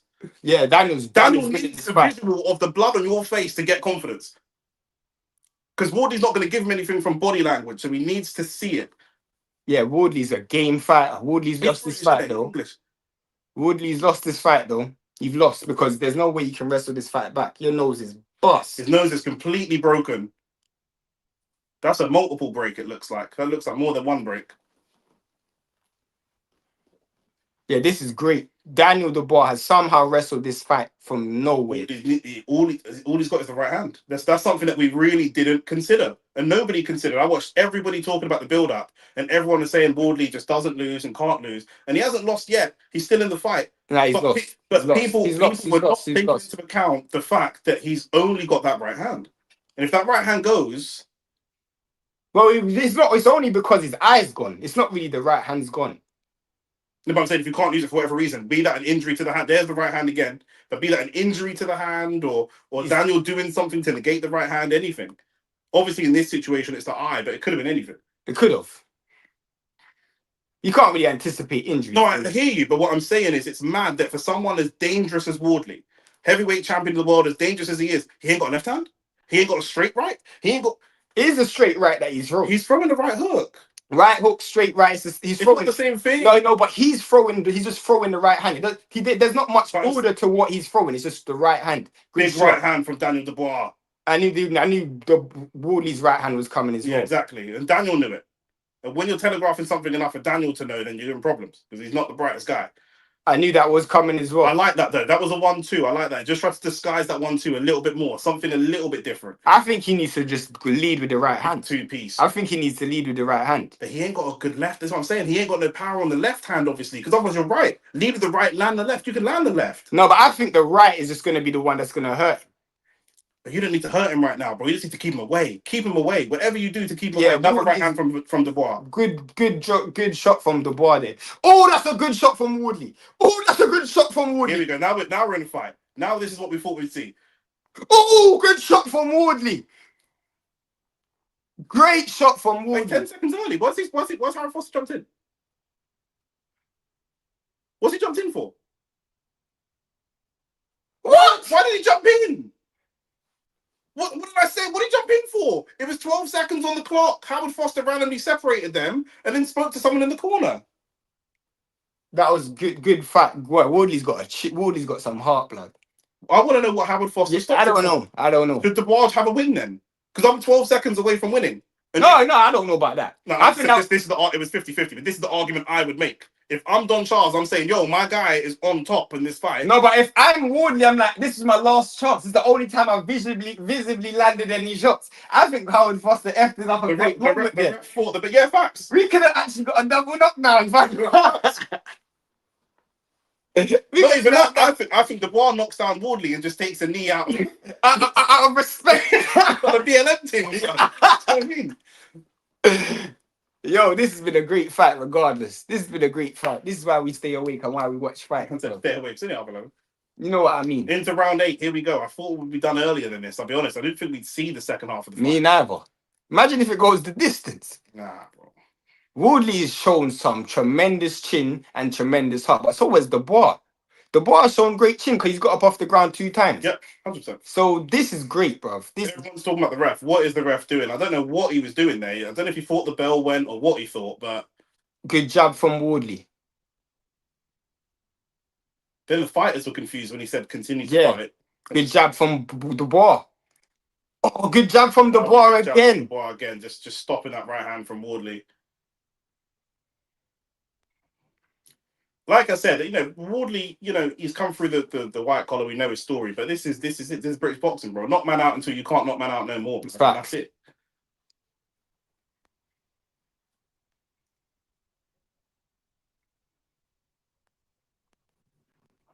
Oh, good 2-piece from Dubois. You ain't gonna break this guy's spirit, bro. He ain't gonna break. Yeah, he ain't gonna break his spirit. You got the ref or the corner's gonna have to stop this dude. You ain't gonna break. Oh, you got to beat him. The power. They're not gonna stop him. The ref can. That was terrible. I don't think he's hurt enough though for the ref. He's still throwing back, isn't he? And even with Dubois still concerned about his power. It's not even like Dubois just mauling him. Yeah, facts. Good shot from Dubois there. Good jab from Wardley there. That uppercut was coming on the return still. Oh, that was a good shot. They're both dipping their head low, so if anyone lands a good uppercut, it's different. I'll tell you where it could get stopped is the right eye being almost completely shut. Facts. That's where it could get stopped. Wardley tries to go for the 1-2. I don't mind it, but he can't see the 2. He can't see the 2 at all. Yeah. He literally can't see the 2. Almost completely shut. In fact, the right eye is completely shut. Good jab from... He's lucky that Daniel Dubois is a boxer and not like a killer. Because that eye, bro, some man would have the first 2 rows covered in blood.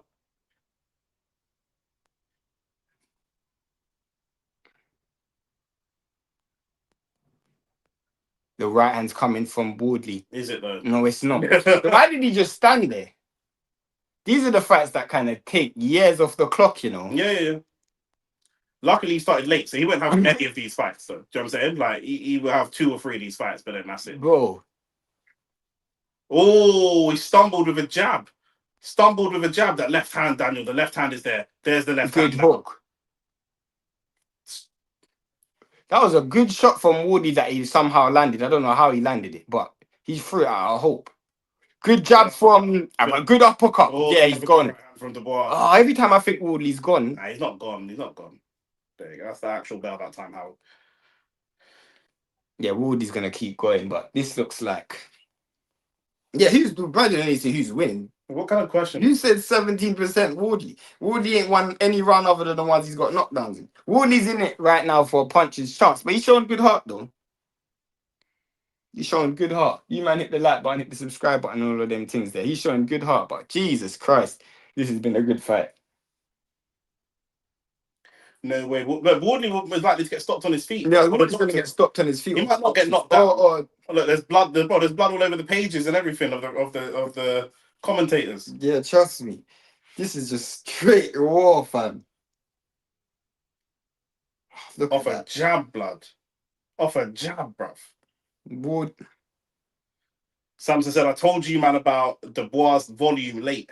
He's not really throwing volume. I genuinely, I think the fight changed when his eye went. It did. I genuinely think once his eye's gone, right now we're only looking at... Yeah, just having a look at the eye. Chris, you have to. And you might weave it off.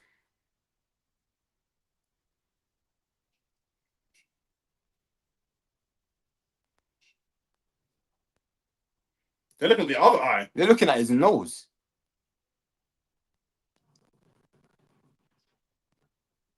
Yeah, they're going to stop it. Yeah.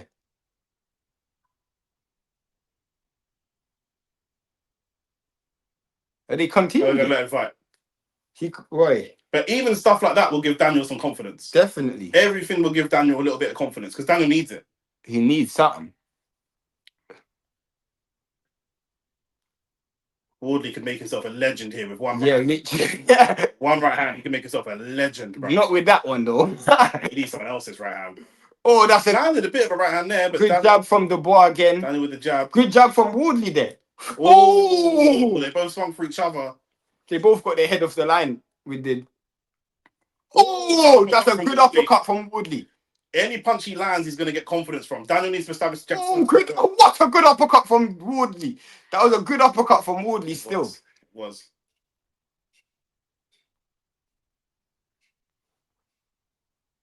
Dubois, establish the jab. You need to be first to the jab. Good jab from Wardley. That was not a good jab. He landed though, so it's good. It's not a good jab. Right now, Wardley just has to land anything. You have to land anything. Good jab. That was a good jab. That was a good jab. Oh, that's a good shot from Dubois. But like Bon Scott, it's the low guard from Ben Davison's team. I actually think Wardley's winning this round, you know, but I could be dumb. You know, he could be winning the round in terms of punches, but he could be losing in terms of like body language and look, if that makes sense. Daniel needs a power shot to take the thing. Good jab. Give Dubois the credit. Well, I'll give it to him when he wins. He's got to win from here. He's got to win from here. Don't know, bro. You don't know with Daniel Dubois. I don't want him to start thinking he could cruise to points and then one right hand, boom. Because like you say, he's losing this round, bro. Good body shot. Oh, that was a good shot from Wardley. Wardley's so off balance, and I don't know why Dubois is not looking to land something significant, because Wardley's so off balance. That if you land anything, if he lands like Reeves might blow him over, bro. It's a big shot from Wardley again. If this is a round off, then... Oh! Dubois got caught with a big right hand. He just stood right there on the line. There's a right hand from Dubois, though. There's a left hand from Dubois. Wardley's really hurt. His hands are down. He's all over the place. Howard Foster might stop this. Throw back Wardley. Oh my days, this is a round. Wardley knows what to do because this is how he stopped Joseph Parker. So he knows. Oh, that's a big shot from Wardley. Oh, that's a big shot from Dubois. Yo, this is a round. This is the stop. Throw back, Wardley. Throw back. You can stop. Throw back. 15 seconds left. You can stop him here. You can stop him. Oh, you rushed it, Dubois, man. You rushed it, Dubois. He's more focused on stopping Wardley's work than landing his own, in my opinion. This is one of the fights of the year, bro. I told you this is gonna be fight of the year, bro. I told you this is gonna be fight of the year. Who won that round? Dubois. You think so? Yeah. I don't know about that, you know. The Wardley landed more punches. I don't know about Wardley that. landed more punches, but he also looked like he was gonna go. He was ready to No, go. but there was one time I don't know about that. I don't know. Maybe you give it to Dubois. But I'm just Who saying. do you man have I don't know. round? That For round me, is Dubois won that round. For me, Dubois won that round. If you think that Wardley won it, that's cool. But man can't win a round and be running around the ring flopping all no, that. but remember he got caught with a look at that. But Oh, he just, and he just, but he took steps back though. He took steps back. who won that round, man? In you man's opinion, who won that round? Boom! Look at that. That is a shot, fam. Oh, fam, this is so good. You know what? Yeah, this is why I'm a boxing fan because I'm not taking none of them boxes, but I'm bringing a strap in the ring if man them will punch me like that, bro. Man them said they question Wardley's chin. You can't question Wardley's chin, bro. You can't question Wardley's chin. How he's still in this fight? Only He's God walking knows. into the 10th round, walking off the stool, off balance. Look at him. He's off balance. They're gonna look at him again. He's off balance. Yeah, they're waving off the fight.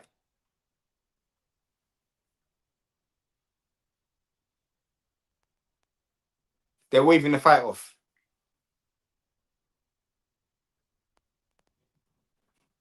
He's off balance. Daniel should starch in here. No, they're gonna let him fight on.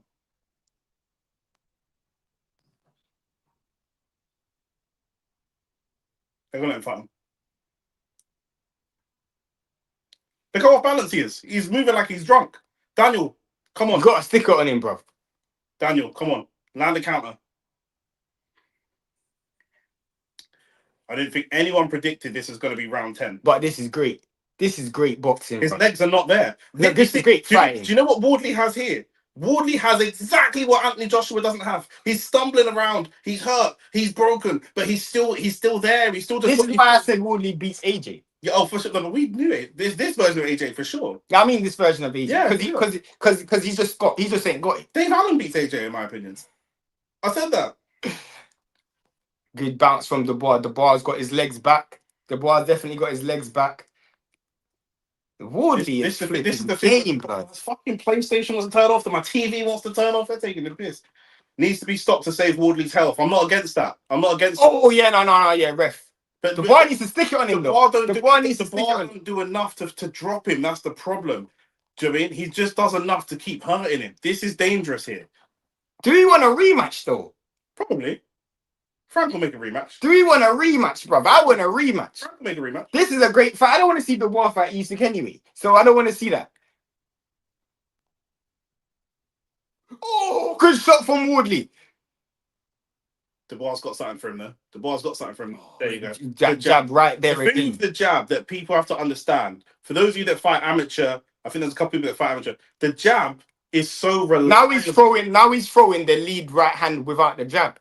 The jab is so reliable. It's getting Dubois out of so much trouble. Definitely. This is a guy that was dropped twice in the first 3 rounds, but he's jabbed his way to victory. Do you know what I'm saying? Like, the jab is everything.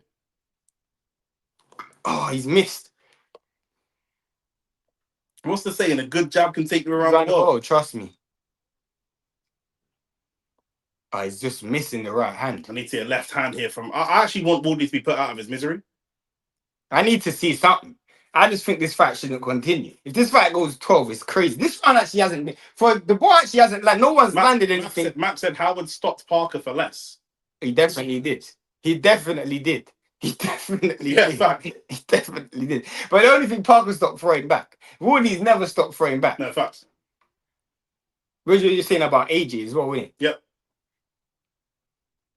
This is great. Great from... But he actually... Wardley... I feel like Wardley almost wants to just get knocked down. Just for a rest. If Wardley gets knocked down, he just won't get up out of sheer exhaustion. Do you know what I mean? Dubois must have been really hurt because why is he not sticking it on Wardley at this stage? Oh, step back. Step back.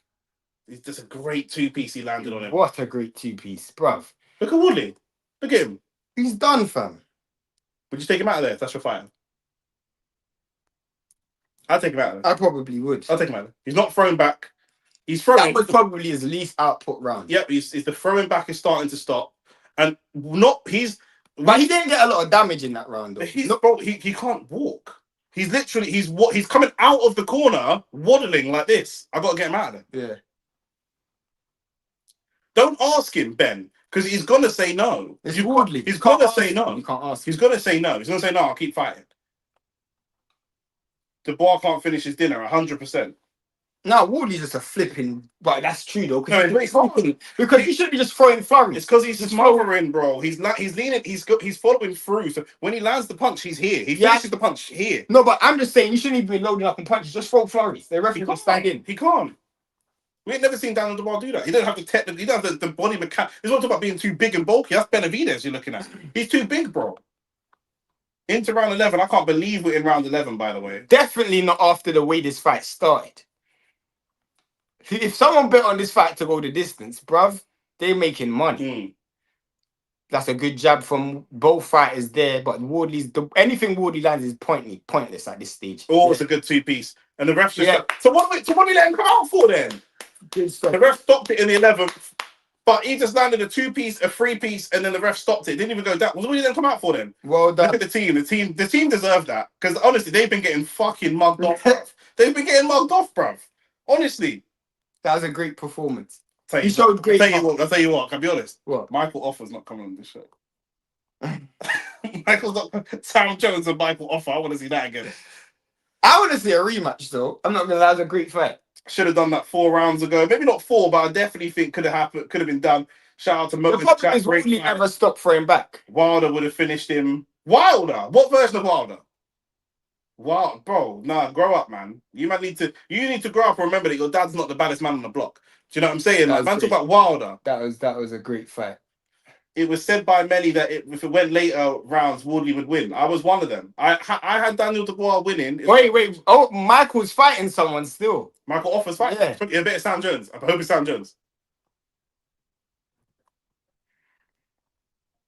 Well done to Dubois still. I got that wrong. But to be honest with you, again, that was a great performance from Dubois. I think a lot of that fight changed when a lot of people said Dubois early, Wardley late. It was actually Dubois early, Wardley early, Dubois late. Yeah. But I think a lot of that changed when that eye went still. Yeah, facts. Don't need a rematch. Good fight, but this is enough. I think though a lot of people. What do you mean? Like, I told you, Nick. Bro, we talking about. I agree. I said Dubois. Fight of the year, yeah, great fight. Michael Offer should fight Sam Jones. That's what I said, 100%. That's pointless. But the reason why, alright, cool. If you're not seeing a rematch, should you want to see the boss fight next? It was never a heart issue. It definitely was a heart issue. Let's not say it was never a heart. So if okay, let's say they don't want to see a rematch. What's next with the boy then? Because you can't say Usyk. You can't say you. Bro, you dumb. Bro, if you're and then well, you dumb. You would want to see Usyk versus the boy. Do you know who I think is happy that Dubois won? Who? Usyk. No, but I'm just saying you can't. Do you think that Usyk's happy that Dubois won? No. Why not?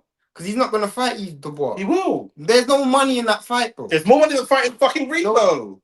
No, I don't know. I don't think so. I don't think so because Ring put that money up. Ring ain't putting up money for him versus Dubois. Dubois versus Caballero, then. Cool. I don't mind that. I don't mind Dubois versus Caballero. That's what 8 said. I don't mind that. But I don't want to see Dubois. Everyone's saying Atama. What do you think about Atama? Okay, Dubois versus Atama. I don't mind that. But I don't want to hear nothing about Usyk. Usyk, this is what people have done. Usyk is now exempt from fighting top level opposition. But Usyk is now exempt from fighting. Now he can go and fight Rico. That's why I said. Now he can go and fight Rico. That's why I want to see Wardley win. That's why I said the person that's happiest now is Usyk. Because now this guy people were saying, "Oh, you got to fight Joe Parker." Well, he just lost to Wardley. All right, fine, you got to fight Wardley. He just lost the bar. I'll tell you what though, I'll fight the bar. Well, we've seen that already, you motherfucker, blood. You know who I blame for this? I blame the management team of Fabio Wardley. Because they should have never taken this fight. But you know what? I can't say that. Because I actually think Wardley could have won this fight. Yeah, he could. I just feel like the only reason why I lost, once that eye's gone, he couldn't see. But I think that what we've noticed or what we've learned is that he's attack-wise very one-dimensional. If people go... Before, the Joseph Parker stoppage was premature, but the Fraser Clark one was like a freak knockout. He was losing the round, knocked him out. Justice Hooney as well. That's 2. Mm-hmm. We didn't know that translates up to top-level opposition. Any top-level opposition of a good team that's doing research is going to know that right hand is all they have to nullify. Yeah. If you nullify the right hand, there's nothing else. You have to nullify his spirit. because he's gonna keep trying. You Depending on can't break him. Like Dubois didn't break him today. Dubois, and also he's got a granite chin, bro. He's got a granite chin, bro. This guy took some big punches today. Yeah. Both his eyes are shut and his nose is bust, and he's still and his mouth's bleeding. He got damaged from every single part of his face, Literally. but he's still fighting. Literally. Especially when you see Dubois. Dubois a two-time world champion. But Dubois, Dubois' legacy now matches AJ's. Well, yeah, because he beat AJ, so it don't make He's a two-time world champion with a better resume than AJ. Yeah. Well done to Dubois. Does he have a better resume than Fury? Probably not, because you don't have Klitschko on it. And you don't have Wilder on it. Yeah. That's great from Dubois, though. That was a classic. You got to get a rematch, bruv. You got to get a rematch. Oh, Caballero, innit? Let me hear what he's got to say. Let me hear what the man's got to say. Like the video as well, man, then.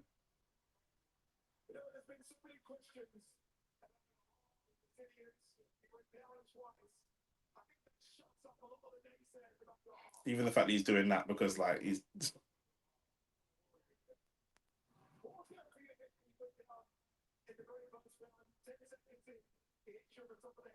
Michael looks upset, blood. 100%. He was trying bare shit.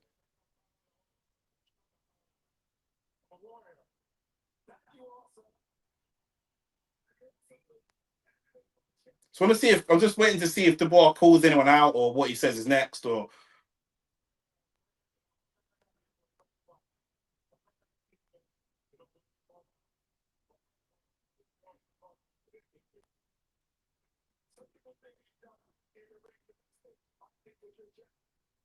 That's a...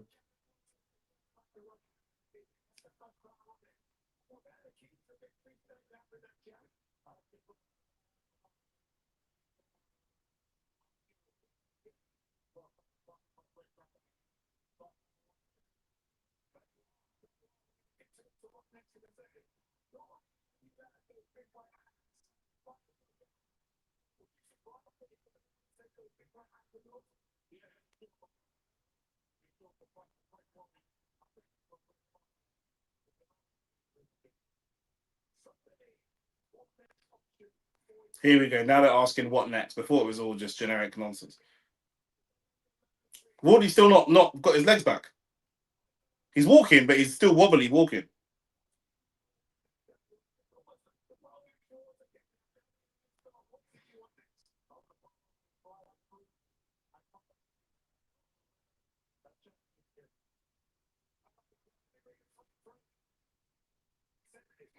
He didn't understand the question. Yeah, he didn't. But but now they're asking Frank.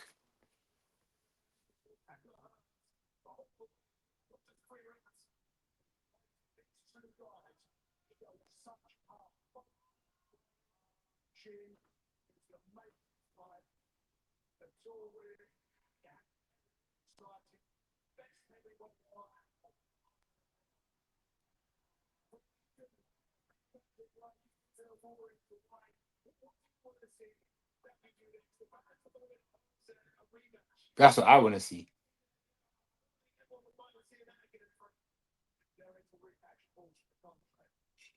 Yeah, no, but I want to see a rematch. I want to see a rematch because Frank just said that there's a rematch clause in the contract. Go on, John.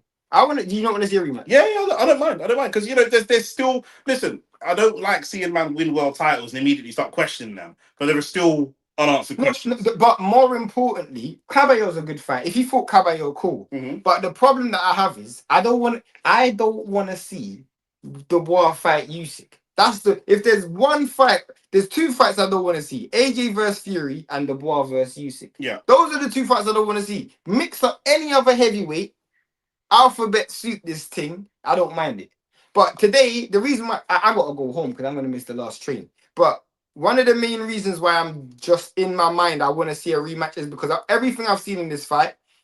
Both of them were vulnerable enough. Both of them were game enough. But the thing what I think changed the fight was that right eye from Dubois, from Wardley. Was it right eye? Yeah, his right eye got bust by that jab. Yeah. Bust. And from that point onwards, Wardley couldn't land the right hand. Here's what changed for me though. Go on. because at no stage, you saw it, Wardley's legs are gone. But Dubois never jumped on him. He never jumped on him at any stage because he was still mindful of the right hand in return. Yeah. Which tells me that if Wardley had two working eyes, that fight could have, I'm not saying it would have, it could have gone differently. Now, you got to give Dubois credit for that jab. That jab was key and it was perfect and it was on point. But it wasn't without, what's the word? It wasn't without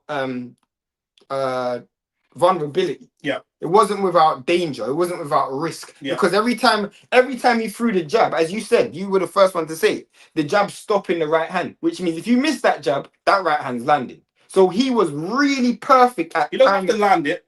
He doesn't have to land it, but it was thrown enough. It was effective enough. I'm saying if he misses it, if you don't land it at all, if you fall short or you miss it, then the right hand's landing because you're open. Yeah. So he timed it where he was touching something. You get a Rance right there. Yeah, I want Rance is joining us, but he's going to join once. Rance is about to join us as well to talk about, the fight and talk about all that kind of stuff. So I sent him the link to the stream. So Rance is going to join as well. But yeah, I think a rematch is fair. I think there's also no obvious opponent, and I think that I don't think people overgas Satama. He's very talented for where he is at his career currently, but he's not moved through the levels just yet. He hasn't fought world level. Yeah. Wardley got the likes and subscribe, man. Then we're here for every fight. Subscribe. Just subscribe. We're here for every fight. We're here next week for Keyshawn Davis as well. That's one of Rance's favorite fighters. Keyshawn. Yeah. And who else is fighting next week? There's another one. So let me check now. Dave Allen, I think. Dave Allen. Yeah. So we'll be live for that as well. But levels, for me, I think that was like a world-class performance, bro. They've both got world-class attributes. Facts. Do you know what I'm saying? Daniel Dubois has world-class power. World-class power. And Wardley, the chin, world-class power and a world-class chin. Yeah, so I don't think anyone in heavyweights taking those shots and still standing. He never got dropped once, Shout out to the man. Yo, big up, man. What you man telling me? Yo. Bro, I thought that was a great fight. Who did you predict to win? It was sick. I said, that I think Wardley wins, but I can see Dubois winning. It depends on the game plan. It depends on what Daniel turns up. You know what I mean? Everyone knew Daniel was the better boxer. Everyone knew that. But we also know that he don't move his head and Wardley was going to catch him, and he did. But he got up. Turn this off. Yeah. Bro, you know what the maddest thing is for me, yeah? The maddest thing is for me that I thought that Wardley's game plan went out the window once his eye bust. Once he couldn't see out of that right eye, he couldn't throw the right hand and land. Like if you look at it, from that right eye went, and he couldn't see out of that right eye, he couldn't really land anything. So that's what I think had a massive effect on Wardley moving forward. But in terms of the overall fight, I can't think of a fight that was in Britain that's of a better fight. No, that's a classic, bro. That's a classic. That is that's one of the greatest heavyweight fights you've ever seen in this country. Is there a problem though with in fact, we're talking about what's next for Dubois. We'll come to that. What's next for Wardley? Because I made the prediction that Wardley needs this win more than Dubois. And the reason I say that is because Wardley is new in the division. He's easily disregarded. Dubois been there for a while. There's a lot of name recognition, but also... And we've seen him bounce back. But also Wardley's so dangerous. Without a belt... Yeah. Without a belt, who's no one choosing would to fight fight you him. for fun? Who's choosing to fight because you? I'll be honest, bro. There's no heavyweight that can knock Fabio Wardley out right now. I don't think there's any heavyweight that can knock Fabio Wardley out right now, based on that performance. Because even if you think you can, you know how much big shots Dubois landed. Even dropping. Dubois has the high, regardless what we think about him and his heart and his intellectual capabilities, he's got the highest record of knockouts, the highest knockout percentage in the heavyweight division plus. So you've just gone and stood there with him, taking blows for 11 rounds. You dropped him twice. Anybody else, you got to feel confident going in there. Do you know what I'm saying? If it's AJ, Fury, anybody, you got to feel confident. But what's next for Wardley? Do we see him back, or is they said it's a rematch? No, but I'm saying, like, if it's not after that, or is it's just rematch and that's it? Well, in a rematch, you got to try. You know what it is, yeah? The weird thing about the rematch is Wardley could win that, and this is why I kind of don't want to see the rematch, because it's like the second fight is not going to be better than the first fight. It won't be. Like, I don't think the fight can live up to this. And there is a way that Wardley Wardley does win the rematch, bro, because he dropped him twice, bro. He just needs to catch him a bit cleaner and he doesn't get up, bro, because Wardley dropped him twice in 3 rounds. Do you know what I mean? And bro, Daniel took the knee in that 3rd round. His equilibrium was scrambled, bro. So there is a way that Wardley knocks Daniel out if they fight again, bro. There is. Are you saying that it's a bad thing for a rematch if Wardley wins because then all we do is see a 3rd fight? Yeah, and we don't want to see that shit 3 times. No, but my issue is I don't want Dubois versus Usyk. That's the fight that I don't want. I don't want to see that fight. No, it's going to be Moses versus Dubois now for the belt. That's what will happen. No, I don't think so. I think so. Moses said if Wardley fights, he's not fighting Wardley because they both got the same trainer. But now Dubois has got the belt. They're going to feed him to Moses, and Moses is going to knock him out. I think Dubois is too much of a risk for Moses. I don't think so. I think Moses is too agile. I think Moses' feet are too fast for Daniel. I think that Daniel's straight line slow shit is gonna get him smoked against Wood. I know, but there's too much question marks about Moses Atama. 1, can he fight in the second? It's a big jump. 2, can he deal with a big puncher? He's never fought anywhere near that level. Nowhere near that level. After that performance, I don't think the big punching is the concern for Moses. He's gone in against some big punches. I know what he washed. I know he washed White, but when he walked in against White was still seen as some level of prep. But this is what I'm saying. It's the jab, and White was injured as well. We've not actually seen Moses in there with like an elite jabber. We've never seen Moses in there with someone who's actually going to fight. That's my problem. Dubois actually going to fight. I agree. Listen, I think that a lot of people are overhyping Moses because we ain't seen him do nothing. But I think stylistically, someone like Dubois that don't move his head and his footwork, he's lighting man up, bro. I can't lie, bro. Like, Fabio Wardley was telegraphing that right hand and still landing it. You know, facts. Fabio Wardley was landing a right hand with no right eye. He was landing a right hand with no right eye. The whole as Rank said, the maddest thing was in the first 3 rounds he dropped him 2 times. In the 4th round was when his eye got bust. And then the fight changed from that point onwards. Once the eye went, and you could literally see him like brushing his eye. From that point, the fight was over. But is there something to not something to be said, because this isn't something you can train. You can't train your chin, and you can't train the fact that he gets cut. But we can't keep saying, but he got his eye bust, because he gets marked up. He gets cut every fight. So this is always in a rematch. He might drop him again. But guess what? He's gonna get bust again. No, because potentially. But what?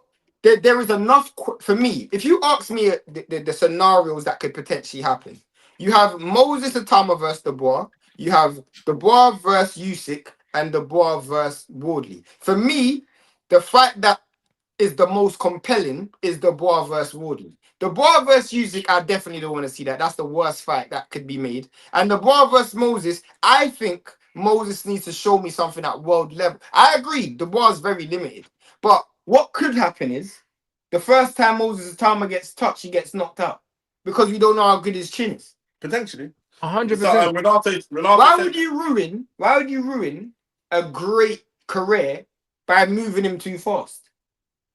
My only issue, I don't think it's necessarily moving him too fast. No, it is, because if he beat Dubois, who does he fight next? It's a big jump. Well, he's not going to fight. Usyk's not going to fight him. So it's too big a jump.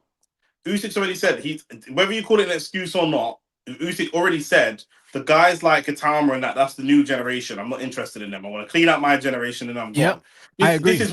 This is why I said if we see Fabio Wardley win, we might not even see Fabio Wardley fight. I know Fabio Wardley's older, but he's still like of the newer generation. He's not. I don't know if Usyk even fights him. I made that prediction before Wardley fought Parker. I said Usyk's not going to fight. Yeah, I know. Usyk's not fighting Rico. Usyk will just retire. He's not going to risk his take the one like this. But guys, he's not going to risk. But guys, here's something that a lot of people haven't.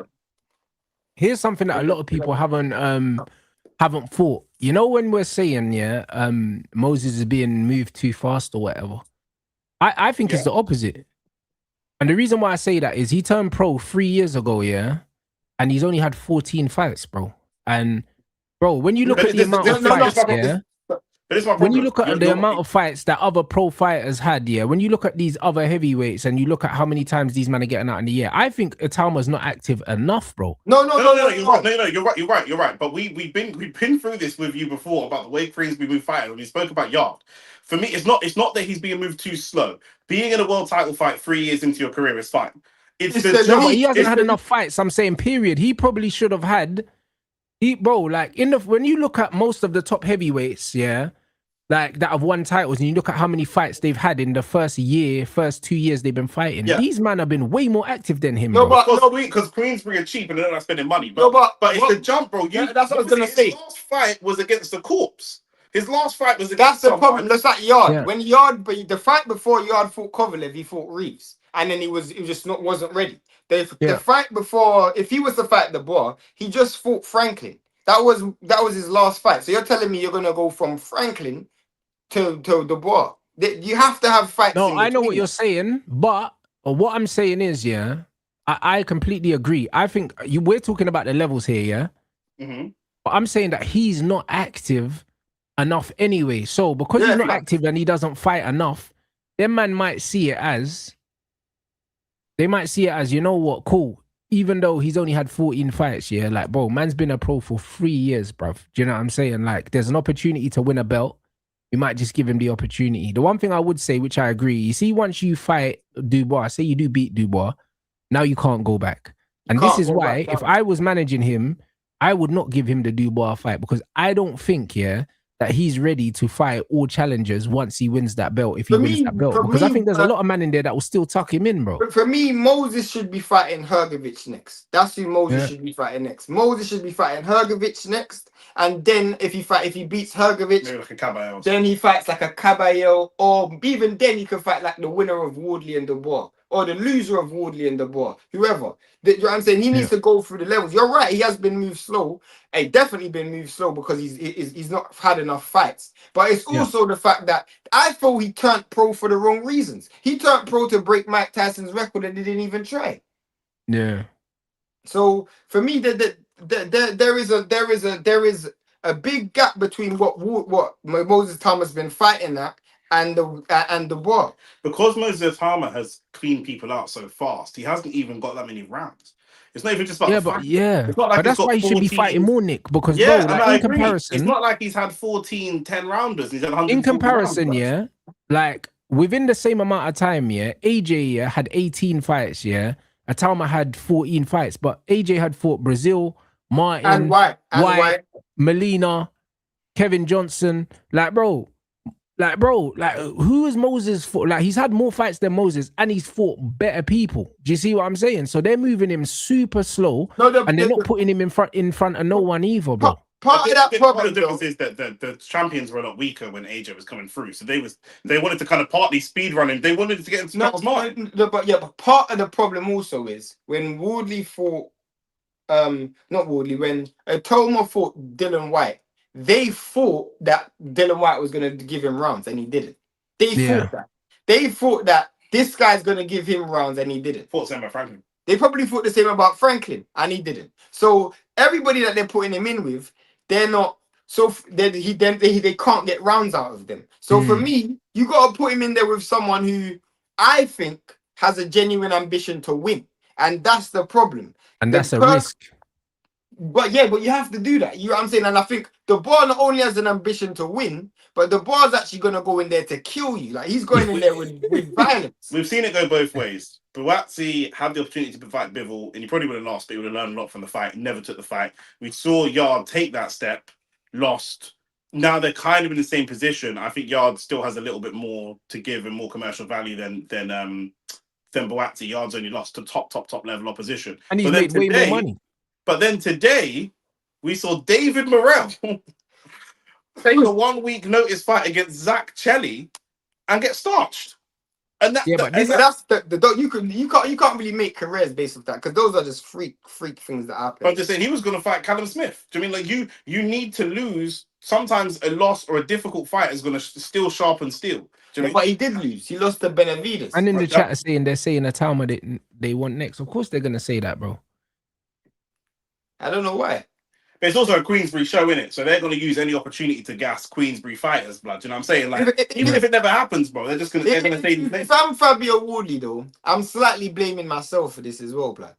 Because after you dropped him in the third round, yeah, I thought my man was ready to go, you know. And I felt he was you can see in his eyes. I You see felt in he his was a eyes. bit too patient, bruv.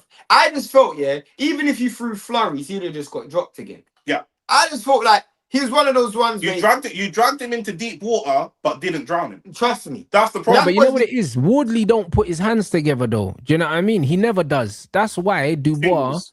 Yeah, he's a single punch. But if you look at it, Rents though, you know when he stopped Parker and the ref waved it off, hardly any of them punches landed. Yeah. None of them landed. But because he was so aggressive, it was imposing. I was expecting that from Wardley, like because I felt mentally He's there to go. Not physically. I think mentally that would have overwhelmed Daniel because mentally he had him, but he had Parker on the ropes. Daniel's weird because you can never tell if he's got his faculties or not because he never really has them. You know what I mean? So you look in his eyes and it don't change. No, but when he got up, the first thing he done was take steps back and look at his corner. And look at his corner. Oh yeah, you looked at his corner. I would be looking at that. No, I got to jump on this. Bro, even in the 9th round, Fabio caught him with a shot again, bro, and he stepped backwards and his eyes opened up. You could see like man was ready to go again. Like when you hurt him, you could see you hurt him. Right. My concern was not just that he looked at the corner when he got dropped. That's borderline understandable. There were times in the fight he was on top, dominating, and still looking to the corner. Yeah, fact. Like, is this right? Is this what I do? My boy messaged me after and said that George Grove should sue Howard Foster, blood, because how Howard Foster could let that fight go on as long as it did and stop. But that's different. I think that's different. You know how hard it is to stop. I don't think I could waver for Fabio Wardley fight. I don't think you've seen him come back from the dead so many times. There's that, but even when he's getting hit, he keeps throwing back. Would you have stopped Tyson Fury in the 9th against Usyk? But he weren't throwing back. He wasn't throwing back. He wasn't throwing back. Rope. There was not one time Wardley didn't stop throwing. There was not one time in the entire fight. You know when he stopped the fight, he stepped in. I actually think, he stepped in that quick because he didn't want Wardley to start throwing punches back. Because if he watched the stoppage, the ball landed a right hand. He didn't even let Wardley get hurt. He just stepped in straight away because he knew Wardley was going to throw back. It was like fighting, he saved him from himself. It was a bit of a jab and grab. I said it in the fight. It was a bit of a jab and grab. It wasn't quite jab and grab, but it was like jab and smother. Yeah. But every time I land a big shot on you, I'm smothering you, blood. I'm not letting you come back. Do you know how much shots Wardley would have taken today and thought, bruv, this is long. And you called it when we were watching the fight. This is the difference between Wardley and AJ. AJ is technically a significantly better fighter than Wardley. But Wardley mentally is just so much stronger. So when people tell me that boxing isn't mental, you can't tell me that, bro. For the last 4 rounds, Wardley was stumbling back to his corner and then stumbling out of his corner into the ring. And he's still fighting back. Still fighting. I'm stumbling. My both eyes are bust. My nose is bust. My mouth is bust. Probably can't breathe. Didn't get dropped. Yeah, didn't get dropped. You still can't drop me. This guy Daniel Dubois removed. That was Raging Bull. You see Raging Bull? Bro, I'm not yeah. You never dropped me, Ray. You never dropped me, Ray. That's Raging Bull. I'm not even gonna lie. Daniel Dubois might as well be COVID because he removed every sense. He removed sense of sight. He removed smell. He removed hearing. Everything was removed from Wardley. Wardley had no sense in that. And he was still throwing back. Yeah, there was not one. He was fighting instinct, pure instinct. But Dubois don't put his hands together. Like you could tell he wasn't thinking when he was throwing punches. If he was, he would have, because with Wardley, it was never going to be one shot to get him over. If you knock him over, you need to hit him with 3, 4, 5 shots. Is this part of what happens to a fighter when they lose?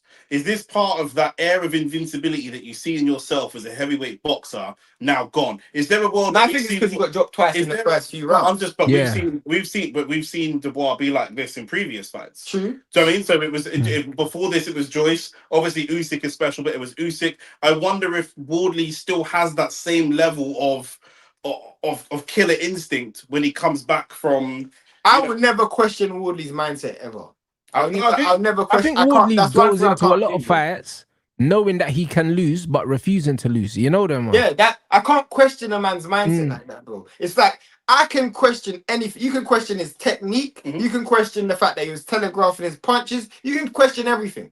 You can't question this guy's mindset and his heart. So for To be me, fair, if you're Fabio Wardley, yeah, I'm looking at it like this. I'm saying, listen, I dropped this youth twice in 3 rounds. On another day, he don't get up. He was always going to outbox me. He's had the amateur pedigree. I came from white collar. I was never supposed to outbox him anyway. So Yeah. I've not lost anything from this fight. I would go into the rematch and think, yo, this motherfucker ain't getting up next time.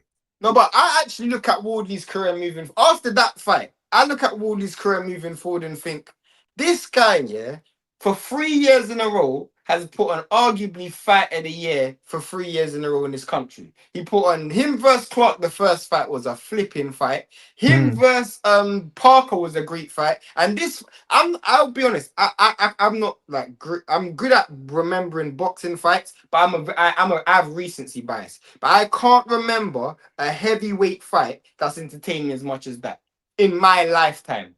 I can't remember. I said to my brother that I don't know if you guys have watched this fight, but I said to my brother, this fight might be like Ron Lau versus George Foreman. And I can't lie. AJ Klitschko was up there, bro. AJ Klitschko was a great fight. The only AJ White was entertaining. Yeah, as well. AJ White was entertaining. The only thing why I think this fight was more was crazy for me is because once AJ got back on top, I knew he was gonna win. Yeah. There was something in the back of my mind that was thinking, I wonder if the boy just gets caught with a shot and just facts. gets knocked out. Yo, listen, if Wardley somehow turns this around and lands a right hand, yeah, he's the coldest guy ever. Facts. Because he was losing. And you know, I thought he round almost that done it, you know. In the 10th round, I thought we almost done it. You know, he caught him. landed the uppercut, I thought we almost done it. But then the boy just landed a great right hand, and I'm like, oh, this guy. Yeah. It's funny, as soon as Dubois started throwing that jab, it was over. You know what I mean? Because Wardley don't jab, bro. Like he's doing the little feint, he's trying to set up the overhand. After the 4th, 5th round, I said, there's a world where Dubois just jabs his way to points, blood. He might just jab his way to points here, bruv. He might just not engage and just jab his way to points. Wardley needs to blame. You know, with his someone said, "Have you not spoken about Don Charles slapping the shit out of Dubois?" That's what I'm saying. I'm surprised he didn't take a knee. I'm surprised he didn't take a knee, bruv. I swear I'm surprised. The way they celebrated his team, yeah, I understand it because that felt like a win for the whole team. You see Don Charles, yeah, I don't think he's a great coach, but he earned his money, bro. Yeah, every round, there's no round with Daniel where you just say, "Look, just keep doing what you're doing." He's the hardest guy to coach. He's the hardest guy to keep doing what you're doing. Bro, Don Charles is giving him instructions. He's looking baffled, blood. He's looking so good. You just boxed him in You got to really you know what though? Yeah. Does anyone know is Wardley's mum white or his dad white? I think his dad's Nigerian. I think.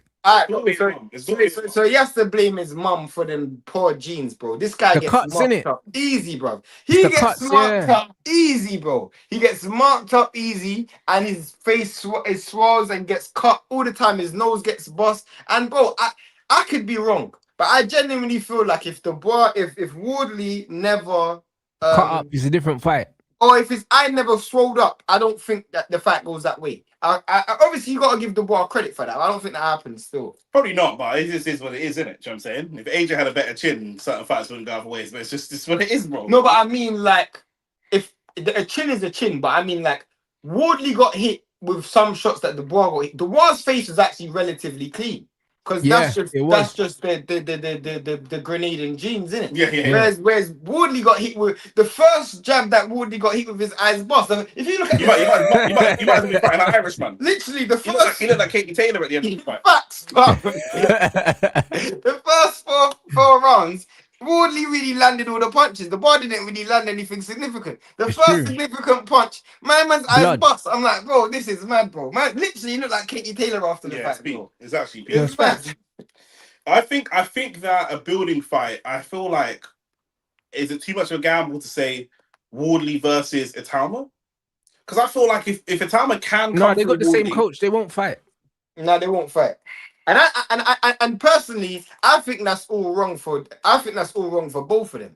Because I think that's wrong for Wardley because you don't want in a comeback fight to be fighting that guy because he might just destroy you.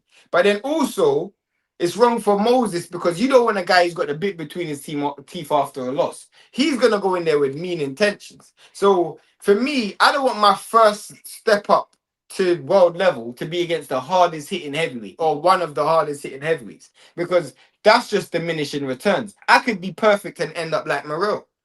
Mm. Yeah. You know what I'm saying? The first time Morell got caught with a shot, that's probably the first time Morell got caught with a shot in his career. And then it was over. Do you know what I'm saying? That's what I'm saying, bro. This is what happens in boxing, you know. You can make one mistake in your... David Price was looking invincible until they realized that chin's made of glass, blood. Respect to David. You know what's so mad as well? Man, them were actually questioning Wardley's chin before the fight. And that's one answer we definitely got, Woodley bro. got a granite chin, bro. Right. Were you... So what are we saying then? It's going to be a rematch, and then what? What's Usyk going to do? Usyk versus Cabello, bro. Usyk has to versus Cabello. But who's got Usyk? Cabello got no belts. Yeah, no, but it's mandatory. Usyk versus Cabello, bro. I wanted to see Usyk versus Wardley, but we ain't gonna see that no more. Yeah, But Usyk was always gonna pepper man up. I'll be honest. Like, no, I don't want to see. I don't want to see Wardley versus Big Baby Miller. Still, that's dead. who's got the fourth belt? This guy here, Dubois. So what's Usyk got? 3? Yeah. Oh, okay. Sorry, I thought it was 2-1-1. Okay, got you. What's his name's interim? Whilst we got you on, what do you think about your boy fighting next week? Whilst we have you on, Keyshawn. Is he frozen? no, well, Keyshawn's gonna stop him. Oh, raw. Man did a fucking frozen. Fancy scared. Man did the mannequin challenge. No, when you said your boy, I was thinking, who you talking about? You know what it was? Nah, Keyshawn. Keyshawn gonna stop him, bro. Probably. I mean, their first fight was a good fight. It was a very good fight. And Albright looked good in the fight against Martin as well. So, brother, he's a good fighter, bro. Like, I don't know why people are going on like it's not a good fight. it's a good fight. I just felt like people expected something higher in terms of like the way he was talking. You would have thought he was gonna fight flipping, like Anton Russell or something. Like I thought he was gonna fight like world level. But I mean, if he wins, you know what? Yeah, I'm saying Ben Davison's 2-0 against Don Charles, bro. I'm not gonna lie. Don Charles earned his money today. Still, Mhm. he definitely earned his money today, bro. Don Charles done a good job. I think that I think Usyk is in the Canelo era of his career, and he'll say you'll start to hear Usyk talking about being 3-time undisputed, and he'll try and push for that fight for the. Bro, you know if I'm Usyk, yeah, I will go and fight Benavidez, blood. No, if I'm Usyk, I'm being. Why would I fight Benavidez? I can be 3 times. Because that easy. What's easy? No, but I don't. Usyk particularly. No, but I don't. I think there's more money in the Benavidez fight. I hear you, but So there's more money and there's more legacy. There's more legacy in the in a fight. Benavidez I fight. know I'm gonna win. No, there's more legacy in the Benavidez fight. There's more legacy in the Benavidez. At what weight class? Heavyweight. No, if he loses, people are gonna say, "Oh, There's no way. There's no way would the Benavidez beats Usyk. There's no way. There's no way. I agree. No, he doesn't. There's no I way. agree, but people are gonna say this guy was at 168 and he's a blown up 168 or 175. Yeah, but it doesn't matter. He's number 4 on the pound for pound list. Woodley's lost 2 times to you, bro. I don't think that other people see pound for pound list the way that you do. I don't think any man on earth is asking for Woodley. If Devin beat Bam, man, I'm not saying he was number 4 pound for pound list. Name me one person that's asking for the Dubois ain't even asking for Dubois versus Usyk. Name me one person that's asking for No one's asking for Usyk against anyone. Bearman asking for Usyk versus Benavidez. Have you not seen? Nah, bro. Turkey asked for that, bro. Like nobody thought. They're not even in the same weight class. I'll be honest. The fact that Turkey wants it means I don't want it. Whatever Turkey Al Sheikh wants, I don't want. I'm just saying, if I'm Usyk, I'll say bring on Benavidez. Let me piece this. Man that are saying they want to see it. I've only seen Max and these man who were paid by the Saudis. I haven't been in a barbershop and heard random niggas just talking about, yo, so when Benavidez gonna fight? I've never heard that. Turkey said he wanted it, then all of a sudden people who wanted it before Turkey said he wanted it? No one. All right, cool. I don't want to hear it then. Yeah, nobody wanted What it, are you bro. talking And I about? still don't want it. I'm just I think saying, that fight is If my ludicrous. girl wants to go shopping and I tell you I'm going shopping with my girl, do I want to go shopping? No, that's what she said. No, but I'm saying that if I'm Usyk, if I'm looking at big money, easy fights, I think the David Benavidez fight is a similar level as the Rico fight in terms of difficulty. But it's the same. I hear that, but here's the thing, though. I just think it's a stupid fight, bro, because Usyk's got nothing to gain. You beat Benavidez, then it's like, oh yeah, you punched up a guy that's a fucking. That's what I'm saying. It's big money, a 168 fighter, even though we know that he's not really a 168 Why did Canelo fight Crawford? Listen to what I'm Why saying. did Canelo fight Crawford? Usyk beating up Benavidez. I'll look at it the same way as Benavidez calling out Canelo. Like, it's dumb. Like, man, I don't want to see that. No, but I'm saying No. Benavidez scored like Canelo at 168. no means now. Benavidez scored like Canelo now. Yeah, bruv. No, but I mean, Brother, why I'm did- saying, yeah, why bro. did- why did Canelo fight Crawford? Benavidez can't even cut weight. Why didn't Canelo fight Crawford? No, but bro, Canelo, yeah, is 5'7", yeah. Benavidez is 6'2". The fight never ever made sense. Benavidez. But why did Benavidez fight Crawford? You mean Canelo fight? Why did Canelo fight Crawford? He had no one else to fight. No, he did. He had Benavidez to fight. But why did Canelo fight Crawford? Benavidez at 175. At that No, but he would have made it. He would have made the weight for Canelo. He would have made the weight. He would have made Canelo, would've made but the him weight and for Canelo. Crawford Cut are a lot off his- closer Well, in Mama would size, have yeah, done a than flipping- Benavidez. You'd have done a flipping Sean Porter and gone bored. Because, bro, I'll be real, yeah. They're closer in size for starters. Because stylistically, yeah, Crawford is a worse fight for Canelo. It's the size difference, bro. Because stylistically, Canelo's better off with someone that's gonna stand in front of him, bro. Like, he don't like John fighting Ryder black or man. someone. Yeah. You know though, so he don't like fighting black man. Every black man he's fought, he has given him problems, blood. All of them. He's fighting Mbili next, so No, but Mbili's not a black man type. He's not a black fight. man that moves though. yeah, You know yeah. the one. Like the likes of the Laras, the Jacobs, all them man give man problems because man just moves. Trout, Mayweather, they all did. Yeah. I hear you. I think, in my opinion, I want to see Usyk fight Fabio. That's what I want to see, and I want to see. I don't even want to see AJ versus Fury. That's the worst thing. Usyk versus Caballero is cool. I'm happy with that fight. I think that's effective. Or Dubois fights the winner of AJ Fury.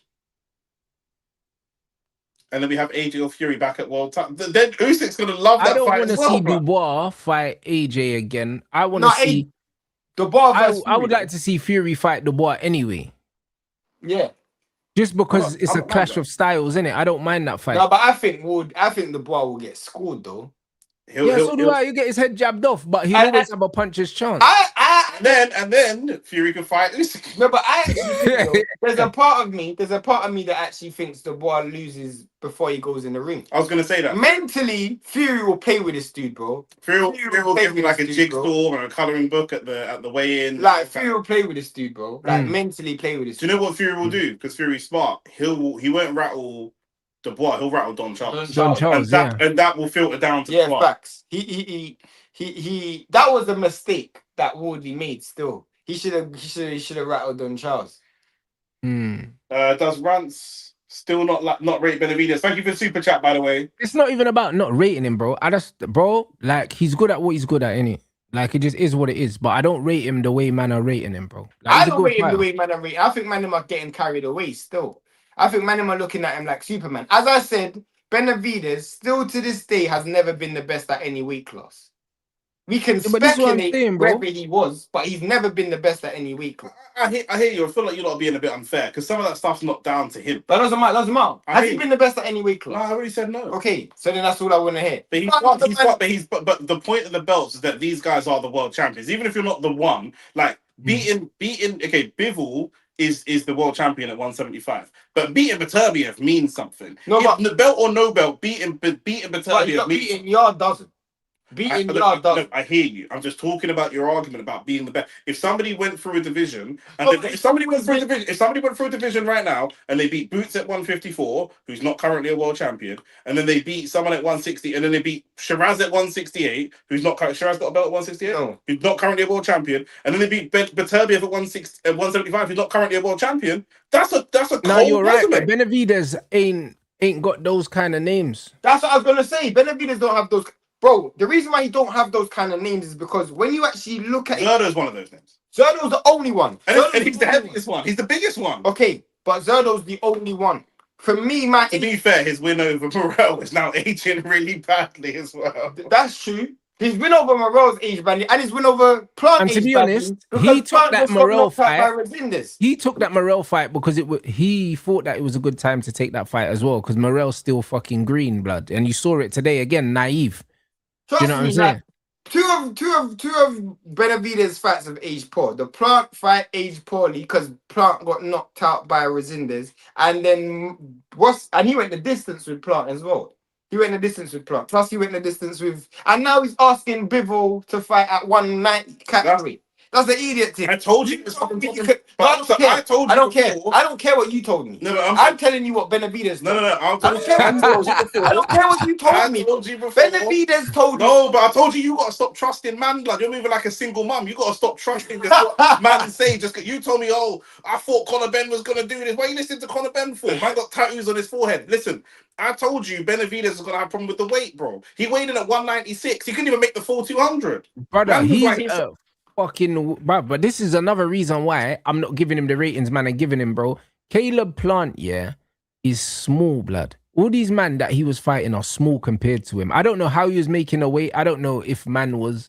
I don't know how he was making these weights, bro. Because when you look at man, he's got the Homer Simpson build. It's not like man's coming in and he's like coming in lean. But he's got slim arms though. He's got lightning legs. Yeah, bro. He's got that Tyson Fury build, innit? Like that's what Nick was saying. That's exactly what I said. But yeah, he carries all his weight around his stomach. This you know is an objective opinion. What I'm about to never know. This is objective truth. I want everybody right now to go and look at the last 3 guys to take Benavidez the distance. It is Vodzik, Plant, and Morell. And all 3 of them have in common, they all fight off the back foot. Everybody he knocks out is people who stand still, bro. Everyone ever is people who stand still. He can't fight movers, bro. This is why I say Bivol's all wrong for him. So how can Usyk? Yeah, that's why I don't understand why people are talking about this Usyk fight. It's Turkey. Nah, bro, bare people. Have you seen after Turkey, bro? You bro.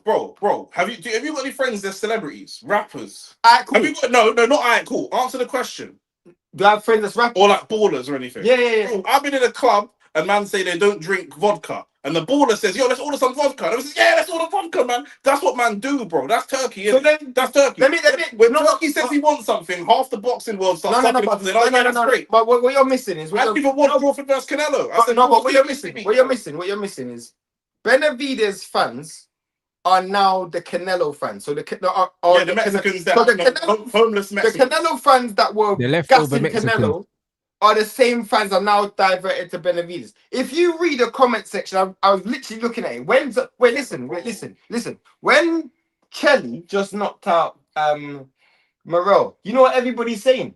Well, everybody. Everyone in that comment section, they're saying, you're never the same after you fight Benavidez. Bro, this is what I'm telling you, bro. Man, them taking this Benavidez thing to cloud 9, bro. I'm telling you. The bro, you know what the thing is with David Morell, yeah?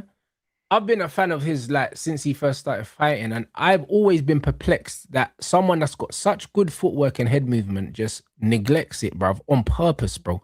Like, the brother has the Cuban schooling, he has the footwork, the everything, and the bro just stands behind the high guard and he just tries to get people out of there, bro. And I seen like him talk and say, oh yeah, when I grew up, Mike Tyson was my idol and that. But it's like, bro, you don't need to be getting into these shootouts. You do have power. You've got footwork, fucking use it, especially in the division. And bro, he just weren't moving. He stands there and he's trying to catch counter. And it's like, bro, you can actually box, bro. You know what I'm saying? And you're getting hurt because you're not boxing. Even fighting Benavidez, you tried to fight fire with fire, bro, when actually you should have been moving around boxing. Facts. That's what you should have been doing. No, but he got gassed because he dropped him early in. Shane can't be saying that calling everyone just the comment section of certain fans. We got bare Jaya Pattaya fans that come and attack us on our channel because we called out Jaya Pattaya. But that's what it is, bro. Them man are not boxing fans. They're Jaya Pattaya. I don't think, in my opinion, if you were to go around the world right now, just a general consensus, and you were to ask who should Benavidez fight next, 90% of people are going to say Usyk or Bivol. Bivol, I'm not mad at because I would like to see him fight Jai because they both get hit, bro. So it's going to be a shootout. That's the fact that I want to see. Plus, they're both fighting at natural weights. Yeah. You going down to 75, I don't even want to see that for your own health because, as I was saying, it's counterintuitive. You can't cut weight to then be an aggressor. I've never seen that happen before. Yeah, he'll cut weight and then Bivol will light him up, bro. Sense. So the fact that if that fight don't happen, I blame Jai. I don't blame Benavidez. Oh yeah, no, shoot. Jai was a free agent because he went to Zuffa. Yeah, partly, yeah, but also he's been calling him out. Jai wants to fight. No, but that Guy's chatting shit. Guy's chatting shit. I can call you out for a fight right now, then get on a flight to Denmark. What's the point? So you can't fight me. Jael Pattaya left Eddie and was a free agent.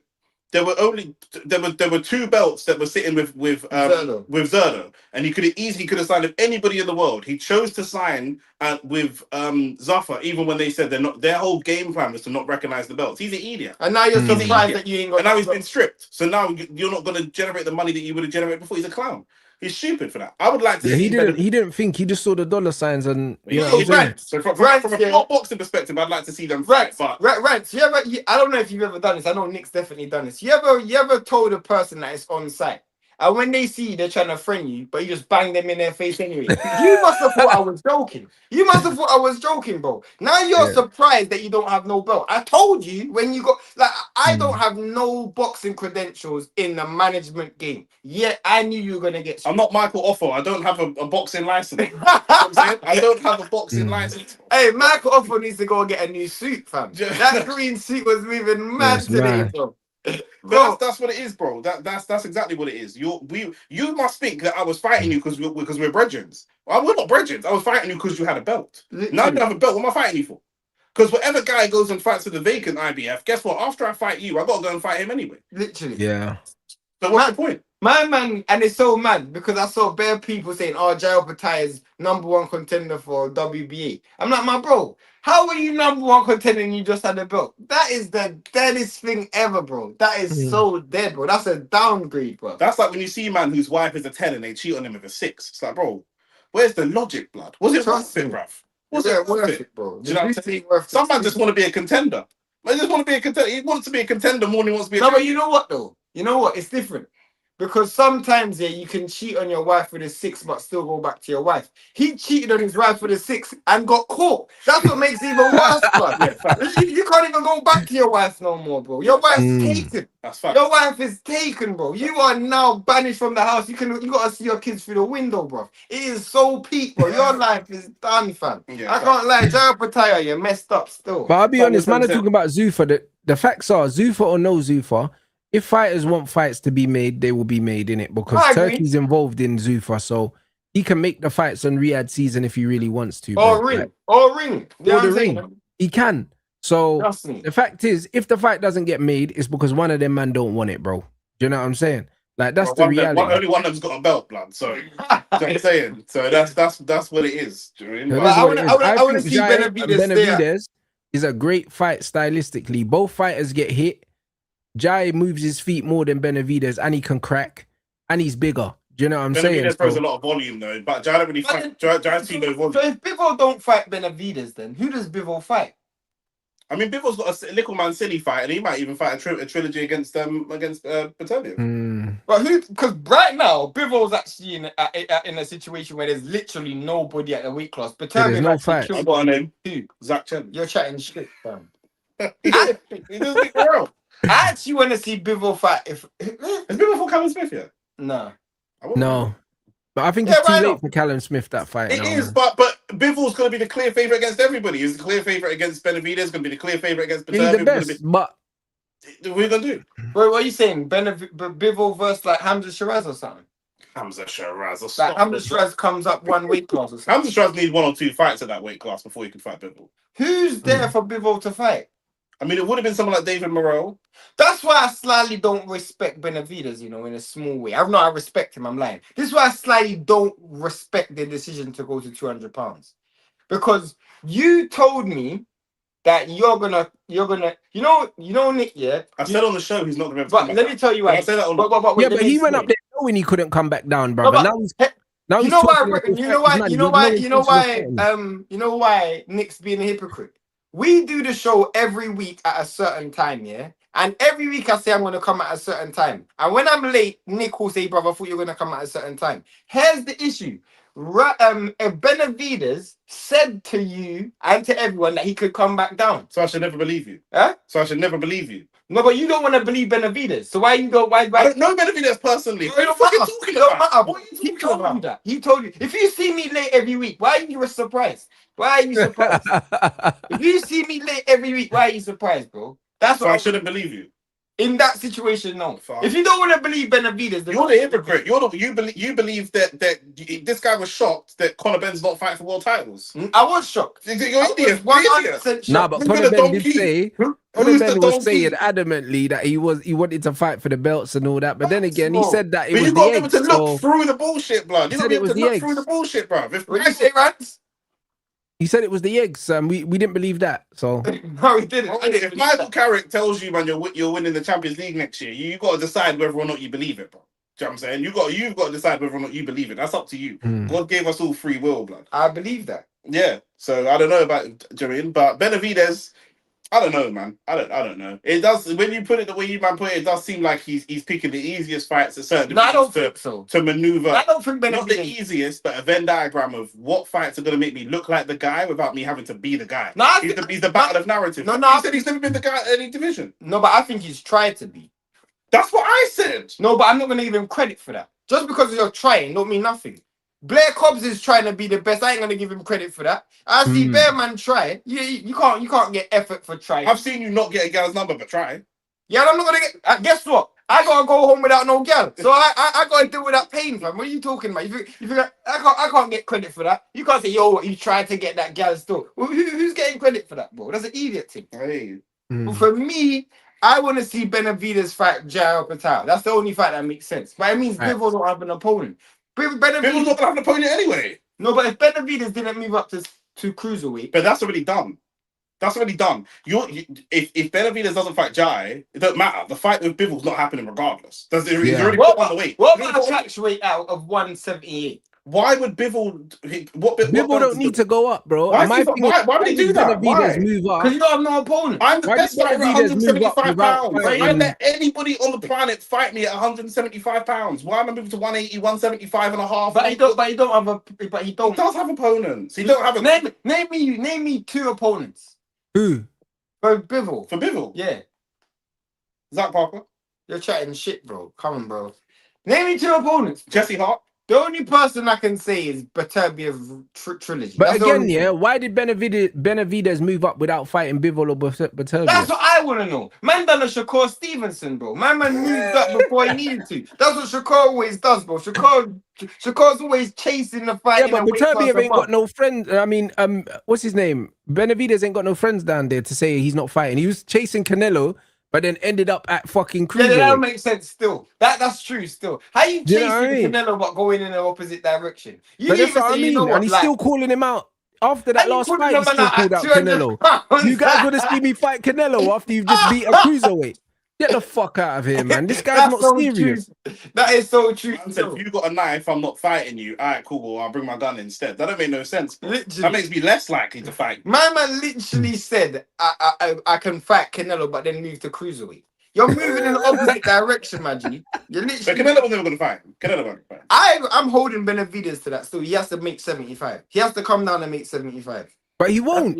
It's never going to happen. I know, but he has to. The guy is chilling with bare people, and bare people are talking about him like he's the boogeyman, bro. Like, he's finally at his right weight class. Finally. Man, twang the public, fam. He's finally at his right weight class, bro. And that's why that's probably the most polished Benavidez that we've seen, because he was actually fighting at the right weight for once. Boy, all I know is we ain't gonna see no new world champions at 175 and no new world champions at heavyweight for a while, blood. Because now you might see a new world champion at heavyweight. Okay, maybe heavyweight, because the belts are gonna get fucking fragmented, but yeah, they get scattered. But them man's Bivol's got no opponents, Usyk's got no opponents. Right, it's been 5 hours. Still might have to wrap up this live. Yeah, you man, hit the like button, hit the subscribe button, obviously. People. Big up Rants for the rants reading that. When are you live tomorrow? Yeah, I don't know. Like, there's a couple games where they're kind of dead. I might do the classical. I'm not sure. Like, you know what I mean? But I need to put out my match reaction tomorrow. Also, obviously, I know you're going to be watching the Keyshawn fight, so I don't know if you're going live for it, but obviously, if you want to jump on. Yeah, I'm not sure. I might not go live for it, so I might just jump on you lot stream still. We'll definitely be live for it. So yeah, because what's the undercard is just what his brothers and that.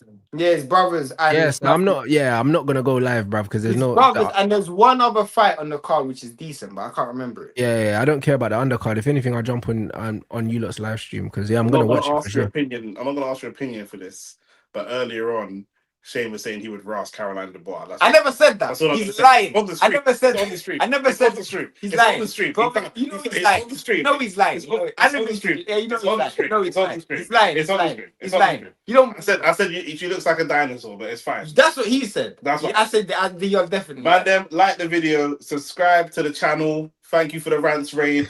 And we're gonna be back to do it all again next week, blood. You know them way there, bro. Peace. Peace.